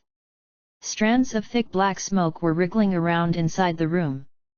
The scene appeared wicked and sinister. One who didn't know better might even think that some sort of dark ceremony was being conducted. Carmelita's body contained the divine energies of death, darkness, and destruction which didn't belong to her. Those energies had permeated deep into even the cells and bones in her body, nearly destroying her vitality completely. It was obvious that several people had joined forces in an attempt to end her life. The destruction divine energy that belonged to Carmelita had been mostly exhausted. What was left in her body was not enough to resist the onslaught of those foreign energies. As she was in a coma, her divine soul could not understand or react to the dire condition of her body. Han Shuo's daring claim that he could save Carmelita was not unfounded. His confidence was based on the miraculousness of demonic arts. Demonic Yuan could be said as one of the most miraculous energies in the universe. By using demonic Yuan, Han Shuo managed to get a clear and complete understanding of Carmelita's condition. He immediately realized that the most threatening power in her body was a large amount of darkness divine energy. Han Shuo had no way of eliminating this powerful darkness energy using demonic Yuan and could only remove the destruction and death divine energies. The energies of destruction and death that were constantly dealing injuries to her body didn't belong to Carmelita. The characteristics of these divine energy had been altered and they could only cause harm. After Han Shuo sucked them out using demonic arts, he immediately purged them into the ground. These kinds of divine energies could not be absorbed by his avatars, they would only cause them harm. After exhausting some of his demonic Yuan, Han Shuo managed to remove the foreign divine energies of destruction and death from her body. As for the darkness divine energy, which was the most powerful energy inside her, even Han Shuo was powerless against it. After boosting the power of his consciousness by 10 folds using Cauldron Spirit's energy, Han Shuo carefully infiltrated Carmelita's divine soul. Then, inside her half-conscious soul, he left an adamant thought to resist that darkness energy in her body with all her might. Carmelita was, after all, a high god. Although she had yet to awaken, thanks to that resolute thought Han Shuo left in her divine soul, she started reassembling the destruction divine energy in her body. After that, Han Shuo fed Carmelita a few pellets of medicine. When Han Shuo discovered that the destruction divine energy in her body had started reaccumulating bit by bit, Han Shuo finally heaved a sigh of relief.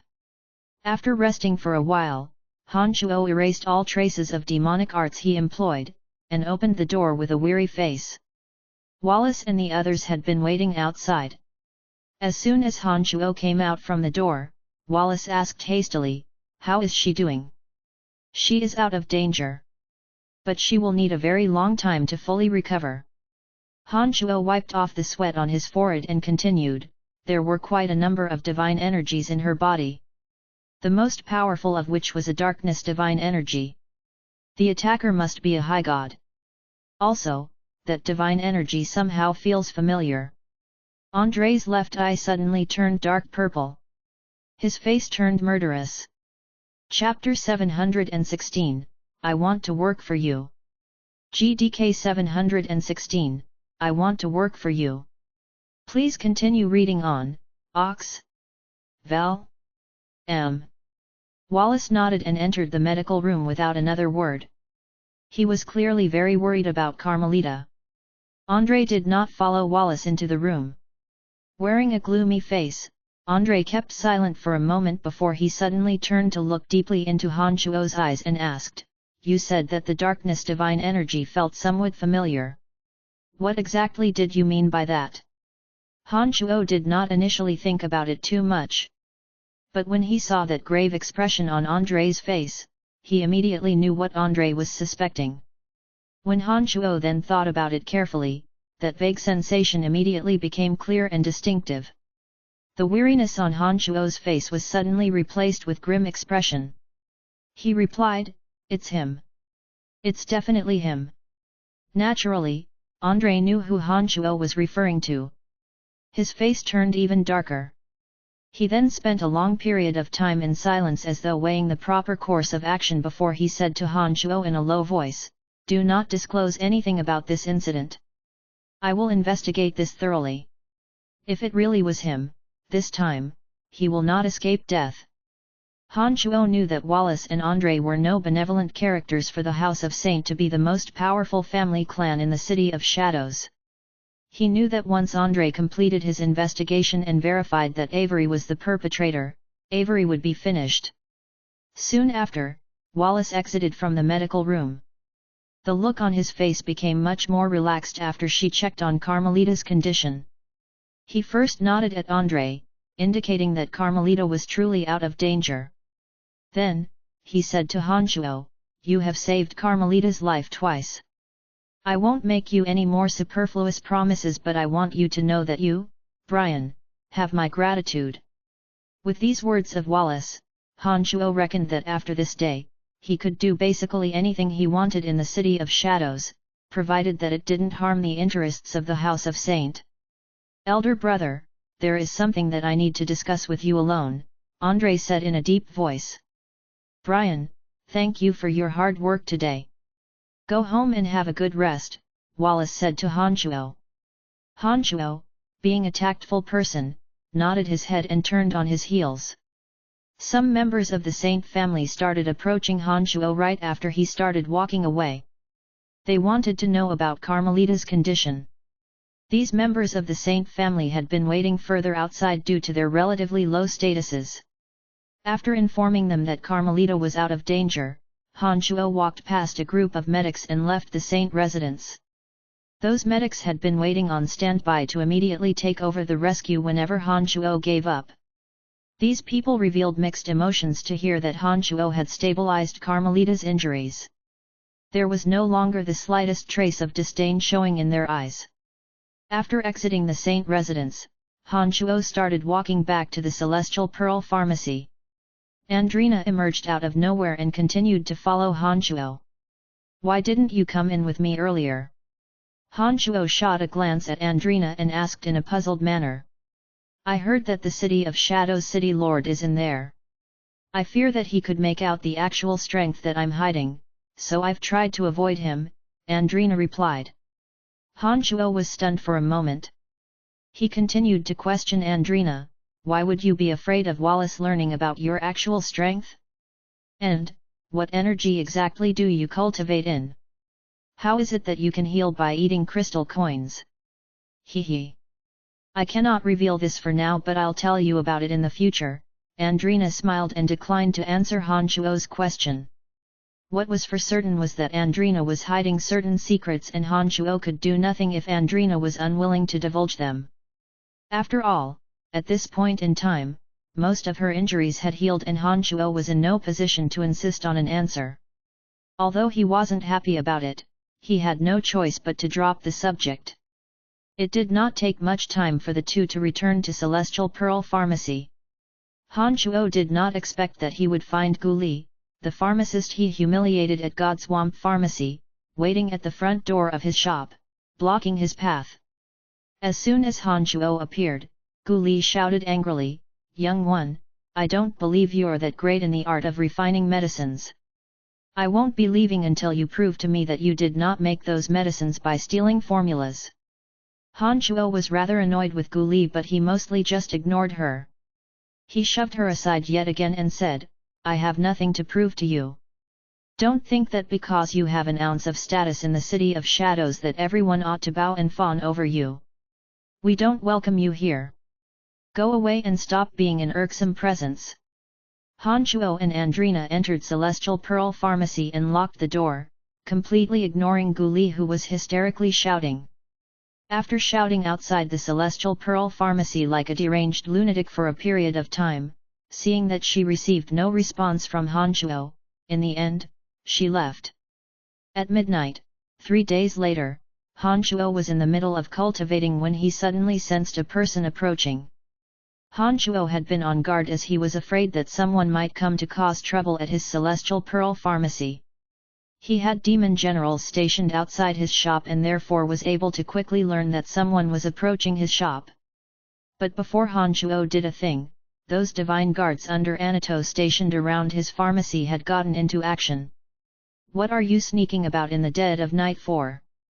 Show us your divine tablet," one of the divine guards instructed. They had surrounded the comer. "I'm here to look for Brian. What do you want? Wanna fight?" The person did not reveal the slightest trace of fear and looked at the divine guards with an angry face. "Apprehend him." These House of Saint divine guards were used to being domineering. Upon seeing that this man was not being cooperative, they decided to capture him without demur. It was also at this moment that Han Shuo's demon general finally made out the appearance of the person. Although his clothes were ragged and his appearance was not unlike a miserable beggar, Han Shuo could still make out that it was Akeley. He was one of the first people Han Shuo got acquainted with after arriving on Elysium. He was still as stubborn and provocative as always, wanting to start a fight for the most trivial of matters. After learning that it was Akeley, Han Shuo immediately got down from the second floor. He managed to arrive before the battle began and hastily explained, "He's a friend of mine." "Mr. Brian, how did you make such a friend?" Although the divine guards were puzzled, they immediately pointed their weapons away from Akeley after hearing Han Shuo's explanation. At this point in time, Han Shuo was a popular person in the City of Shadows while Akeley looked like a poor derelict. It wasn't surprising that the divine guards would be suspicious of Akeley. "How did you turn into such a mess?" Han Shuo questioned Akeley in a rather confused manner. Before the two went their own ways, Han Shuo had provided Akeley with some crystal coins. In addition to the fact that Akeley was in possession of some divine essences, it seemed a mystery how he ended up in such a poor condition. Akeley's face turned unsightly. As though unwilling to discuss the matter before the divine guards, he forced a smile and replied, "It's a long story. Come inside and tell me about it." Han Shuo greeted the divine guards and entered Celestial Pearl Pharmacy with Akeley. The divine guards withdrew silently. After not seeing each other for some time, Han Shuo had become a celebrity in the City of Shadows that every family clan would try to fawn on. All the while, Akeley had not only failed to prosper using the divine essences he possessed, he had degraded into such a pathetic state. "You are really good at making money, aren't you?" It didn't take long at all for all the divine guards in this city to know your name. When I first asked around, I thought the Brian they told me of must be another person of the same name. Only after learning of your pharmacy was I certain the Brian they were talking about was indeed you. Man, you are truly unbelievable," Akeley said to Han Shuo in admiration. He had once consumed the medicine Han Shuo handed him and knew just what a miracle his medicines were. If it wasn't for the Celestial Pearl Pharmacy, Akeley wouldn't have believed that the famous Brian he heard all over the city of was the Brian he knew. Haha, it's a long story. Han Shuo too never expected to prosper so rapidly. He asked with a wide grin, "Right, let's talk about you instead. When we separated, I left you some crystal coins. You also had divine essences in your hands. How could you possibly have fallen into such a sad state? Don't mention those divine essences. It was because of those divine essences that I've been so unlucky." After the two went their separate ways, the first thing Akeley did was to locate a secluded place and absorb all the divine essence of destruction he possessed. It was worth noting that Akeley was gifted in cultivation. He managed to break through to late-stage low-god realm merely by absorbing the divine essences he had. After absorbing all the divine essences of destruction, as he felt that his strength was progressing too slowly, he tried to purchase several divine weapons to raise his strength. However, those crystal coins that Han Shuo had provided him were not enough to buy the divine weapons he fancied. Being the reckless person that he was, Akeley took out a few divine essences of wind to try to exchange for the divine weapons. It was because he revealed the divine essences that he got himself into big trouble. As soon as he walked out of the shop with his divine weapons, he was targeted by robbers. What followed next was a lengthy period of being hunted and escaping. If it wasn't for the fact that Akeley was experienced in such aspects and had vastly improved in strength, perhaps he would have been murdered by those who coveted his divine essences. After an extended period of exhausting running and hiding, Akeley managed to escape from those greedy bandits. He learned his lesson and no longer dared to reveal his divine essences.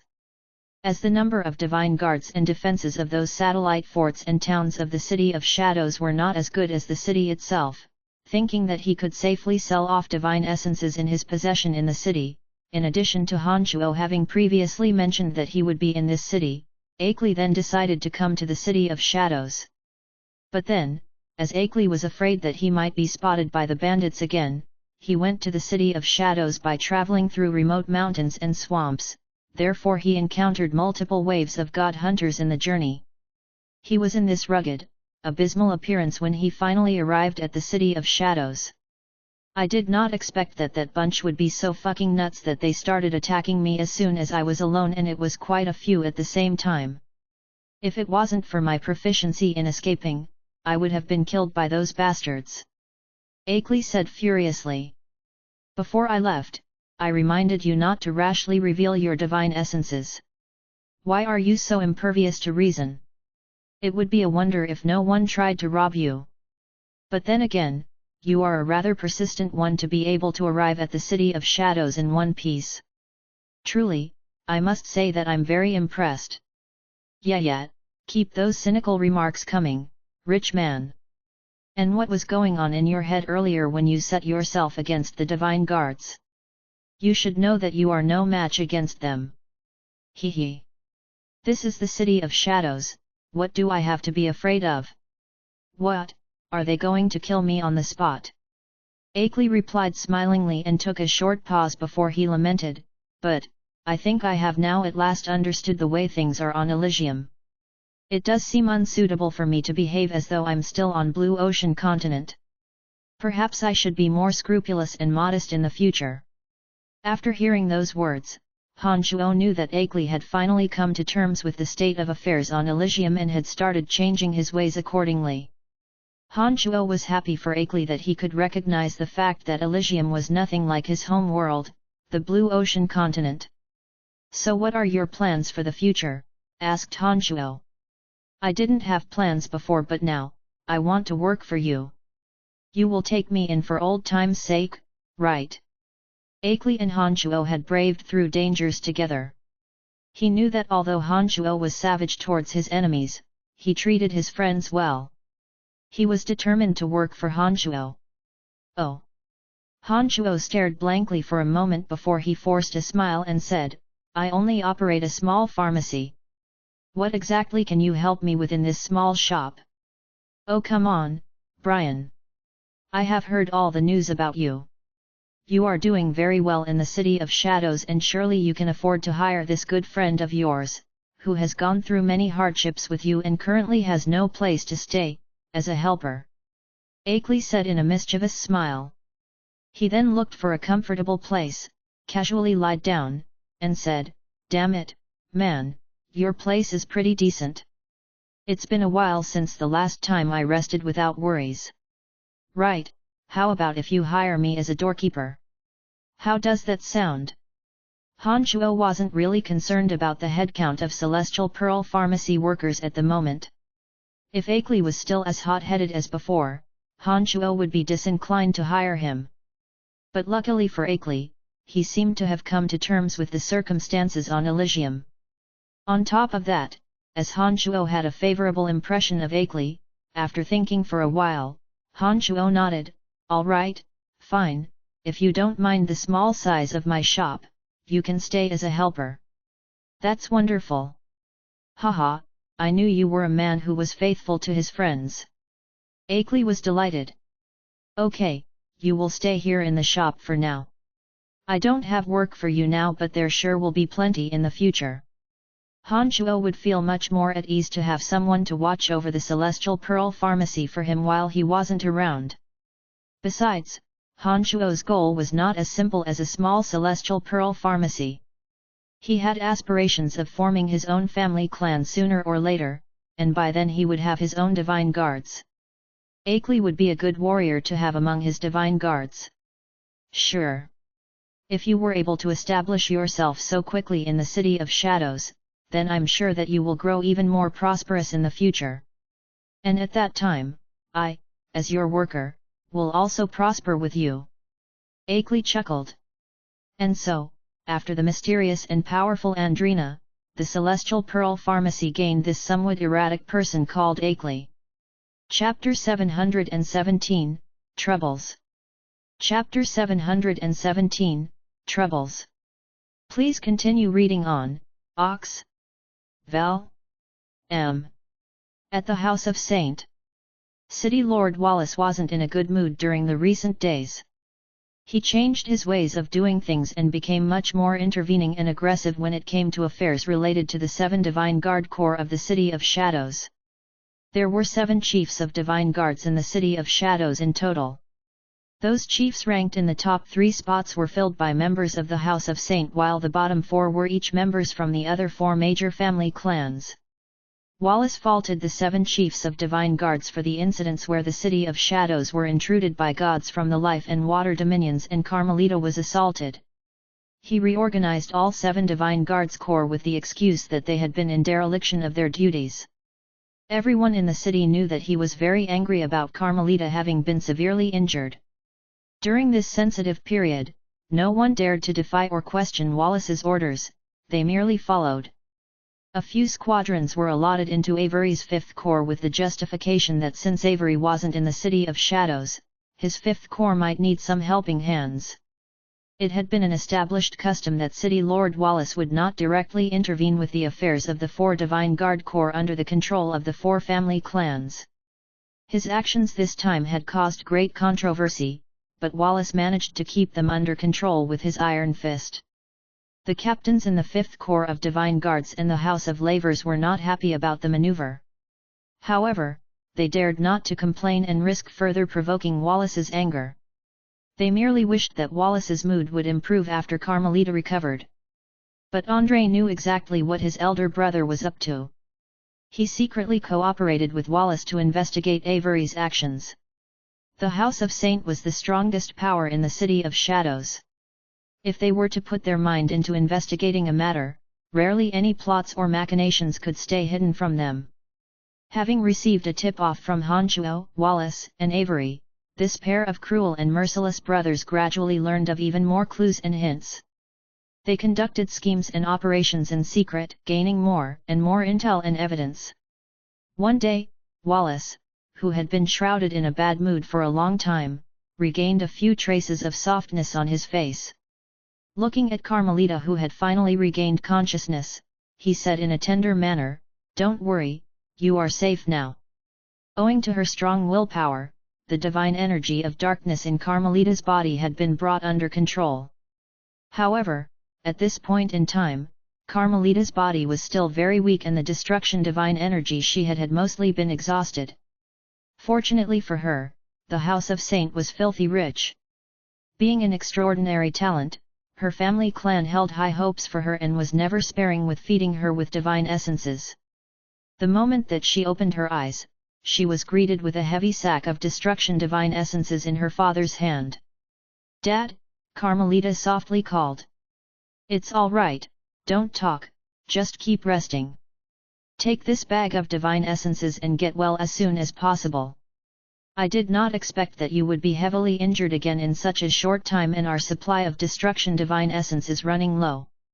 But don't worry about it, I have sent men to contact other cities and will exchange for more divine essence of destruction energy using the other divine essences we have. You can keep your mind on recuperating from the injury," Wallace said softly. "I feel much better already," Carmelita replied as she tried to sit up on her bed. Wallace hastily helped her up. She then softly bunched her brows and asked, "Did anyone else survive?" Wallace softly sighed and shook his head. "Kalina. She died, to protect me." Tears started to spill over from her eyes. "I know. Don't worry, we already have a suspect of the main culprit. Those who dared attack you, whoever they are, will not escape death," Wallace pledged. Not a single person from the 2 small squadrons of the House of Saint Divine Guards who traveled with Carmelita survived the attack.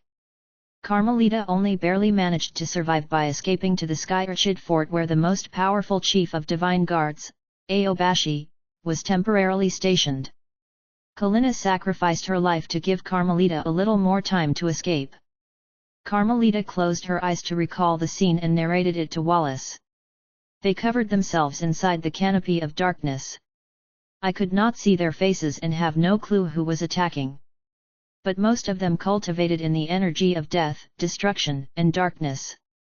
They hid their auras and appearances using the canopy of darkness because they did not want you to identify them. But it's all right, you don't have to think too much about it because I will find each and every one of them, Wallace assured Carmelita warmly. "Oh, by the way, it was all thanks to that young chap Brian that your injuries were stabilized." Wallace did not want Carmelita to wallow in the sorrow of losing Kalina and therefore mentioned Honchuo to turn her mind to something else. "He's all right? Well, I should have known that this fella would be fine. He is more crafty than anyone." Carmelita smiled with difficulty and shortly after, asked Wallace, "Is he in the City of Shadows? I want to see him." Wallace hesitated for a moment before he replied, "He is in the city, but your condition now is still poor. Use the time to heal yourself. It's not too late to see him after you eliminate the darkness divine energy in your body." Carmelita knew that Wallace said so because he was concerned about her health and therefore she nodded and softly replied, "Okay. The most important thing for you now is to heal from your injuries. All right, I should stop bothering you. Rest well." Wallace got up in a gentle manner and walked out the room with a smile on his face. He entered a secret chamber in the House of Saint. There, he asked André, who was sitting quietly, how are things? No conclusive evidence. But based on Brian's words, the darkness divine energy in Carmelita, that guy being away from the city for such a long time, and a few hints we found, I surmise that he is the one. Andre replied softly with a calm and collected face. No need for evidence and no need to continue investigating the whole event. I trust your judgment, Wallace said decisively. After taking a short pause, he continued, tell the trio of Aobashi to go on an all-out search for Avery and immediately inform us once he is located. We will apprehend him directly. Elder brother, if we do so without any concrete evidence, will it? Andre was thrilled at first but soon creased his brows after the thought of the potential outcry from the House of Lavers dawned on him. It's no bother. If we strike decisively without any scruple. Keep a close watch over each and every action of the House of Lavers. Once it is verified that the Patriarch and Avery have something to do with the incident, exterminate the entire Lavers family directly. Wallace said in a merciless voice. Currently, we have discovered no indication that the Patriarch of the House of Lavers, Felder, participated in the matter. However, I will do as Elder Brother has instructed. And if Felder really had no idea about the attack, what should we do? Asked Andre. If he really had not an inkling about it, then we capture all of Avery's confidants in the Fifth Corps. By then, I will personally talk about the matter with Felder. If he isn't tactful, the House of Lavers shall disappear from the City of Shadows. Wallace said in a deep voice. Got it. Andre nodded. He knew that his elder brother was one who would show no mercy once he truly strikes. The House of Saint managed to stand tall in the City of Shadows for countless years precisely because they had a patriarch that was this ruthless and headstrong. All right, before doing anything to the House of Lavers, you will personally meet the patriarchs of the other three families to explain the whole sequence of events. We cannot let them feel frightened. Let them know that the Lavers family was fully deserving of the punishment, Wallace added after thinking for a bit. Andre nodded. When he was about to leave, something popped into Andre's mind. He asked, on that note, elder brother, that youngster named Brian has saved Carmelita's life twice. Perhaps we should show him our gratitude. That youngster is a decent one.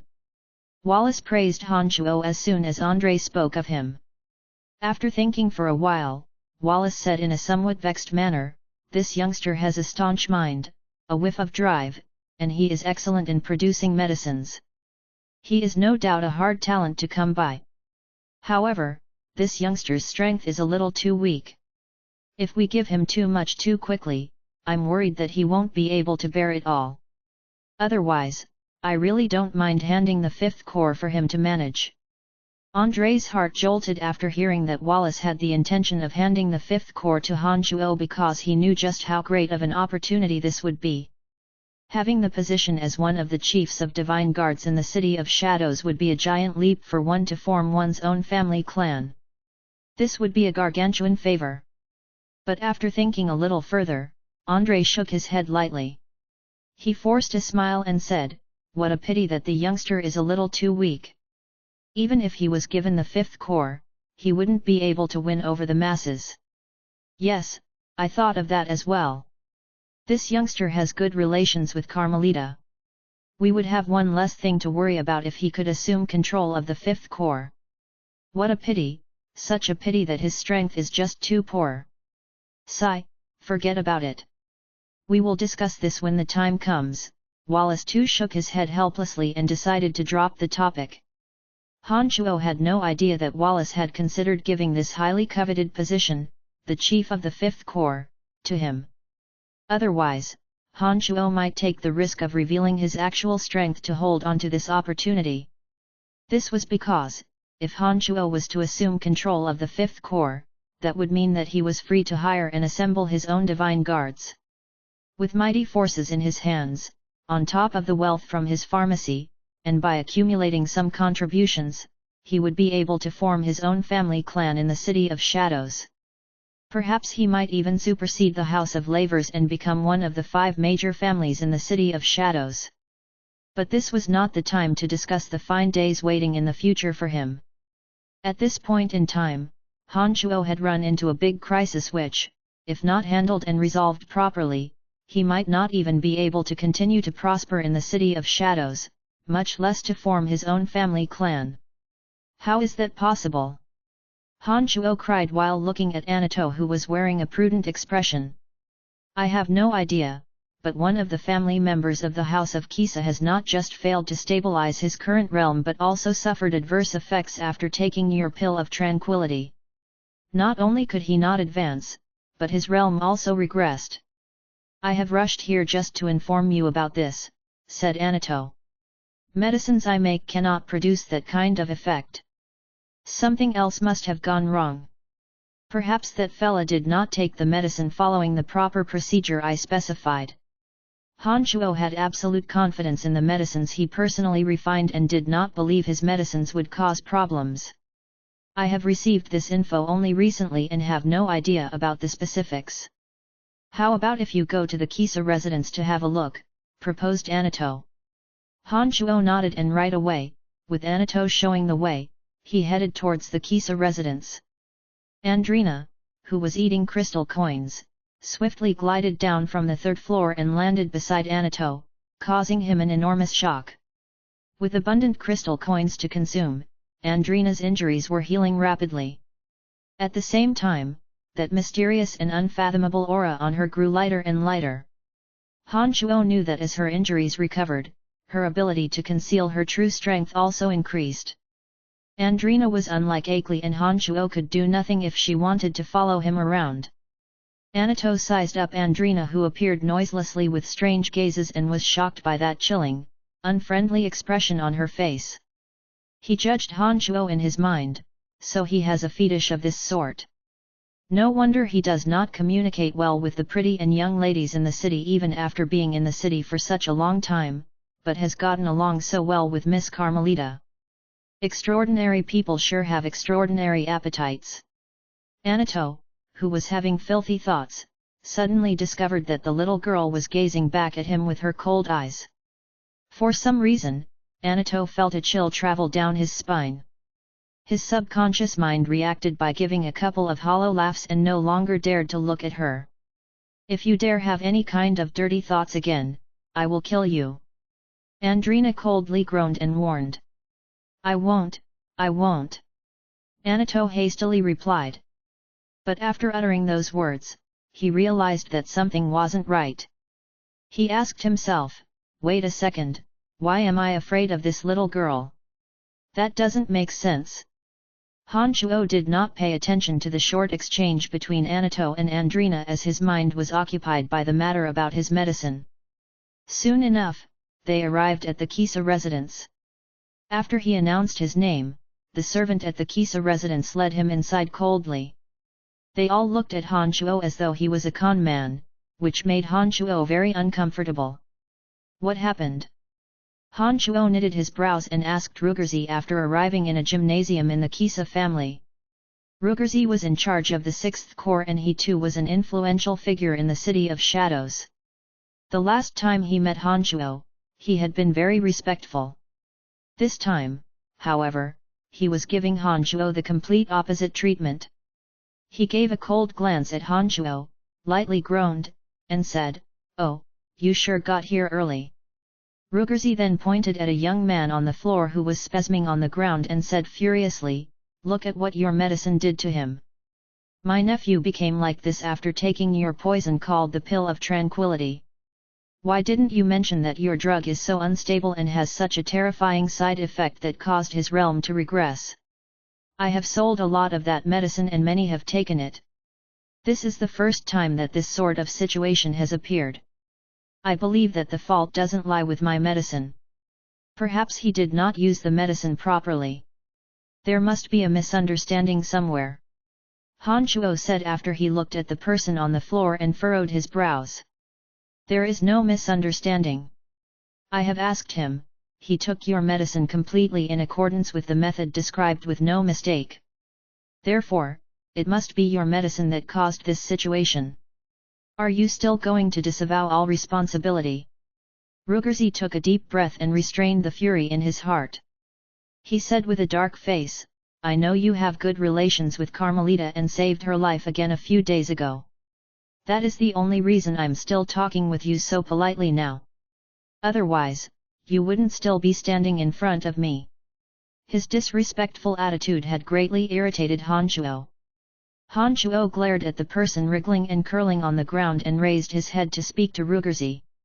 "Many have taken my medicines. Why is that they are all fine but he is the only one with a problem? How would I know? Perhaps they have yet to feel the side effects. How dare you behave so arrogantly when there is a problem with your medicine? Very well, I shall arrest you right here right now." Rugerzi could no longer suppress the fury in his heart and roared. A few divine guards from the 6th Corps beside him started to surround Han Shuo. Rugerzi had behaved politely to Han Shuo prior to the incident because of his medicine. Now when he thought that the medicine had negative side effects, he immediately felt that he had been cheated. With that, seeing that Han Shuo was just a small low god, his attitude immediately changed. Anato jumped in before Rugerzi could seize Han Shuo. "Lord Rugerzi, please do not take presumptuous actions before the situation is fully understood. I have received orders from Lord Erebus and Lord Andre to ensure Mr. Brian's safety. Please do not make things difficult for us in the 3rd Corps." It was also at this moment that Andrina, who had been standing beside Han Shuo, suddenly stepped forward and stood in between Han Shuo and Rugerzi with a hostile face. Han Shuo reached out, grabbed Andrina's small hand, and pulled her back. If Andrina were to cause trouble while the issue was still unresolved, the reputation of his Celestial Pearl Pharmacy could possibly be ruined. Han Shuo counted on the Celestial Pearl Pharmacy to generate him big profits and knew that he could not do anything reckless at this point in time. "No matter what, my House of Kisa wants justice!" Rugerzi shouted angrily. He stopped acting impulsively after Anato mentioned Erebus and Andre. Rugerzi had obviously seen Andrina when she stepped forward and his heart jolted. He vaguely felt a menacing aura emanating from Andrina that gave him the impression that she would be an extremely terrifying opponent, but that feeling disappeared when Han Shuo pulled her back. Rugerzi thought that it was merely a temporary figment of his imagination. Besides, as he was in a fit of anger, he did not think too much about it. "Let me check on his condition," Han Shuo said as he came to a decision in his mind that after the incident was over, he would not sell any more of his medicines to the House of Kisa because Rugerzi's attitude right then had greatly displeased him. Chapter 718, Touch him and I will kill you. GDK 718, Touch him and I will kill you. Please continue reading on, Ox. Val. M. Han Shuo crouched and pressed his hand on the victim's back to probe his body conditions. The news of Han Shuo saving Carmelita's life 2 days earlier had spread throughout the entire City of Shadows. Had Rugerzi not been aware of it, he likely wouldn't have allowed Han Shuo anywhere near his nephew. The victim was in between Han Shuo and Rugerzi and therefore he couldn't clearly observe what Han Shuo was doing. Han Shuo's demonic yuan moved into the person's body like multiple formless little snakes, attempting to locate the root cause of the problem. Han Shuo was very clear about the composition and effects of his pill of tranquility. And with the help of his miraculous demonic yuan, he quickly figured out the situation. "This is not right." Han Shuo creased his brows and exclaimed in a deep voice, "There is a compound in his body which is causing his body to spasm. I'm sure that this compound will never appear in any pill of tranquility I refine. Did he take some other medicine with it?" I didn't." The boy on the floor spoke in a very weak voice and had difficulty speaking. "You are trying to shift the blame, aren't you?" Rugerzi shouted as soon as his nephew denied taking another medicine. Obviously, he had no trust in Han Shuo. "Impossible!" Han Shuo coldly shouted, "It is absolutely impossible that my medicine contained this compound. There must be something wrong elsewhere." My lord," it was at this moment that a divine guard suddenly rushed into the building. Rugerzi was about to explode. He gave the flustered divine guard a slap across his face before asking, "What is it?" After stopping himself from stumbling with difficulty, ignoring the drop of blood flowing from the corner of his mouth, the Divine Guard anxiously answered, "A Divine Guard suffered injuries at a gymnasium. After he consumed a pill of rejuvenation that belonged to Gilko, not only did he fail to stabilize his injuries, he died on the spot." Han Shuo's face went cold as soon as he heard those words. Rugerzi became exceptionally enraged. He glared at Han Shuo and shouted, "Tell me again how this isn't a problem with your medicine. This has happened not just once, but twice. There is no room for you to disavow your responsibility. Men, seize him." "Lord Rugerzi!" Anato immediately cried out softly and intended to remind him that Han Shuo was under the protection of Erebus and Andre. "No need to warn me. Even if Erebus and Andre are here, I will still proceed with capturing him and I will handle all the blame. Seize this youngster immediately and for a start, break his arms and legs. I will personally look for Erebus and Andre later. I want to see how they will defend this big con man." Rugerzi was so angry that he could no longer be reasoned with. After hearing Rugerzi's instructions, those Divine Guards of the 6th Corps no longer hesitated. Immediately, they surrounded Han Shuo and pointed their divine weapons at Han Shuo. Han Shuo was infuriated to hear Rugerzi wanting to break his arms and legs. It was obvious to him that there was something fishy about the matter, and yet, not only did Rugerzi refuse to listen to all explanation, he jumped straight to condemning Han Shuo as a conman and wanted to punish him. His actions had violated certain regulations of the City of Shadows. Han Shuo wasn't afraid of Rugerzi's threats. Using the insane rejuvenation ability of his body, Han Shuo could even regrow his organs if they were completely obliterated. Clearly, reconnecting broken bones could not be more effortless for Han Shuo. Besides, Han Shuo was curious if the attacks of those mid-god Divine Guards could make a ding to his invincible omen body. Even though breaking his arms and legs would do him nearly no harm, Han Shuo could not put up with being insulted like that. Immediately and secretly, he assembled the energy in his body in preparation to resist those Divine Guards. He inwardly thought that in the worst possible scenario, if the matter escalated to the point where even the House of Saint could not shield him, he would just leave the City of Shadows. Han Shuo believed that he would still be able to prosper outside the City of Shadows, even though it may take some time to rebuild his reputation.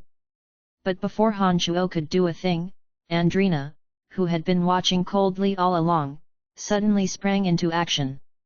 A splendid radiance circled around Han Shuo. All the divine weapons pointing at Han Shuo suddenly exploded, throwing those Divine Guards of the 6th Corps holding the weapons flying into the distance. The ice-cold Andrina stood proudly before Han Shuo. She kept silent as she stared fixedly at Rugerzi with her pair of murderous eyes. Anato, who was about to persuade Rugerzi not to use force, stared and gaped just as Han Shuo did. Neither of them knew how to react to the sudden and unforeseen turn of events. Who are you? How dare you hurt my 6th Corps? Rebel, you are making enemies with the City of Shadows. Rugerzi, as the chief of the 6th Corps, wasn't one to admit defeat easily. Although he too was momentarily startled by the strength displayed by Andrina, he soon came to his senses and assigned guilt to Andrina in a practiced manner. "If you touch him, I will kill you," Andrina said with a bone-chilling voice as she stared coldly at Rugerzi. Rugerzi, who was prepared to strike, felt as though he was affected by a bizarre energy field in an instant. The next moment, an immense sense of danger surged into his mind. It was so intense that he thought of taking a few steps backward. A shiver traveled through his heart. After keeping silent for some time, Han Shuo finally said, "We will leave." He glanced coldly at the indecisive Rugerzi and said, "Give me some time, I will get to the bottom of this matter. I dare assure you that there is no issue with my medicine at all. He has injured so many of our Divine Guards, don't let him escape." A member of the Kisa family appeared out of nowhere and shouted from a distance. No one answered the shout. All the Divine Guards of the 6th Corps gazed at Rugerzi, waiting for him to make a decision. At this moment, Han Shuo had started walking towards the exit with Andrina. However, they were on high alert, ready to deal with any sudden attack from the house of Kisa. Rugerzi, who had been staring at Andrina silently for a long time, suddenly sprung into action. This early-stage high god of death charged at her like a savage beast. In midair, Rugerzi's face suddenly turned as pale as paper and his entire figure shrank and thinned. A piece of bone appeared in his hand with a flash. A domain of divinity of death enveloped the area, and following that, the bone shot towards Andrina with a trail of ghostly light. Chilling rays glistened from Andrina's eyes as though she was scorning on Rugerzi. Her body and even her little dress suddenly became as sparkling and translucent as gemstones. Before the crowd could see what was happening, an intense energy fluctuation erupted from her body. Something that seemed to be a vortex whirled out from her body and violently struck Rugerzi's body. Rumbles. The sound of an explosion accompanied the burst of blinding light. Rugerzi withdrew at a speed even faster than he had charged forward. He returned to the same place where he originally stood with an expression of disbelief. The radiance in Andrina's eyes grew even more chilling. She took several deep breaths while staring fixedly at Rugerzi, and suddenly, dazzling light yet again glowed from her body. She had charged towards Rugerzi. Andrina acted too fast. At this point in time, even if Han Shuo wanted to, he was powerless in stopping the fight. Seeing that a battle to the death was unavoidable, Han Shuo started to consider which path he should take to leave the City of Shadows. Suddenly, out of the blue, a pair of shadows descended beside Rugerzi. An enormous explosion sounded from the intense darkness. Then, when the darkness scattered, two people were revealed to be standing beside Rugerzi. One of them was Andrei, whom Han Shuo was familiar with. Han Shuo did not expect that Andrei would show up here at this time. The other person beside Rugerzi was a gentleman in pitch-dark armor who then cried out in surprise, "So powerful! Who is this little girl?" He stared at Andrina appalled. Andrina gasped for air and withdrew back to Han Shuo in an instant. She grabbed onto Han Shuo's hand and said softly, "My injuries have not completely recovered. I cannot defeat all three at once." "It's okay, they are not here to fight," Han Shuo soothed Andrina, and from a distance, he respectfully bowed, "Greetings, Lord Andrei, Lord Erebus." Han Shuo figured out the identity of that gentleman as soon as he heard his voice. Back when he had been trapped by Brovst, Han Shuo had heard Erebus' voice. As one who was mindful of powerful figures, Han Shuo remembered the voice by heart. Andrei and Erebus snapped out from their dazes after hearing Han Shuo's greeting. They nodded to Han Shuo in response. Erebus then put on an amicable and fascinated smile and said to Han Shuo, "Thank you for your medicines. They are truly miraculous." "Miraculous? 2 people in my family have fallen victim to his poison." "Erebus, Lord Andrei, even if this youngster is under your protection, you must be fair and uphold justice for me." Rugerzi yelled angrily. "Brian, what is going on exactly?" Andrei held an extremely favorable impression towards Han Shuo. And now, after discovering that the little girl beside Han Shuo was an expert with unfathomable strength, Han Shuo's importance in his mind increased yet another level higher. 2 from the house of Kisa took my medicines and had adverse reactions. I have examined this guy and discovered that there is another type of compound present in his body, which I'm certain did not originate from my pill of tranquility. Before I could explain the situation, a second person was reported dead after taking my medicine. Rugerzi arbitrarily asserted that it must be my medicine that caused it. He refused to listen to any reasoning and wanted to break my arms and legs, Han Shuo briefly explained. Throughout the explanation, the gazes of Andrei, Erebus, Rugerzi, and even the divine guards of the house of Kisa, lingered on Andrina, who was holding Han Shuo's hand. After a while, Andrei gently cleared his throat and said to the furious Rugerzi, "Something is fishy about this. I don't think that it had to do with Brian. Many in the city have taken his medicines and they are all doing just fine. The Saint family and divine guards under Erebus have all been safe and sound. 2 of us can confirm this. Thus, it is much more likely that something is wrong with those 2 in your family clan." "How is that possible?" Rugerzi shouted. However, his voice started to lack confidence. Rugerzi, after seeing the exchange of glances between Han Shuo and Andrei, suddenly realized that he had miscalculated on one thing. He originally assumed that the friendship between Han Shuo and the House of Saint was shallow. He thought that Andrei and Erebus would favor him over a small little low god. However, it was now obvious to him that the two were protective of Han Shuo and were on Han Shuo's side. This forced Rugerzi to reconsider his approach. "We should investigate the matter further before any discussion of upholding justice," said Erebus. "Brian, you said that this person has a compound in his body which doesn't belong to your pill of tranquility, right?" Andrei asked Han Shuo smilingly. He could see that Rugerzi was slowly lacking in confidence. "It definitely doesn't belong in my medicine. I am certain that the pill of tranquility he consumed was either tampered with, or he is lying, or he had taken some other medicine," Han Shuo said confidently. "There is someone else, isn't there? Why don't we check his condition as well?"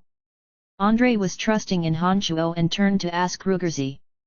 "Get his body over here." Rugerzi, under Andrei's watchful eye, instructed unwillingly. Soon enough, a body was carried to the scene by divine guards from the 6th Corps. Han Shuo leaned forward and carefully examined the body before he said assuredly, "This person also has another compound in his body which definitely isn't inside my pill of rejuvenation."